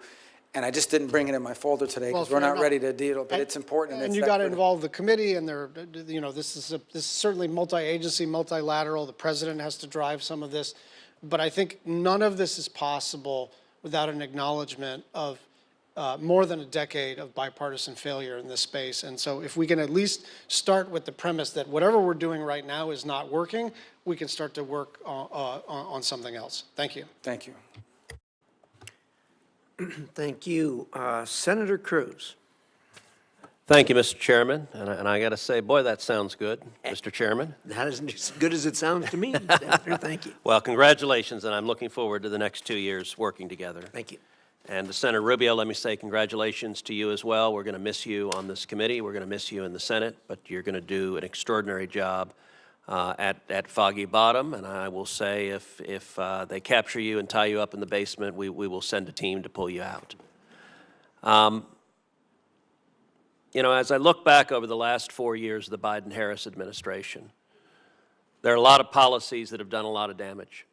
Domestic policies, economic policies, but I think all of those pale compared to the damage that has been done to national security and foreign policy over the last 4 years. Over the last 4 years, this administration has systematically undermined and abandoned our allies, and it has systematically shown weakness and appeasement to our enemies. And the consequence has been disastrous. We've gone from 4 years ago, peace and prosperity, to today, a situation with wars across the globe and every enemy of America stronger than they were when this administration came into office. I am confident the incoming administration is going to change that direction. I am confident that President Trump and the White House and you as Secretary of State are going to shift us back to where we should be, which is standing by our friends and allies and standing up to our enemies. Do you agree with that assessment? Is that what you intend to do as Secretary of State? Well, let me say first, the foreign policy of the United States will be set by the president, and my job is to advise on it and ultimately to execute. I think the president has been abundantly clear, and that is his policy is going to be driven about making America safer, stronger, and more prosperous. As I said in my opening statement, everything the State Department does, every policy, every program, every dollar it spends, every initiative it takes has to answer 3 questions. Does it make us safer? Does it make us stronger? Or does it make us more prosperous? And if it doesn't, if the answer is not yes to one of those 3, you're going to have a hard time moving that forward because that's the priority that the president, and that's the priority that, by the way, voters gave this president when they elected him. You point to a number of things that I think are critically important, and let me, I'll phrase it a different way, but I think we're saying the same thing. We have lost deterrence in multiple theaters around the world. So as an example, and I use this as a small-scale example, but it's really an important one. I think the year was 2019, the Wagner Group tried to get cute and came after some of Americans operating in Syria. And fire from the sky rained down on them. And that group was pushed back pretty hard. That's deterrence. They threatened us, and they knew what the response would be. I recall the consternation here and in other places when Soleimani met his demise. But I can tell you it impacted Iranian behavior for a substantial period of time. No matter how tough they talked, it impacted their behavior. I think it's important to reestablish deterrence. And to the extent that that's been lost for a variety of reasons, the lack of deterrence is an invitation to war. The lack of deterrence is an invitation to hostility. It prevents the very thing that we hope to achieve, which is peace and stability in the world. And I do think we've lost deterrence. And I think in some ways it contributed to what happened in Ukraine. An item I know is very close to you and you've worked very on and we talked earlier today about is energy dependence. I recall President Trump at both a NATO summit and at the United Nations, and I recall the United Nations one in particular, President Trump said Germany is dependent, entirely going to be left dependent on China, on Russia for its energy. And they laughed at him. There were diplomats in the hall that were snickering. That's exactly what happened. It is one of the reasons why Putin believed he could invade Europe, is because Europe would not push back because they depended on him so much for energy. Now, Europe is to be congratulated. They have moved very swiftly, particularly the Germans, to diversify their energy resources. But one could argue that we may never have had that invasion had that dependence not existed, because maybe who would have thought the European response would have been more forceful than he anticipated. So I do think reestablishing deterrence and strength is important, because it prevents war and it gives us leverage in diplomacy, where we hope to solve 99.9% of the global disagreements, we hope to solve through diplomacy, not through armed conflict. I think that's very well said, and I want to give several specific examples. Number one, you and I are the only two Cuban-American senators. You're about to leave me as a lonely sole member of the Cuban-American caucus. Thank you for that, Marco. There are 3 Cubans. They always call it a conspiracy, so. Now I have no one to play dominoes with. But look, issues of Cuba, both you and I share family stories of parents who fled oppression and came here seeking freedom. As you know, as you talked about earlier today, this week the administration delisted Cuba as a state sponsor of terrorism. I think it was an absolutely shameful and reckless decision. I think it was a political decision on the way out. I think it was designed to hamstring the incoming administration. I am unequivocal that I think the Cuban government are evil communist bastards. Given your new job, I suspect you might be slightly less forceful in saying so and slightly more diplomatic, but I know you're hard on the question. But let me ask you this. Do you believe Cuba is a state sponsor of terrorism? Without a question, and I'll tell you why. Number one, the FARC, which is, elements of the FARC and the ALN for that matter in Colombia. These are narco-terrorist organizations, and have been. They started out as ideological organizations and now figured out they're Marxists, but they want to make money selling cocaine. So they've done that. They have had the full support of the Cuban regime throughout their entire existence. We know that Cuba has been friendly towards Hamas and Hezbollah, openly friendly towards Hamas and Hezbollah. We know as well that the Cuban regime, for example, hosts not one, but 2 countries' espionage stations within their national territory, 90 miles from the shores of the United States, and that provide valuable insights and cooperate with these elements. We know that they have strong ties to Iran as well, and the terrorist elements associated with them. And we know for a fact that there are fugitives of American justice, including cop killers and others who are actively hosted in Cuba and protected from the long arm of American justice by the Cuban regime. So there is zero doubt in my mind that they meet all the qualifications for being a state sponsor of terrorism. Well, it is clear you're going to be confirmed to this position. You're going to be confirmed with an overwhelming bipartisan vote. I think it is likely you'll be confirmed on January 20th, on the first day the president is sworn in. When you are confirmed, I think it is also likely, I hope on that very first day, you will reverse that determination. You may not feel prepared to make that commitment now, but is there anything you want to say on that? Well, I would just say, again, I don't want to speak ahead of the administrations. These decisions, as I said, the president sets our foreign policy, and my job is to execute it. That's how our system of government works. I would just remind anyone on this recent deal with Cuba that just happened over the last 12 hours, nothing that was agreed to is irreversible or binding on the new administration. And I think people know my feelings, and I think they know what the president's feelings have been about these issues when he was president previously.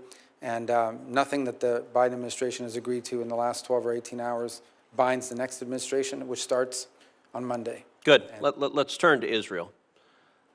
In the last 4 years, this administration has been the most anti-Israel administration we have ever seen. They have systematically undermined the government of Israel, particularly at a time of war. The Biden State Department secretly asked other parts of the administration to suspend anti-terrorism sanctions so they could pour unaccountable hundreds of millions of dollars into the Hamas-controlled Gaza Strip. They refused to implement mandatory congressional sanctions against Hamas terrorists for using human shields. They made incredible efforts to secretly circumvent mandatory congressional prohibitions on money going to the Palestinian Authority because of the PA's support for pay to slay. Even after October 7th, they secretly poured millions and even cash from American taxpayers into Hamas-controlled areas. Meanwhile, they secretly implemented boycotts of Jews living in Judea and Samaria through the Development Finance Corporation and binational science and technology foundations. They secretly manufactured files used to impose crippling financial sanctions on Israeli Jews and refused to provide those files to members of Congress. Those sanctions were renewed just yesterday. I have every confidence that President Trump and you will reverse these policies broadly and specifically, but I'd like to ask you about some of them quickly. Can you commit to ending anti-terrorism sanctions waivers related to Palestinian terrorism and implementing sanctions against those terrorists? Yes. Can you commit to ending discriminatory policies, including Biden administration's secret boycott policies against Jews in Judea and Samaria? Yes. And can you commit to reversing the discriminatory sanctions against Jews living in Judea and Samaria? Again, yes. I think that the policy of, again, without speaking out of turn, I'm confident in saying that President Trump's administration will continue to be perhaps the most pro-Israel administration in American history. And the final question, you and I talked at great length about the 1944 water treaty with Mexico. Mexico is in violation of that treaty. It is doing enormous damage to South Texas. Farmers and ranchers there are experiencing drought. As the Secretary of State, tell me what the State Department can do to encourage and incentivize Mexico to comply with the treaty and provide the water that they are obligated to provide to the people of South Texas. I think raise it in every engagement. We will be engaged with Mexican partners. We have to engage with the Mexican government, and it's important to elevate it and raise it at every one of those engagements. And I don't just mean like sending a letter or somebody sending an email or just mentioning it. I'm saying making it a priority, and it's a priority not just because it matters to Texas. It's a priority because these international agreements and arrangements only work if they're complied with. And if they're not complied with, and it becomes habitual, other nations believe they can begin to violate them as well. It undermines this entire commitment to multilateral agreements and so forth. And I think it's in the crevices of those agreements, whether they've been in place for a long time and no one's paying attention anymore, or it just doesn't matter enough and you ignore it because you don't want to destabilize the rest of your relationship, but it encourages it to happen more and more. It is not the only irritant we have in our bilateral relationship with them and in our agreements. I imagine they have some with us as well. But it's one that needs to be prioritized and raised consistently as a priority, not just as an asterisk or a footnote. Thank you, and you're going to do great. Thank you. Thank you, Senator Cruz. Senator Duckworth. Thank you, Mr. Chairman. I just want to say, Senator Rubio, I want to start off by noting for the record that when I first got to the Senate and I was in my first year and you just run for president, and I didn't think you would know who I was. I was pregnant with my daughter and trying to change Senate rules so that I could bring her onto the floor so I could do my job and vote, because I can't come through the normal back door to vote because there's stairs there and it's not accessible for wheelchairs. And I remember in the middle of that battle, rolling through the Senate floor to vote, and I heard, "Tammy Duckworth," from across the Senate chambers, and you came running down from the top back of the Senate chambers to tell me, "I'm with you, I will support you, you have the right to vote, and I will support you being able to bring your daughter, your child onto the floor when she's born." And I want to thank you for that kindness, because you did speak to your leadership about it. And it was a moment of true bipartisanship, but also as parents. And as someone who was new to the Senate, I was extremely grateful to you for that kindness. I think what I exactly said is, what's the big deal? This place is already full of babies. Exactly. So I want to touch on a topic we discussed last month. Thank you for sitting down with me. I always appreciate the opportunity to sit down with nominees. I appreciate also your earlier response to Senator McCormick about Americans detained abroad and your commitment to tackling this head on. As you and I also discussed last month, I appreciate your attention and commitment to addressing the case of Illinoisans in particular that we discussed as well. Thank you for that. Another topic, you already touched on some of the issues in the Indo-Pacific, particularly around the PRC and the DPRK, but I'd like to dive back into the issue of ASEAN and the ASEAN nations. Since coming to the Senate, I make a point of visiting Southeast Asia annually to reinforce our friends and partners there and those that we want to become our friends and partners there, that the United States, and particularly those of us in the Senate, care deeply about these longstanding historic relationships and making sure that those relationships live up to their potential. And as you know, respect for ASEAN centrality has been a core part of our foreign policy in that region. In fact, the first Trump administration's Indo-Pacific strategy correctly emphasized ASEAN centrality as an important principle. Unfortunately, not all of President Trump's nominees this time seems to grasp the importance or in fact know what ASEAN is. Yesterday, I was distinctly unimpressed when questioning Secretary of Defense nominee Hegseth that he could not mention a single nation in ASEAN, particularly shameful when we have at least two major non-NATO allies in the bloc, one of which, Thailand, is the longest treaty alliance that the United States has at over 190 years long. What can you share with us today about how you would approach ASEAN as a whole and with individual member states to capitalize on some of the key opportunities and challenges facing the region? I know you've spoken about the Philippines, but can you build on that? Sure. ASEAN, the first thing is, I mean, the group's utility begins by the fact that through its 10 members, they've also, I believe, have 5 or maybe it's 6 free trade agreements now with neighboring countries as well. Look, though we have to be very pragmatic in our approach and how we prioritize it. I think the group will always struggle to coordinate unanimity on the issue of their relationship with China. Okay, if you look at the continental, Laos, Myanmar, Cambodia, because of their geographic presence, because of history, they lean a little bit more in the Chinese direction, and other countries do not. I think it would be a mistake for us to sort of make it as a condition of our engagement with ASEAN to say, you must pick a side, and you must pick a side now. Are you with them, or are you with us? I think what I can safely say is that the overwhelming and vast majority of the nation states in ASEAN, if not maybe all, do not want to live in a region in which China is the predominant power and they are viewed as tributary states to Beijing, and welcome U.S. engagement in the region as both an economic and defense counterweight. And so I think we need to view this as, it would be a mistake to go in with sort of a Cold War mentality of pick a side and pick a side now. I think the broader approach is to say they have a vested interest in us being involved. We have a vested interest as an Indo-Pacific nation in involving ourselves through this forum and finding opportunities, both holistically through the 10 nations and individually through whatever bilateral opportunities present itself. Earlier, you may not have been here, but I was asked a question about Thailand, and there is a group of Uyghurs that are in Thailand that they're saying may be deported.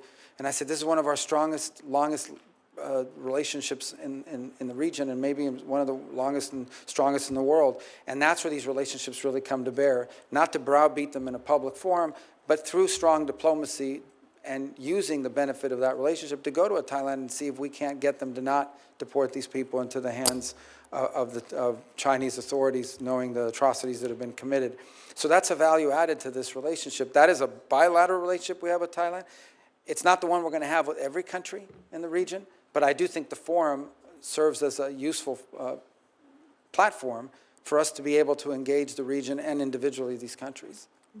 So you would agree with what the first Trump administration emphasized, which is that ASEAN centrality. And I think this is something that the new ASEAN chair, Malaysia, under Prime Minister Anwar Ibrahim, is saying with the Mandani concept, which is growing that cohesion within ASEAN itself and in dealing with the organization while we continue to pursue those bilateral relationships. But the stronger ASEAN can be cohesively as a unit, allows them to better deal with countries like Myanmar, for example, and allows us to better have those relations with them, and also for them cohesively to try to stand up to outside forces.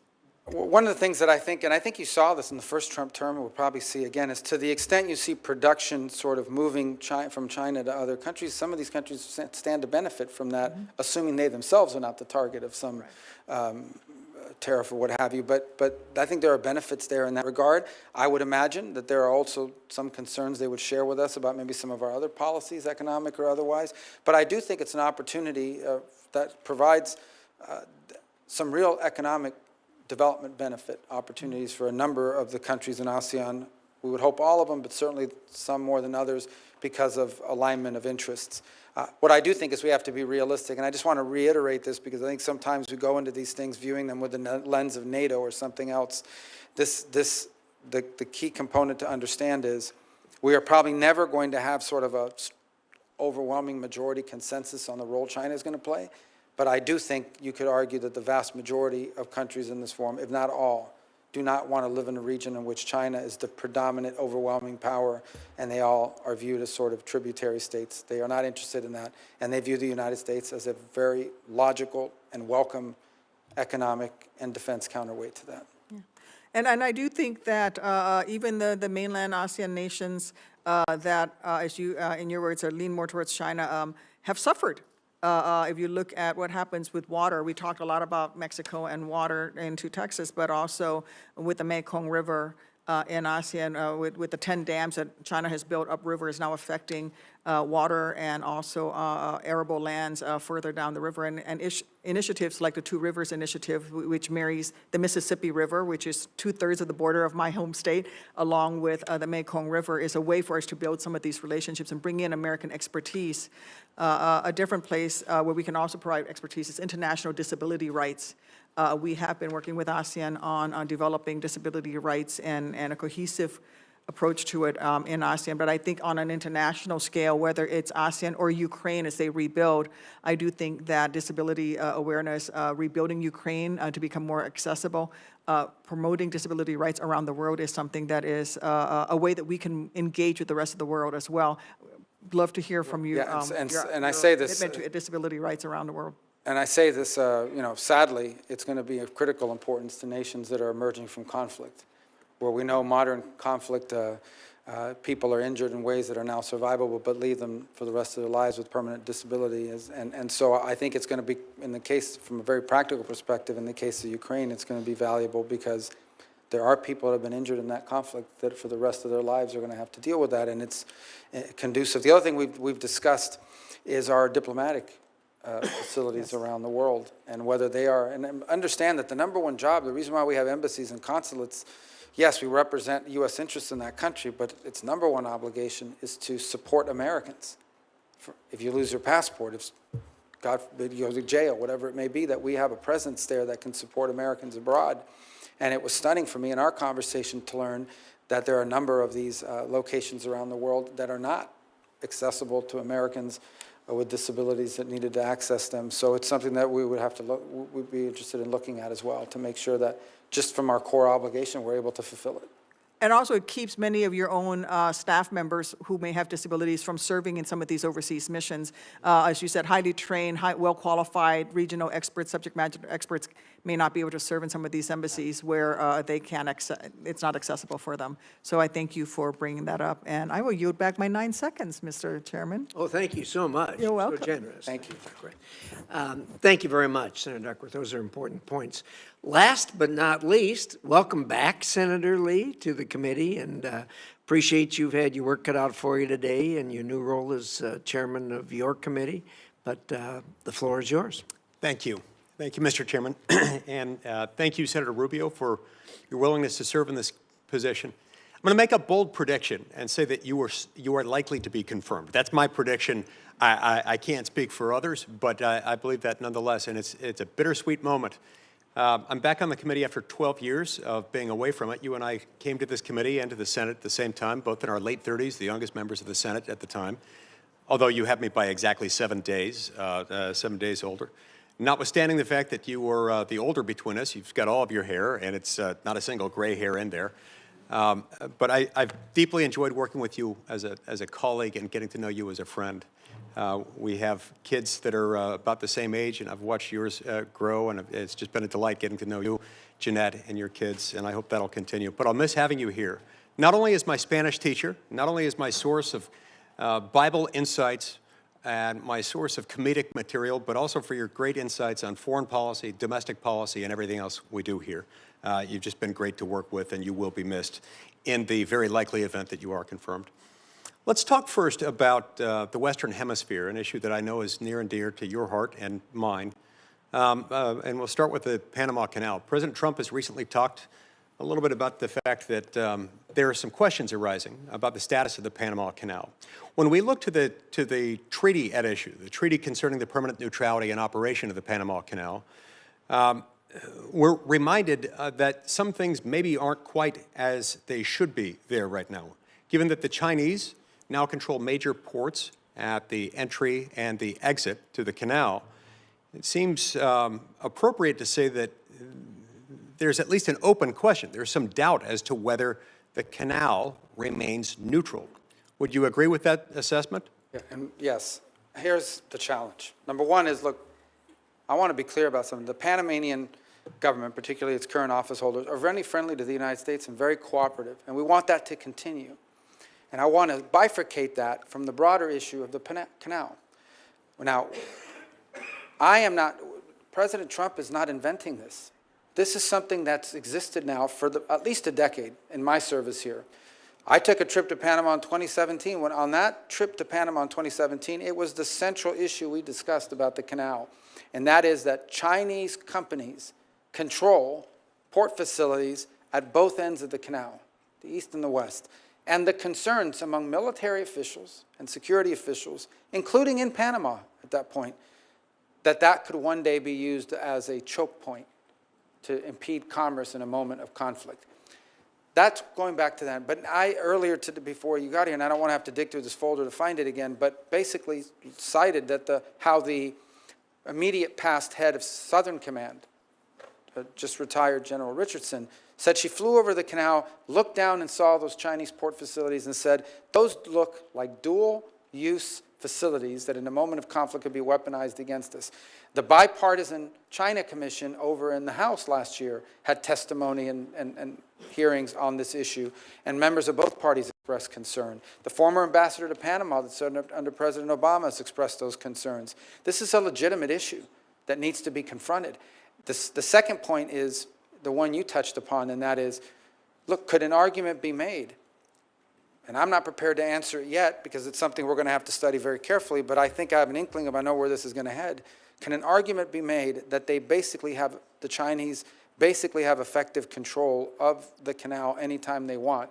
Because if they order a Chinese company that controls the ports to shut it down or impede our transit, they will have to do so. There is no independent Chinese companies. They all exist because they've been identified as national champions. They're supported by the Chinese government, and if you don't do what they want, they find a new CEO, and you end up being replaced and removed. So they're on the complete control of their government. This is a legitimate question, and one that Senator Risch had some insight as well. He mentioned that in passing, that needs to be looked at. This is not a joke. The Panama Canal issue is a very serious one. And so the mere potentiality of that, the ability to exercise that control, even until such time as they do it, as they do shut it down, is a concern, is it not? Well, I listened 48 hours ago to FBI Director Wray in one of his exit interviews he gave to the press, and he said the Chinese are embedded in our utilities and critical infrastructure. Now, he didn't say every single day they're shutting off the power in the United States. He said that if there's a conflict, they're embedded and they could shut off the power in key places. We've all identified that as a threat. The fact that you can do it, you don't have to do it every day. No one's claiming that the Chinese are shutting down the canal every day. What the claim is, the very legitimate concern is, that if these companies control both ends of that canal in a time of conflict and the Chinese tell them, shut it down and don't let the U.S. go through there, we got a big, big problem, a big economic problem and a big national security and defense problem. The ability to do it alone is a threat. We shouldn't ignore it. It isn't a joke. It's a legitimate issue, and it needs to be solved. Excellent, and that feeds right into the next thing I wanted to ask you about, which just involves areas of dual-use capabilities throughout the Western Hemisphere. Ports, infrastructure, critical minerals, and so forth. We've had policies from the Biden administration involving the supercilious use of untargeted foreign aid and sort of cultural coercion in order to persuade them to, or in an effort to coerce some of these countries to adopt policies that are contrary to their established cultural norms, abortion rights, LGBT policies and curriculum, and so forth. That probably hasn't helped in this conflict, in this still somewhat soft conflict in which many of these countries are opening their doors to China. I can't imagine that will have helped. How will your approach to Chinese incursion in the Western Hemisphere be different from those of the current administration? Well, there are a couple points. The first is the Chinese incursion in the hemisphere involves, number one, investment of dollars. Like, as an example, They go into some country, they say, here's $5 million or $10 million to build a stadium, but in exchange, you have to let us build out your your 5G network using Huawei, safe cities, and the like. And by the way, here's a couple $1 million for you and your friends as a bribe. Okay, that's their first level of engagement. They go in and then in some ways they create deals that you can not possibly pay back. So now you've got a debt that you can't pay back, and they have you trapped. And now they've got your vote at the UN and your cooperation on X, Y, and Z. And that happened in Panama, by the way. In 2016, 2017, that was well understood that part of the investments they made in Panama were conditioned upon Panama's ability to convince the Dominican Republic and other countries to flip their recognition away from Taiwan. That happened. So that's number one. The second element of their involvement is they go into a country and a Chinese company will buy up the lithium mines or access to the rare earth minerals in these long-term contracts. And that exists in allied countries. The Argentines will tell you there are a number of business deals that the Chinese and Chinese companies have gotten a hold of in Argentina that even if they wanted to back away, they can't get out of the deals because of the way they were structured. So that's number two. And then number three is their presence. The Chinese are actively involved in military installations in the Western Hemisphere on the island of Cuba, 90 miles from our shores. Only a few hundred miles from where Space Force operates and NASA and Cape Canaveral. Only a few miles from MacDill, where we have Central Command and Special Operations Command. Only a few miles from Southern Command. Only a few miles from Eglin Air Force Base and the test range we have out in the Gulf of Mexico. All of these things, this is real, and it's operating right off the coast of the United States. They have a presence in our region. So we have to acknowledge that this is happening, and then we have to be present and have counters to each of these, and/or there has to be consequences for each of these. Fortunately, the United States has strong relationships in multiple key countries in the region, and I think we have the opportunity to build upon that and in ways that can attract the sort of investment that they would rather have than the Chinese investment. But right now it's not available. It's not happening. There is no American alternative to what the Chinese are offering. So hopefully we can provide the openings for that. Indeed, and I appreciate your enthusiasm and thoughtfulness in providing that answer. Now, you touch on another issue when you reference the significance of agreements made by prior administrations. Obviously, the Javier Milei administration in Argentina wouldn't have been as likely to enter into those arrangements as his predecessor was. In the United States, we have to keep this in mind. The Constitution, of course, allocates the treaty-making and binding power. It spreads it out between two branches. The president can enter into a treaty, can sign a treaty, but that treaty isn't ratified unless 2/3 of the Senate does it. So it flips the usual legislative process because it's a different type of legislation.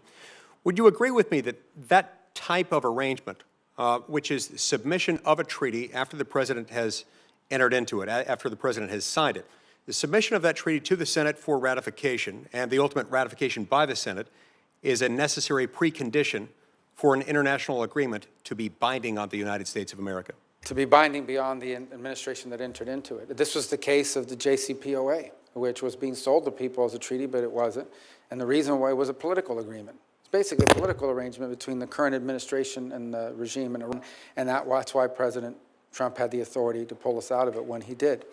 I think what's important to understand about treaties in general, and we talked about treaties here today with Mexico. There are a number of other treaties that people may not be aware of.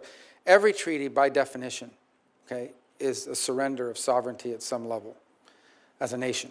But you do it and you enter into it. Why? Why do you enter into a treaty even though you're surrendering some sovereignty? Because you've concluded that that surrender and the benefit of it to the national interest or the national security far outweighs the surrender of sovereignty and the consequences of it. And that is why it's so critical that the Senate be involved in that deliberation, because an individual administration may get that calculus wrong. But when you have this overwhelming majority that concludes that it too agrees that that surrender of sovereignty is exceeded by the benefit of the treaty, now you know you've increased your chances of having something that's good and makes sense.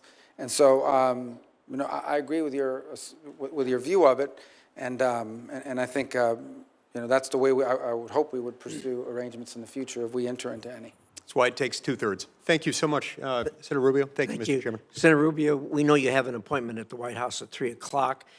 Senator Shaheen has one brief question for you. I have a couple of brief remarks, and then we'll get you on your way. Yeah. Thank you, Senator Rubio. I think that was a very impressive display of your knowledge of the global situation. But the one area that you mentioned, but we haven't really talked about, is the Arctic.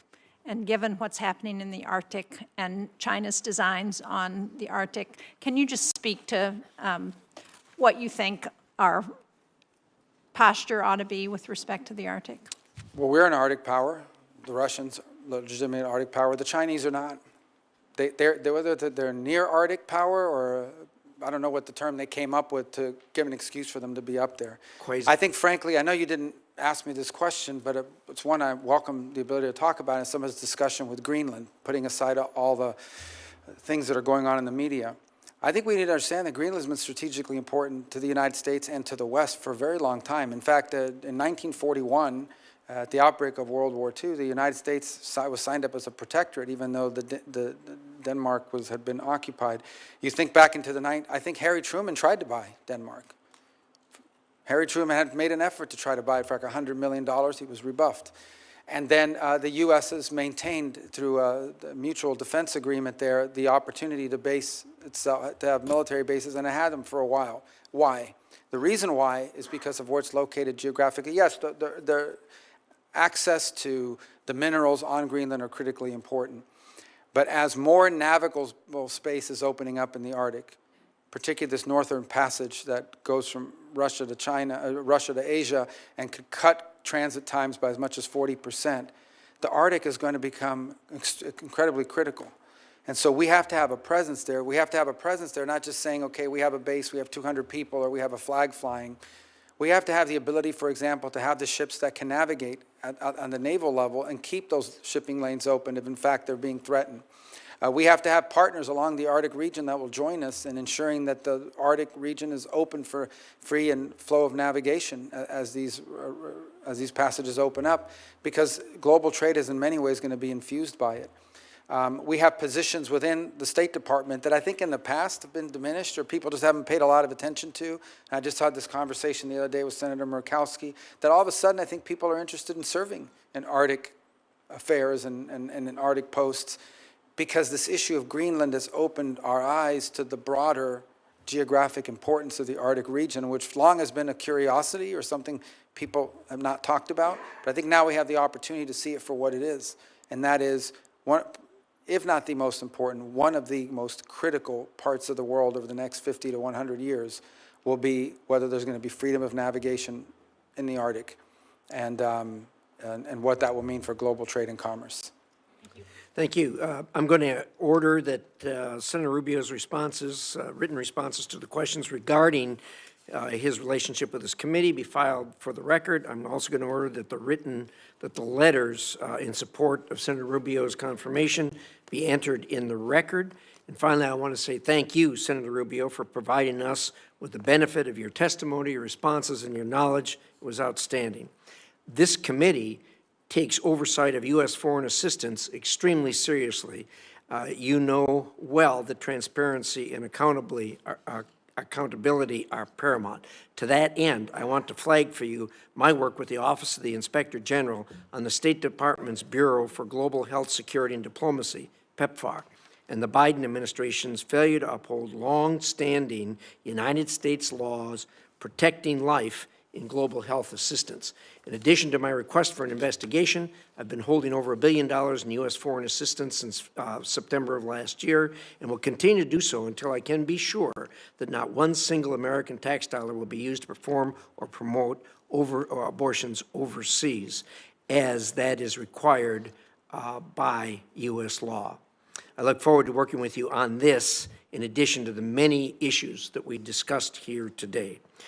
Finally, I will note for the information of members of the committee that the record will remain open until tomorrow, Thursday, January 16th at 1 p.m.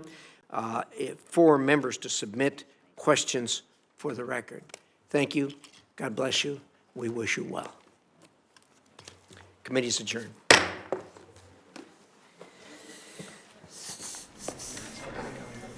This way.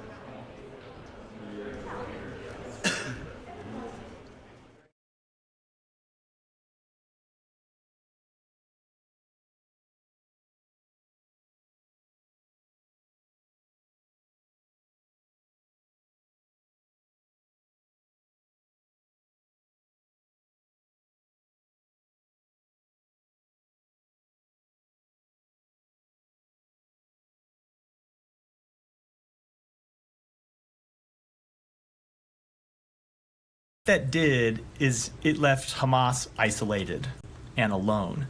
And I can tell you that we began to see a weakening of Hamas's position after that diplomatic campaign that we executed.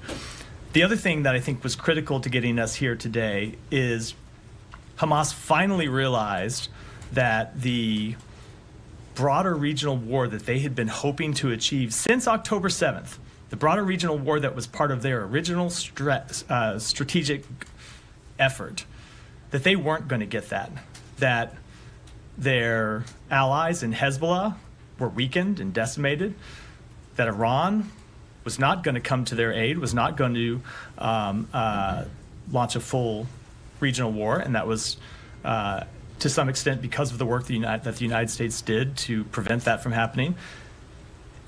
And that the fall of Syria showed that one of their last allies was, fall of the Syrian regime, I should say, that one of their last allies was erased from the map. So I think you add those things together, you had in Hamas, first, a terrorist organization that was isolated, and then eventually left realizing that it really had no choice but to accept a ceasefire because the strategic goal that they wanted to achieve for so long just wasn't going to happen. Now, when it comes to the involvement of President-elect Trump's team, it has been absolutely critical in getting this deal over the line. And it's been critical because, obviously, as I stand here today, this administration's term in office will expire in 5 days. And one of the things that we have always said about this deal is that when you get from stage 1 to stage 2, that the United States, Egypt, and Qatar are the guarantors of this deal.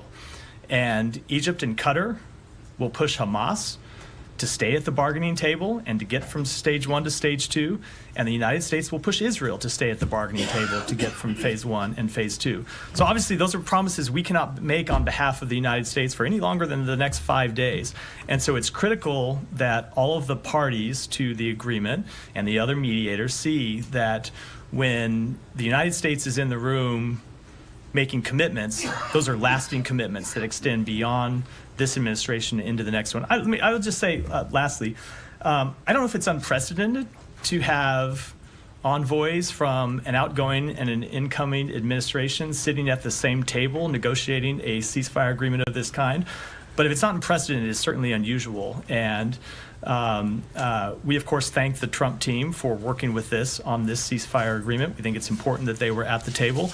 And I think it shows that when Americans are willing to work together across partisan lines, as we were willing to do on this occasion, because it's in the national interest of the United States, there's a lot that we can get done. So as you know, over the course of the last year, as this has been being negotiated, getting from phase 1 to phase 2, which is critical, has never been guaranteed. And in fact, a lot of people don't think it will ever happen. Yeah. Do you have confidence that the incoming administration is going to push for phase 2 as much as you guys had been or would have done had President Biden been reelected? I, of course, can't speak for what the incoming administration can do. What I can say is it is very much in the interest of the incoming administration to push to turn this agreement from phase 1 into a lasting end to the war, which is what happens when you get to phase 2 and phase 3. There are hostages that will continue to be held after the expiration of phase 1, and it's in the interest of everyone to see that those hostages return home.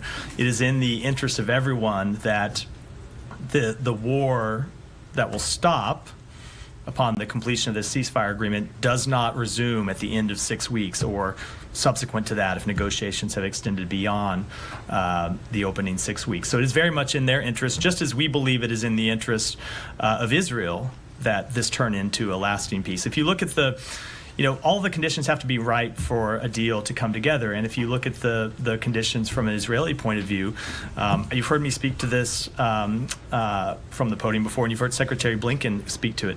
Israel had really achieved all of its major strategic goals already in Gaza. They had decimated Hamas's military capabilities. They had wiped out the leadership that existed on October 7th, including Yahya Sinwar himself, the military leader of Hamas. So it's very much in Israel's strategic interest that this war not reopen in 6 weeks, and that they're left fighting the same kind of battles over and over again as Hamas recruits new militants to replace the ones that Israel's killing on the battlefield. But you don't buy this line that the president-elect's relationship or influence with Prime Minister Netanyahu was the thing that pushed it over the line. Not only do I not buy it, it's not what we've seen in the negotiations. We've seen that the important factor when it comes to their involvement has been the continuity that it shows, having both the outgoing administration and the incoming administration there at the table. And my last one, really quickly, I think that you said this, or you at least strongly implied it, but your belief, your position is, or the administration's belief and position is that the destruction that was wrought in Gaza by Israel is what did this, and that your support of what the Israelis did is what brought Hamas. No, that's not what I meant at all. What I mean was the destruction of Hamas's capabilities. Now, yes, but at the same time as there was the destruction of Hamas's capabilities, there was also the destruction of huge amounts. But I don't think Hamas cares about the destruction of civilian infrastructure. I don't think they care about the loss of civilians. Do you care about the destruction? We absolutely do. It's why I've been trying to get this ceasefire all along. But I don't think that is a calculation that has in any meaningful way entered into Hamas's thinking, especially when you look at the fact that Sinwar himself said that it is the mass loss of civilian life inside Gaza that he thought would strengthen Hamas's position. So no, I don't think it was the loss of civilian life that has led Hamas to ultimately agree to this deal. Yeah. Thank you, Matt. And I extend the thanks Thank you. to you. And I want to start by a question that might link both what the Secretary Blinken said yesterday in the Atlantic Council and the announcement of reaching the agreement today. Secretary Blinken yesterday gave some brief details about the day after plan that he said that he submitted to the upcoming administration, and it's all based on the fact that Hamas will no longer rule the Gaza Strip. By creating this temporary administration, then giving it to the Palestinian Authority. Is there something in the deal that agreed upon between all parties that Hamas will leave power in Gaza to allow for the plan to be implemented? When you say the deal, do you mean the day after arrangements that the Secretary was speaking to you? The ceasefire. The ceasefire proposal that's on the table today, what has been agreed to so far is phase one. The ultimate resolution of governance, security, reconstruction, all of those will have to be dealt with in the negotiations from phase one to phase two, including that question of who governs Gaza. I can tell you that the United States is committed to ensuring that Hamas never again resumes governing Gaza. I think I can say with some certainty that a reemergence of Hamas governing Gaza would be an absolute deal breaker for Israel, as it should be, when you saw what happened on October 7th. And I would hope that it would be a deal breaker for the Palestinian people, who have seen the loss of more than 45,000 individuals over the last 15 months in a war that Hamas started. So I would hope it would be a deal breaker for all parties, but that is something that will be the subject of negotiations going forward. We have made clear since the beginning, not just in the course of the negotiations over the ceasefire, but you saw the Secretary lay out last November in Tokyo principles that would guide the United States when it comes to the period at the end of the conflict. And first and foremost among those principles was that Hamas can never return to governance of Gaza, given their track record. Those principles that the Secretary spoke about in Tokyo, and he repeated it yesterday as well, do you feel that it is a principle held also by the upcoming administration? Again, I'm not. I cannot in any way speak for the policy choices that the incoming administration will take. They'll be here in a week. I hope they'll be starting press briefings soon after that, and they'll be able to speak to them. But I would say that the principles that we have laid out do have broad agreement in the region. Obviously, there are things, not every party inside Israel would agree with all of those principles that we laid out when it comes to the governance of Gaza, but I think they have broad agreement across the region. And I think the important thing about them is this isn't just a theological question, it's also a practical one. If you want countries in the region to commit security forces to Gaza, if you want them to commit dollars to the reconstruction of Gaza, they're not going to do that if they don't see adherence to either the principles we laid out or some version of the principles we laid out, as well as a political path forward for the Palestinian people. It's just they are just not going to do that, and they've been very clear about that fact.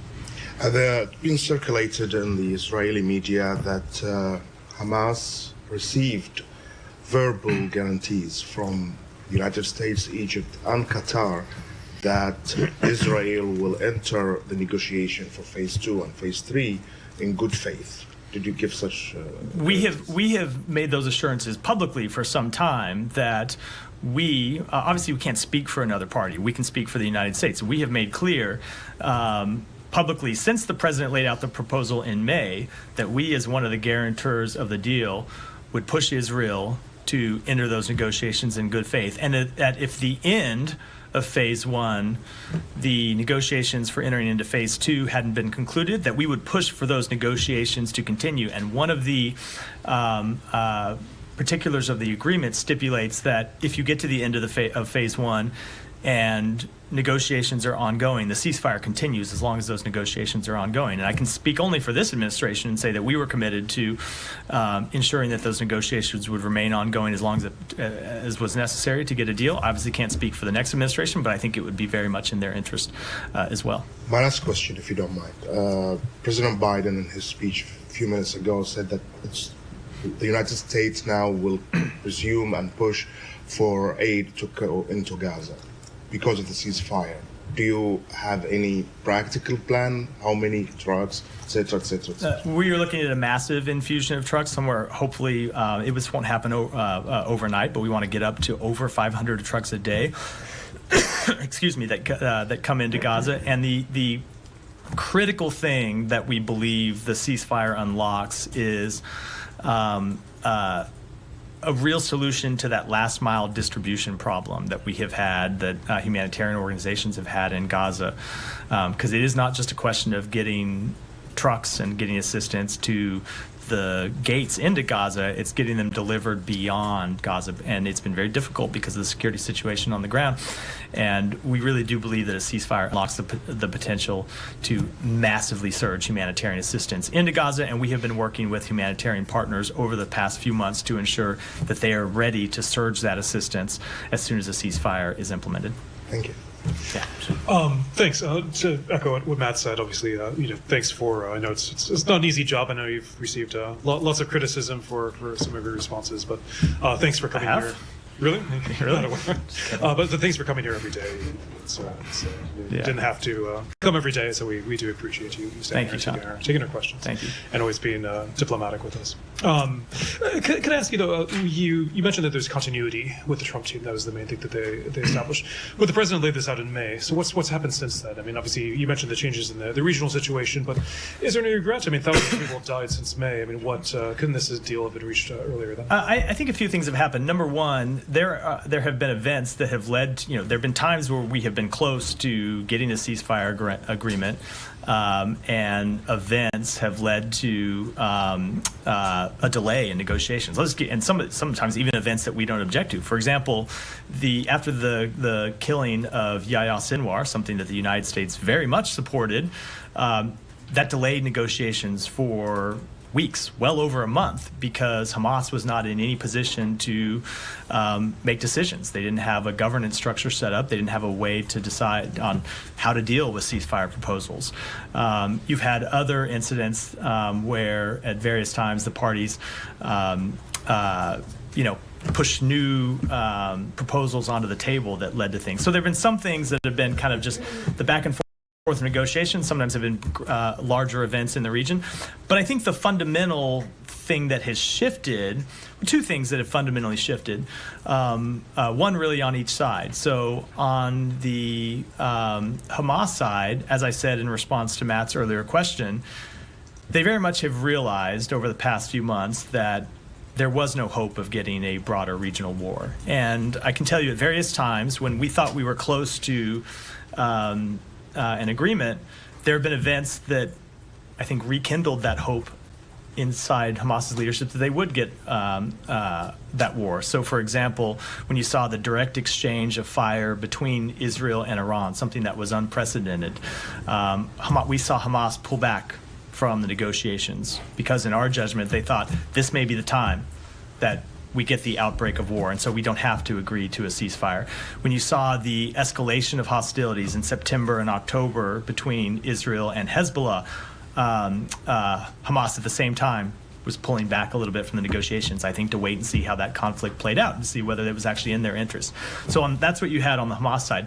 On the Israeli side, over time, you've seen them meet their overall strategic objectives. And so once they had killed Yahya Sinwar, that really realized the last strategic objective they had, because they had already decimated Hamas's military leadership. And so the conversation that we have been having with them is, without a ceasefire agreement, you are going to be in a version of Groundhog Day, where you go back in every day to fight Hamas militants, and you kill a certain number of militants, some of them low level, and those militants are replaced by others. You heard the Secretary say in a speech yesterday that we assess that Hamas has now recruited nearly as many militants as Israel has killed since October 7th. So this becomes a bit of a never-ending problem for Israel, and so I think they ultimately made the judgment that the only way, as we have been telling them, for them to get their hostages home and actually achieve lasting security that suits their purposes was to sign up for this agreement as well. I mean, just to pursue that, I mean, throughout this, over recent months, the Secretary himself has repeatedly said that the holdout is Hamas. I mean, now that it's not over and done, but now that it's at this point, the administration is on its way out, is that still the stance, that Hamas was the holdout? Obviously, the Israeli government has very